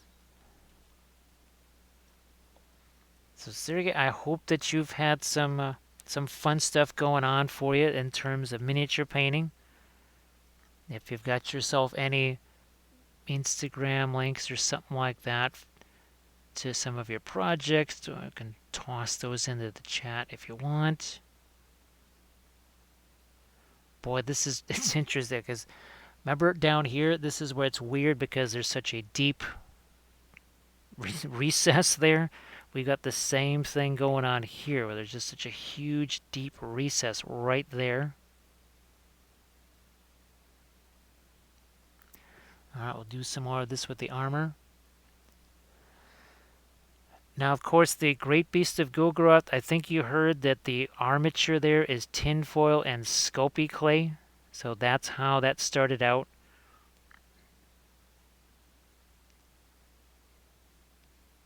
Because if that was solid Apoxy Sculpt, that would be a lot of Apoxy Sculpt.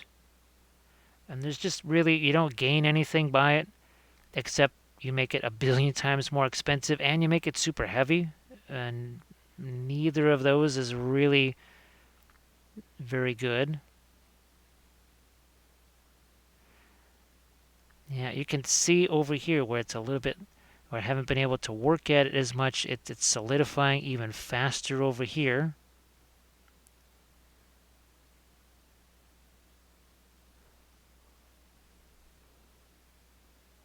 Now, again, I don't know if you've ever had a chance to use the Apoxy Sculpt or seen anybody use it.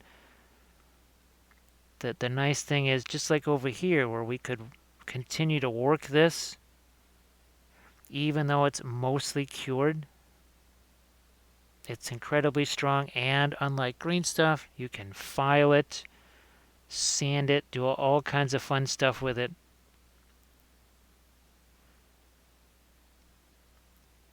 And we'll certainly be doing that, like I said, on this guy too. Okay, now I think we can add this bit right here. I'm going to look at my Easterling to see, are they... Ah, okay.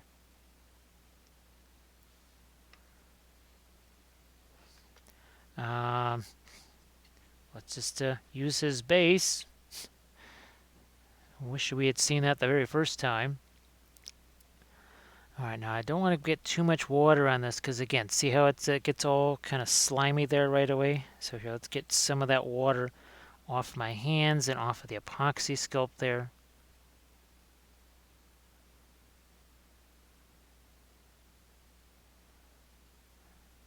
Let's see what we can do with this now.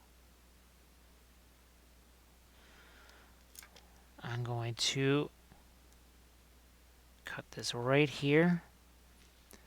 And hopefully this is, oh, for lack of a better term, wet enough that this is going to want to stick to it.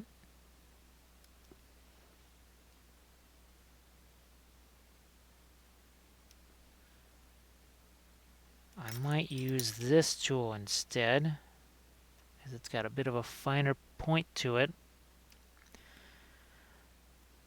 I had hoped to save some of the length of this, but I don't think that's going to work, so we're going to shorten it a bit. And we're just going to have to use our fingers. We're going to do this old school here. Oh, there's a little more room than I thought. Okay.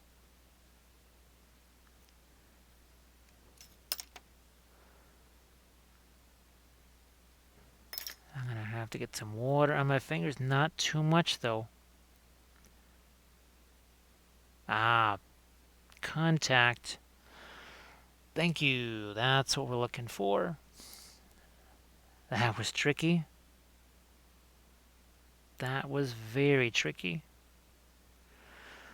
But now, I think we've got that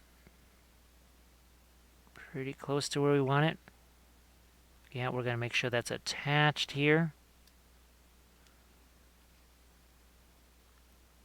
I'll try and get it attached over here. Can't use that tool. It's getting bounced by his spear.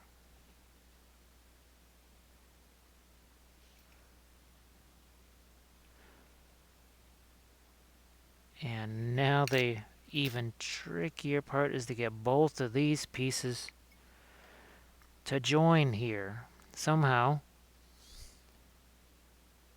without too much destruction.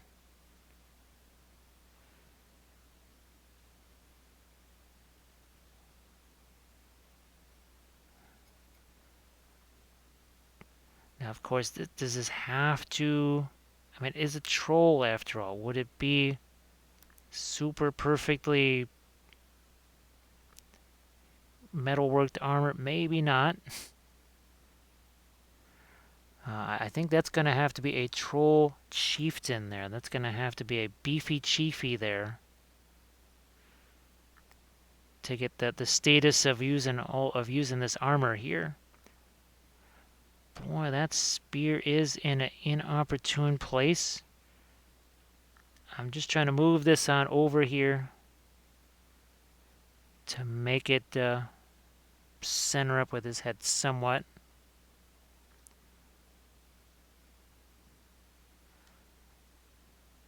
And there, oh gosh, I'm going to have to find the Easterling name generator. I used to know where that was. Well, the machine that was on, that machine doesn't exist anymore. But it was a website I saw that had an Easterling name generator. And I even had my war priest had a name. My captains had names. There we go. So yeah, it looks a little bit more like an Easterling.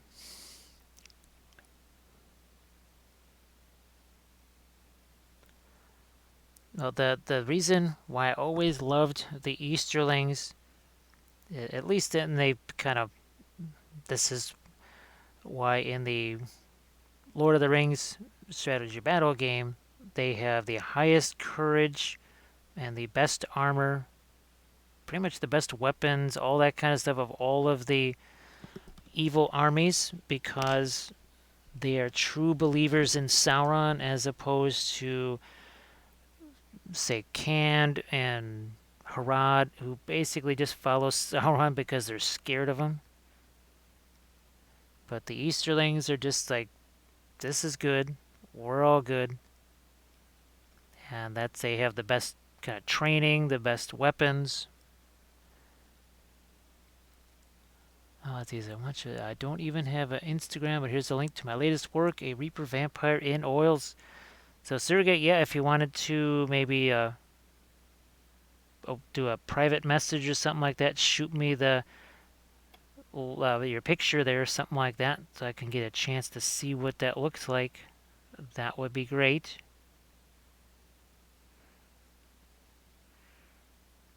Yeah, Electron. So basically, so here's your Isengard troll. So we're just trying to make an Easterling troll. It's like, dude, you look stupid with a hat. It's like, yeah, you look like Londo. It's like, what the heck is Londo? Yeah, we know who he looks like. He looks just like... Oops, wait a minute. Did we pass by that already? No, I don't think we did. Yeah, doesn't he look just like... yeah, there we go. The Isengard troll looks just like Londo. So, let's see. We've got some of our new 2D art here. So, yeah, we got some more spacescapes to look at. And there was a whole series of those. I think we did about 7 of those and another spacescape there. So yeah, in another world, in another time, we did 2D art way back in the day.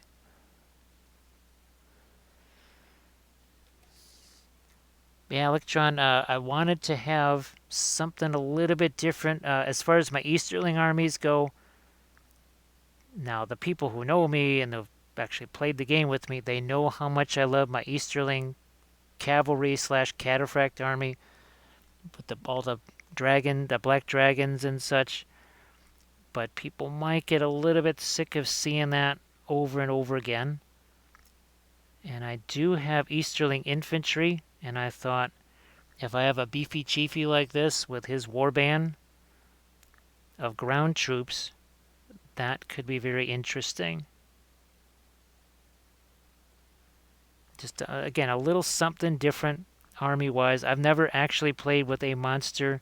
I played with chariots, but chariots don't work like monsters, because monsters can do things like hurl and rend and bash. They do all these different type of attacks, which I think actually Lord of the Rings really does do a good job now of representing monsters. Well, monsters, chariots, cavalry, they actually do a way better job of that than all the other GW games do, which are kind of a sad parody of chariots and cavalry and monsters.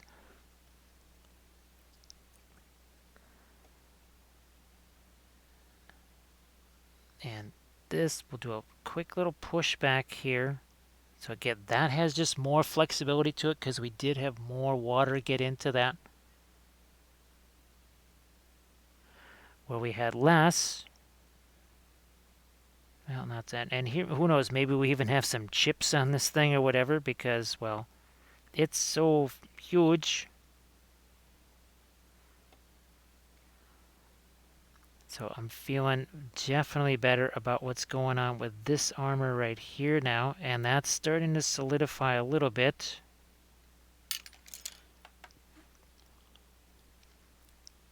I'm going to flatten this out some.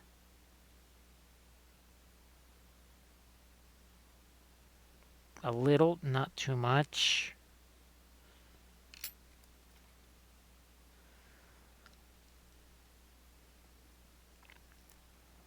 What have we here? So as much as I would have liked to have done these kind of sharp things with this stuff, because of its proximity to where the head is, and there was much more water in this, or this was actually put on there long before, well, not long before, but maybe 15 minutes before I started the stream. That first started to work its way on, so it had a little more chance to set up than what we've got here. But we have all kinds of straps and other things that we need to do.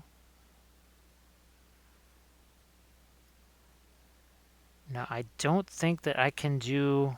I have to look at the alliance matrix. I think that Harad can also align with Mordor. That's how the Easterlings can get the trolls. I know that Far Harad, they cannot. They can only ally with just Harad, and that's it. The Easterling Candish alliance, that's... I might just kind of not do too much in the way of alliances for my battle reports. And that's obviously definitely a tournament sort of thing for sure. Alright, that's got a little bit of a turn to it. We don't want that.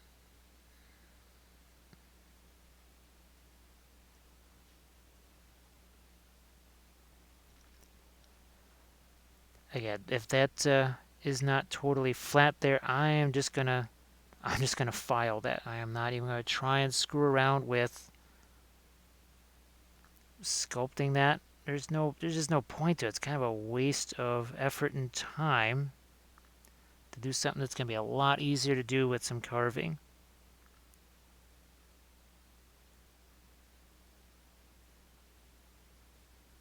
Get these pushed down here. It's a bit like, like what we've got here, all of these leaves and everything.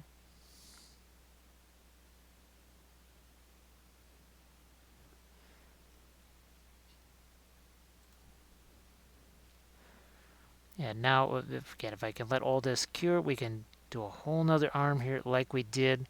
So that, I think we'll just, I think I've got Thursday's program set now, because I thought maybe it was going to be the Howdah of the Great Beast of Gorgorath, but that's something I believe I've got to just kind of build off camera. I'm not quite sure that's quite practical for a stream. So we'll just continue on our beefy chiefy here, and maybe we'll actually have an Easterling name for him.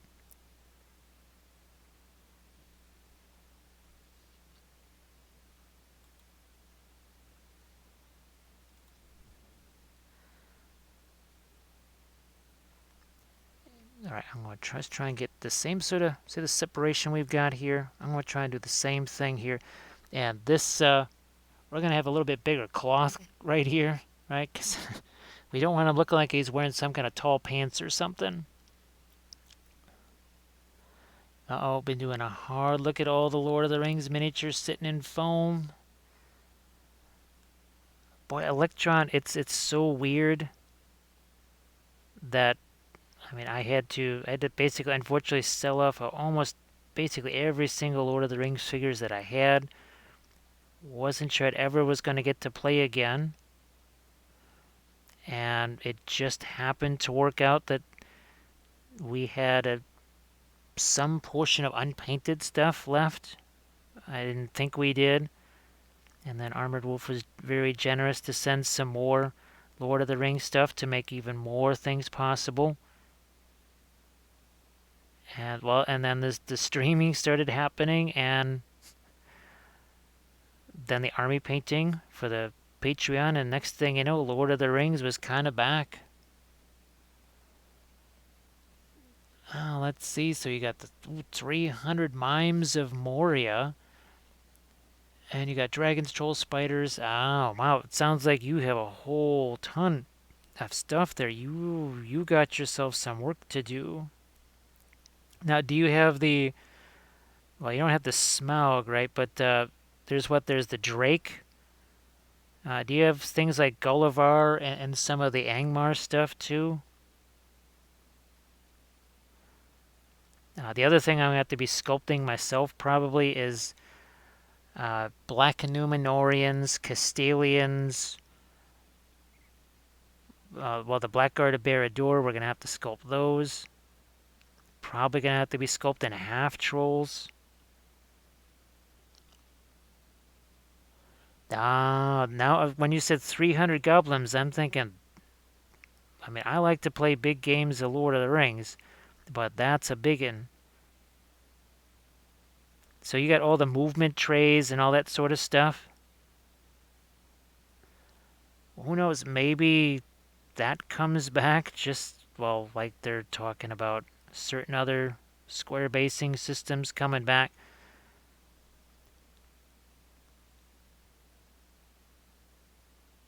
It's I suppose it's possible. Now we start to flatten this out. It looks a little bit less. Yep. So I'm just taking this, just gently pulling it along this way. Wow, shoulder to shoulder, 6 feet across.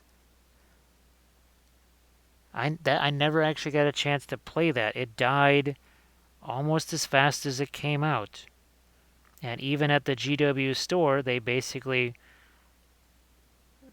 they didn't show it, they didn't talk about it. It was like it didn't exist anymore. Huge surprise, I know. Shocking. Yeah. Because the ironic, I just what's funny you should mention that is the last several battle reports that I've seen.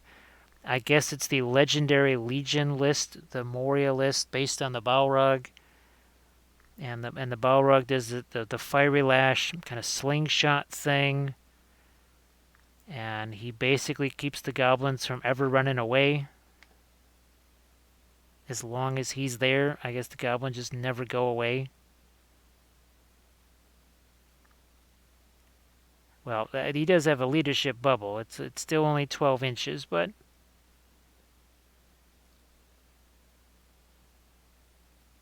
now I'm running huge tournaments at the LA bunker. I think I don't know. I guess I'll have to maybe post some pictures of my.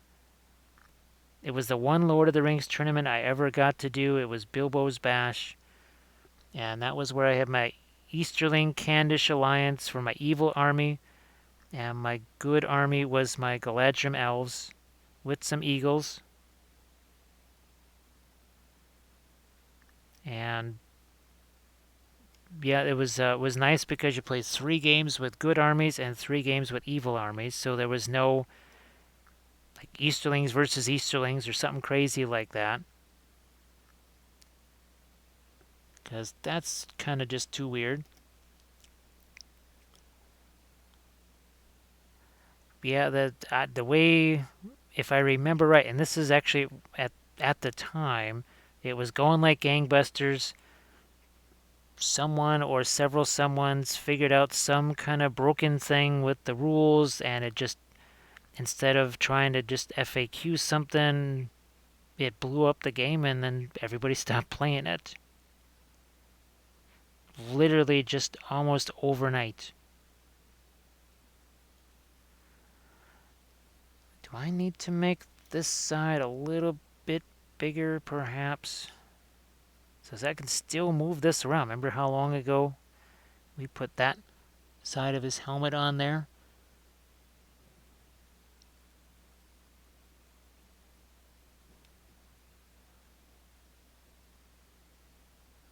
I mean, yeah, it's to me, I enjoy the idea of the. It's really hard to build super idealists. I know everybody talks about the what the heck are those guys, the Iron Hill dwarves, that they're the broken this and that and the other, but when I see people playing the same exact armies, the same exact way, in every single battle report with no difference, is it any wonder why those dwarves just keep nuking everything? Because nobody ever changes anything. Nobody uses a different type of army. I would love to play those Iron Hill dwarves with my fight for high courage cataphracts that are moving 15 inches. I'd be literally moving 3 times faster than those dwarves. Because I think they move 5 or something like that, or maybe they only move 3. I don't know. But I could literally, in 2 turns, just run rings around them.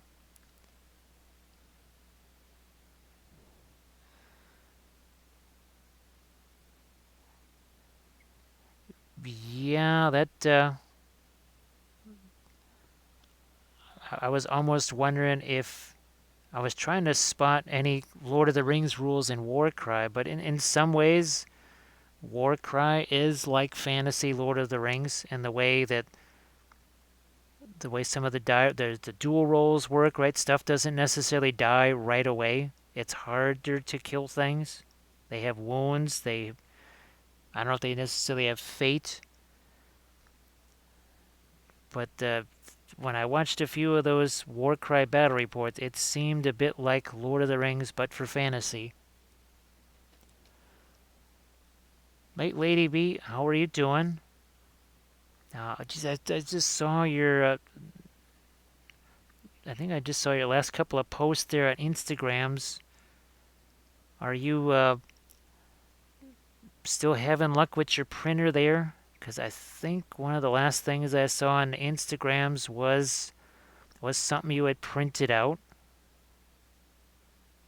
And I think you've got the FDM style printer down there.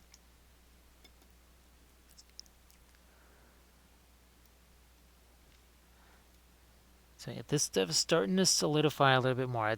You can see how much more that looks a little bit less organic and it looks a little bit more straight, right? It's starting to look more like what we've got over here.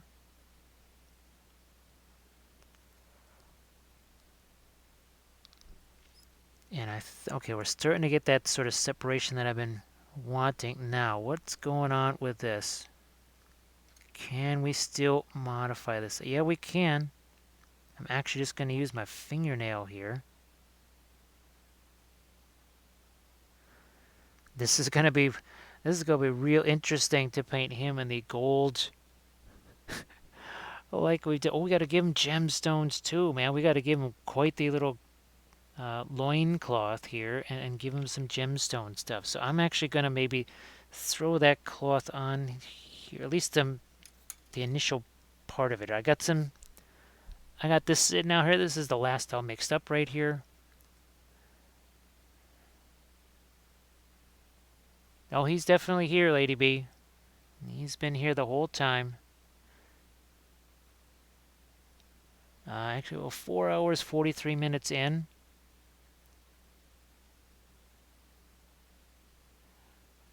Yeah, just like how we don't have gemstones on Snuffles, we'll have some gemstones on this guy, so to speak. And I think, well, that's not quite all the way cured, but remember how that was all smushy, right? No more smushy anymore. We've got texture, I think, pretty much everywhere. I think that's going to do it there. And nice solid carapace thing there. We got chompers in him. So Snuffles is good to go.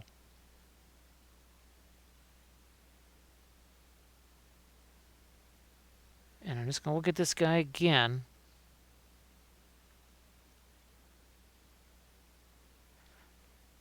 we're going to get this cloth in here because if I'm going to do the stuff on top of the cloth just has to be there first. But I wish I had thought of that earlier. Just putting him like that. I'm going to try and give this a little bit more of a pointed bit here, and then almost like a banner here. We're going to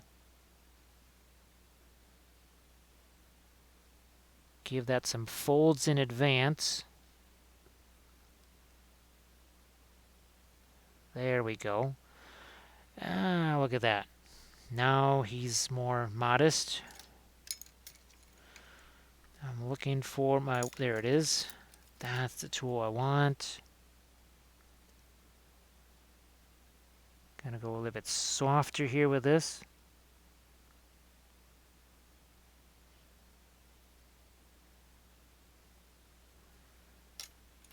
We'll even use our Mark 1 sculpting tool in a few instances here.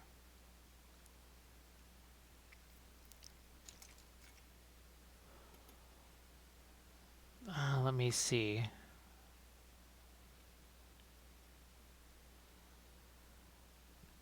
Yeah, well, I'm using the, was it the Reaper Bones Black Troll? I did cut down on his nose. I have to say, I cut down a big chunk of his nose. Maybe not as big a chunk as I thought, but I did cut down some of that nose, and obviously we got rid of all of these rocks. And the other one, again, for folks that haven't seen that from the start, he's going to be a troll drummer.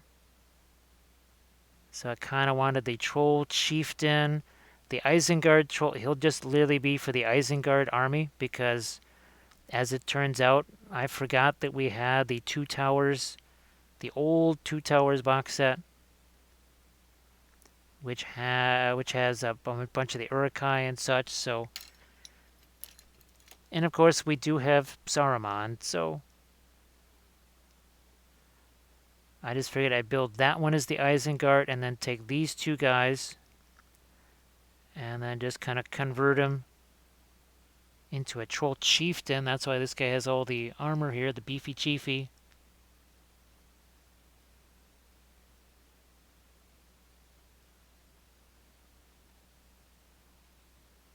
Yeah, are the movie trolls as sad as poor Snuffles is? Because Snuffles really seems to be quite sad. It's the Snuffles pity party. Now here, there's going to be a lot of the armor that's going over this.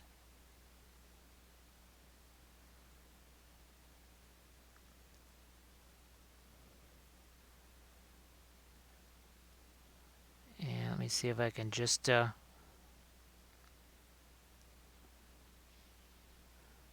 We're trying not to let this guy fall out of our hands. That would be unfortunate.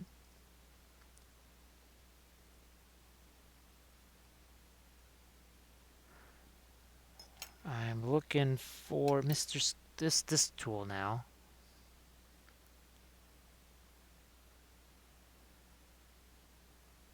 And I'm not going to do too much with the folds here. I'll do some. Because remember, we've got a piece of armor that's going over this. So there's yet another piece of armor that's going to go on top of this.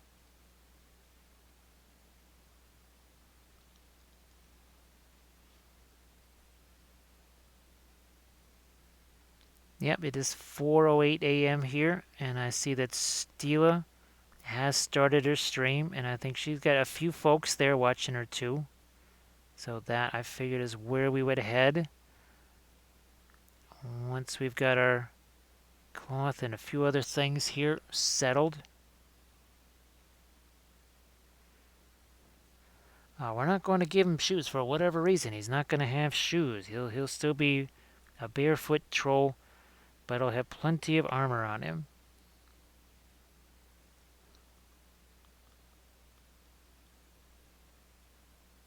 Plenty of armor on our troll here. And like I said, we'll use the Easterling name generator to give him a name. Just like we do for our war priest and our captains.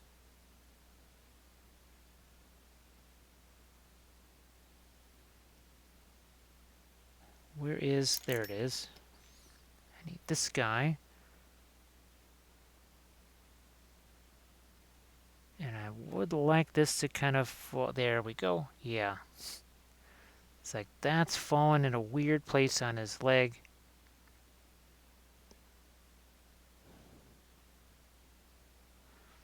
Push this up here. Again, sculpting. Sometimes it's, again, look at say we kind of raised up that edge there. Sometimes it's about subtracting like we just did there. We literally physically just kind of sliced some of that away, didn't we? So I do have one of the cave trolls. I figured I would just save that because I do have that Moria army. And it would be nice, again, I'm trying to make multiple different options available for these armies. Because if I'm doing a campaign thing, it's not like you can have the Balrog everywhere. The Balrog can't go everywhere unless those, again, that's that War of the Ring game, and I don't know. I did find a second edition thing that was relatively cheap on eBay. It doesn't have to be in any kind of pristine condition because we're not looking to play that game. We're just looking to augment our Lord of the Rings strategy battle games with it as far as the campaign goes. So here we're going to push this the opposite way now. Again, using that soft tool. And we'll probably throw another one of those behind him too. But that is definitely something that's going to wait for the next session. No doubt about it. Boy, it's really interesting sculpting the cloth with the soft tool in this way. This is not how we did our Rohan Royal Guard, right? Because we did that with green stuff. We did it a totally different way. This is very interesting. Wow. Yeah, and we can actually, it's easy. I wasn't sure how it was going to be to try and sculpt any kind of cloth or whatever. With the Apoxy Sculpt, would we be able to do the same thing we did with the green stuff? Would it be easier, more difficult? Wasn't sure. That's kind of answering the question there.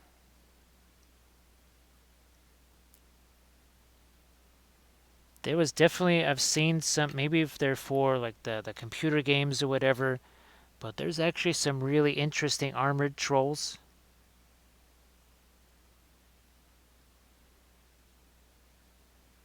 And like I said, this is the troll that you can make from the Return of the King box. Not Return of the King, sorry, the Pelennor Fields box. And that's the one that's got the Witch King in there. And all the Rohan stuff.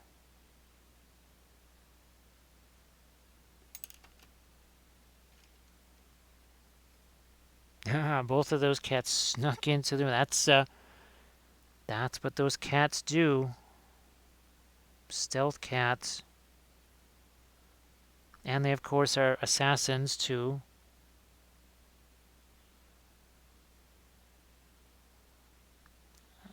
Now we're going to do the same thing. This is something we've done with our Rohan cloaks. Remember that? Try and push things a little bit over this way to gain ourselves an extra fold, like a fold within a fold, like right there. Going to try and get another fold into this. And then I'm going to slice it this way again. Interesting how now this looks dark, right? This looks light. This was looking light like this for the longest time, wasn't it? Cromley, I think that must be the references that I found where there was some really neat armor and stuff. It must be what it is. What is it called? The Shadow of War, the computer game, right? Well, I'm sure there's a bunch of different computer games, but that's what I must have found. I must have seen some reference for that. Yeah, actually, Cromley, I did image searches. I literally said troll in Easterling armor or Easterling armor on troll. I tried every search parameter I could. I was sure that somebody had sculpted something like this or converted something like this, but apparently not. So we'll try and do some more with the folds. We'll hit the armor here, and then we'll do obviously leg armor. Now here, whatever sack that is, obviously we cut that thing off, and then we just covered it with some Apoxy Sculpt there real quick.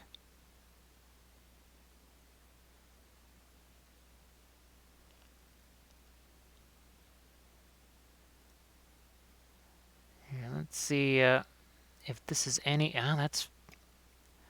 I'm getting some of that resistance that I want up here, which means maybe I can do some of the final things on this at last.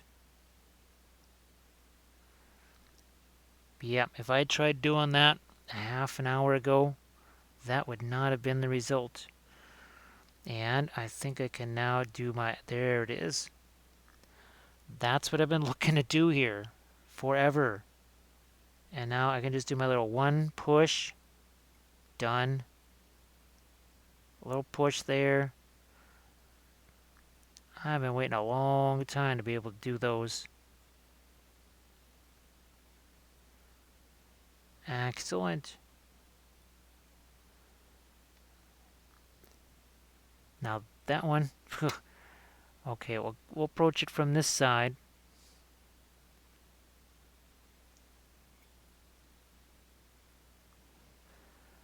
Now you do want to wash your hands pretty good after doing this.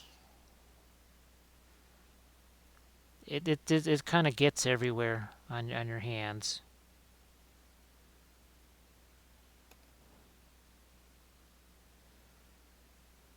And it is, well, because I'm using so much of the water, there's a little bit of a residue. Obviously, it's going to happen as well. But that is, yeah, he doesn't have his top hat anymore. He's got a little bit more of an armor thing, and obviously we will do the bunny ears. That might be something that I sculpt separately and glue on or whatever. Kind of in that same manner we were telling you before, that we just sort of, we put the clay out there, we let it cure for the most part, and then we shape it, and then we let it cure the rest of the way, and we'll just glue that on. So he may already have bunny ears by the next time you see him.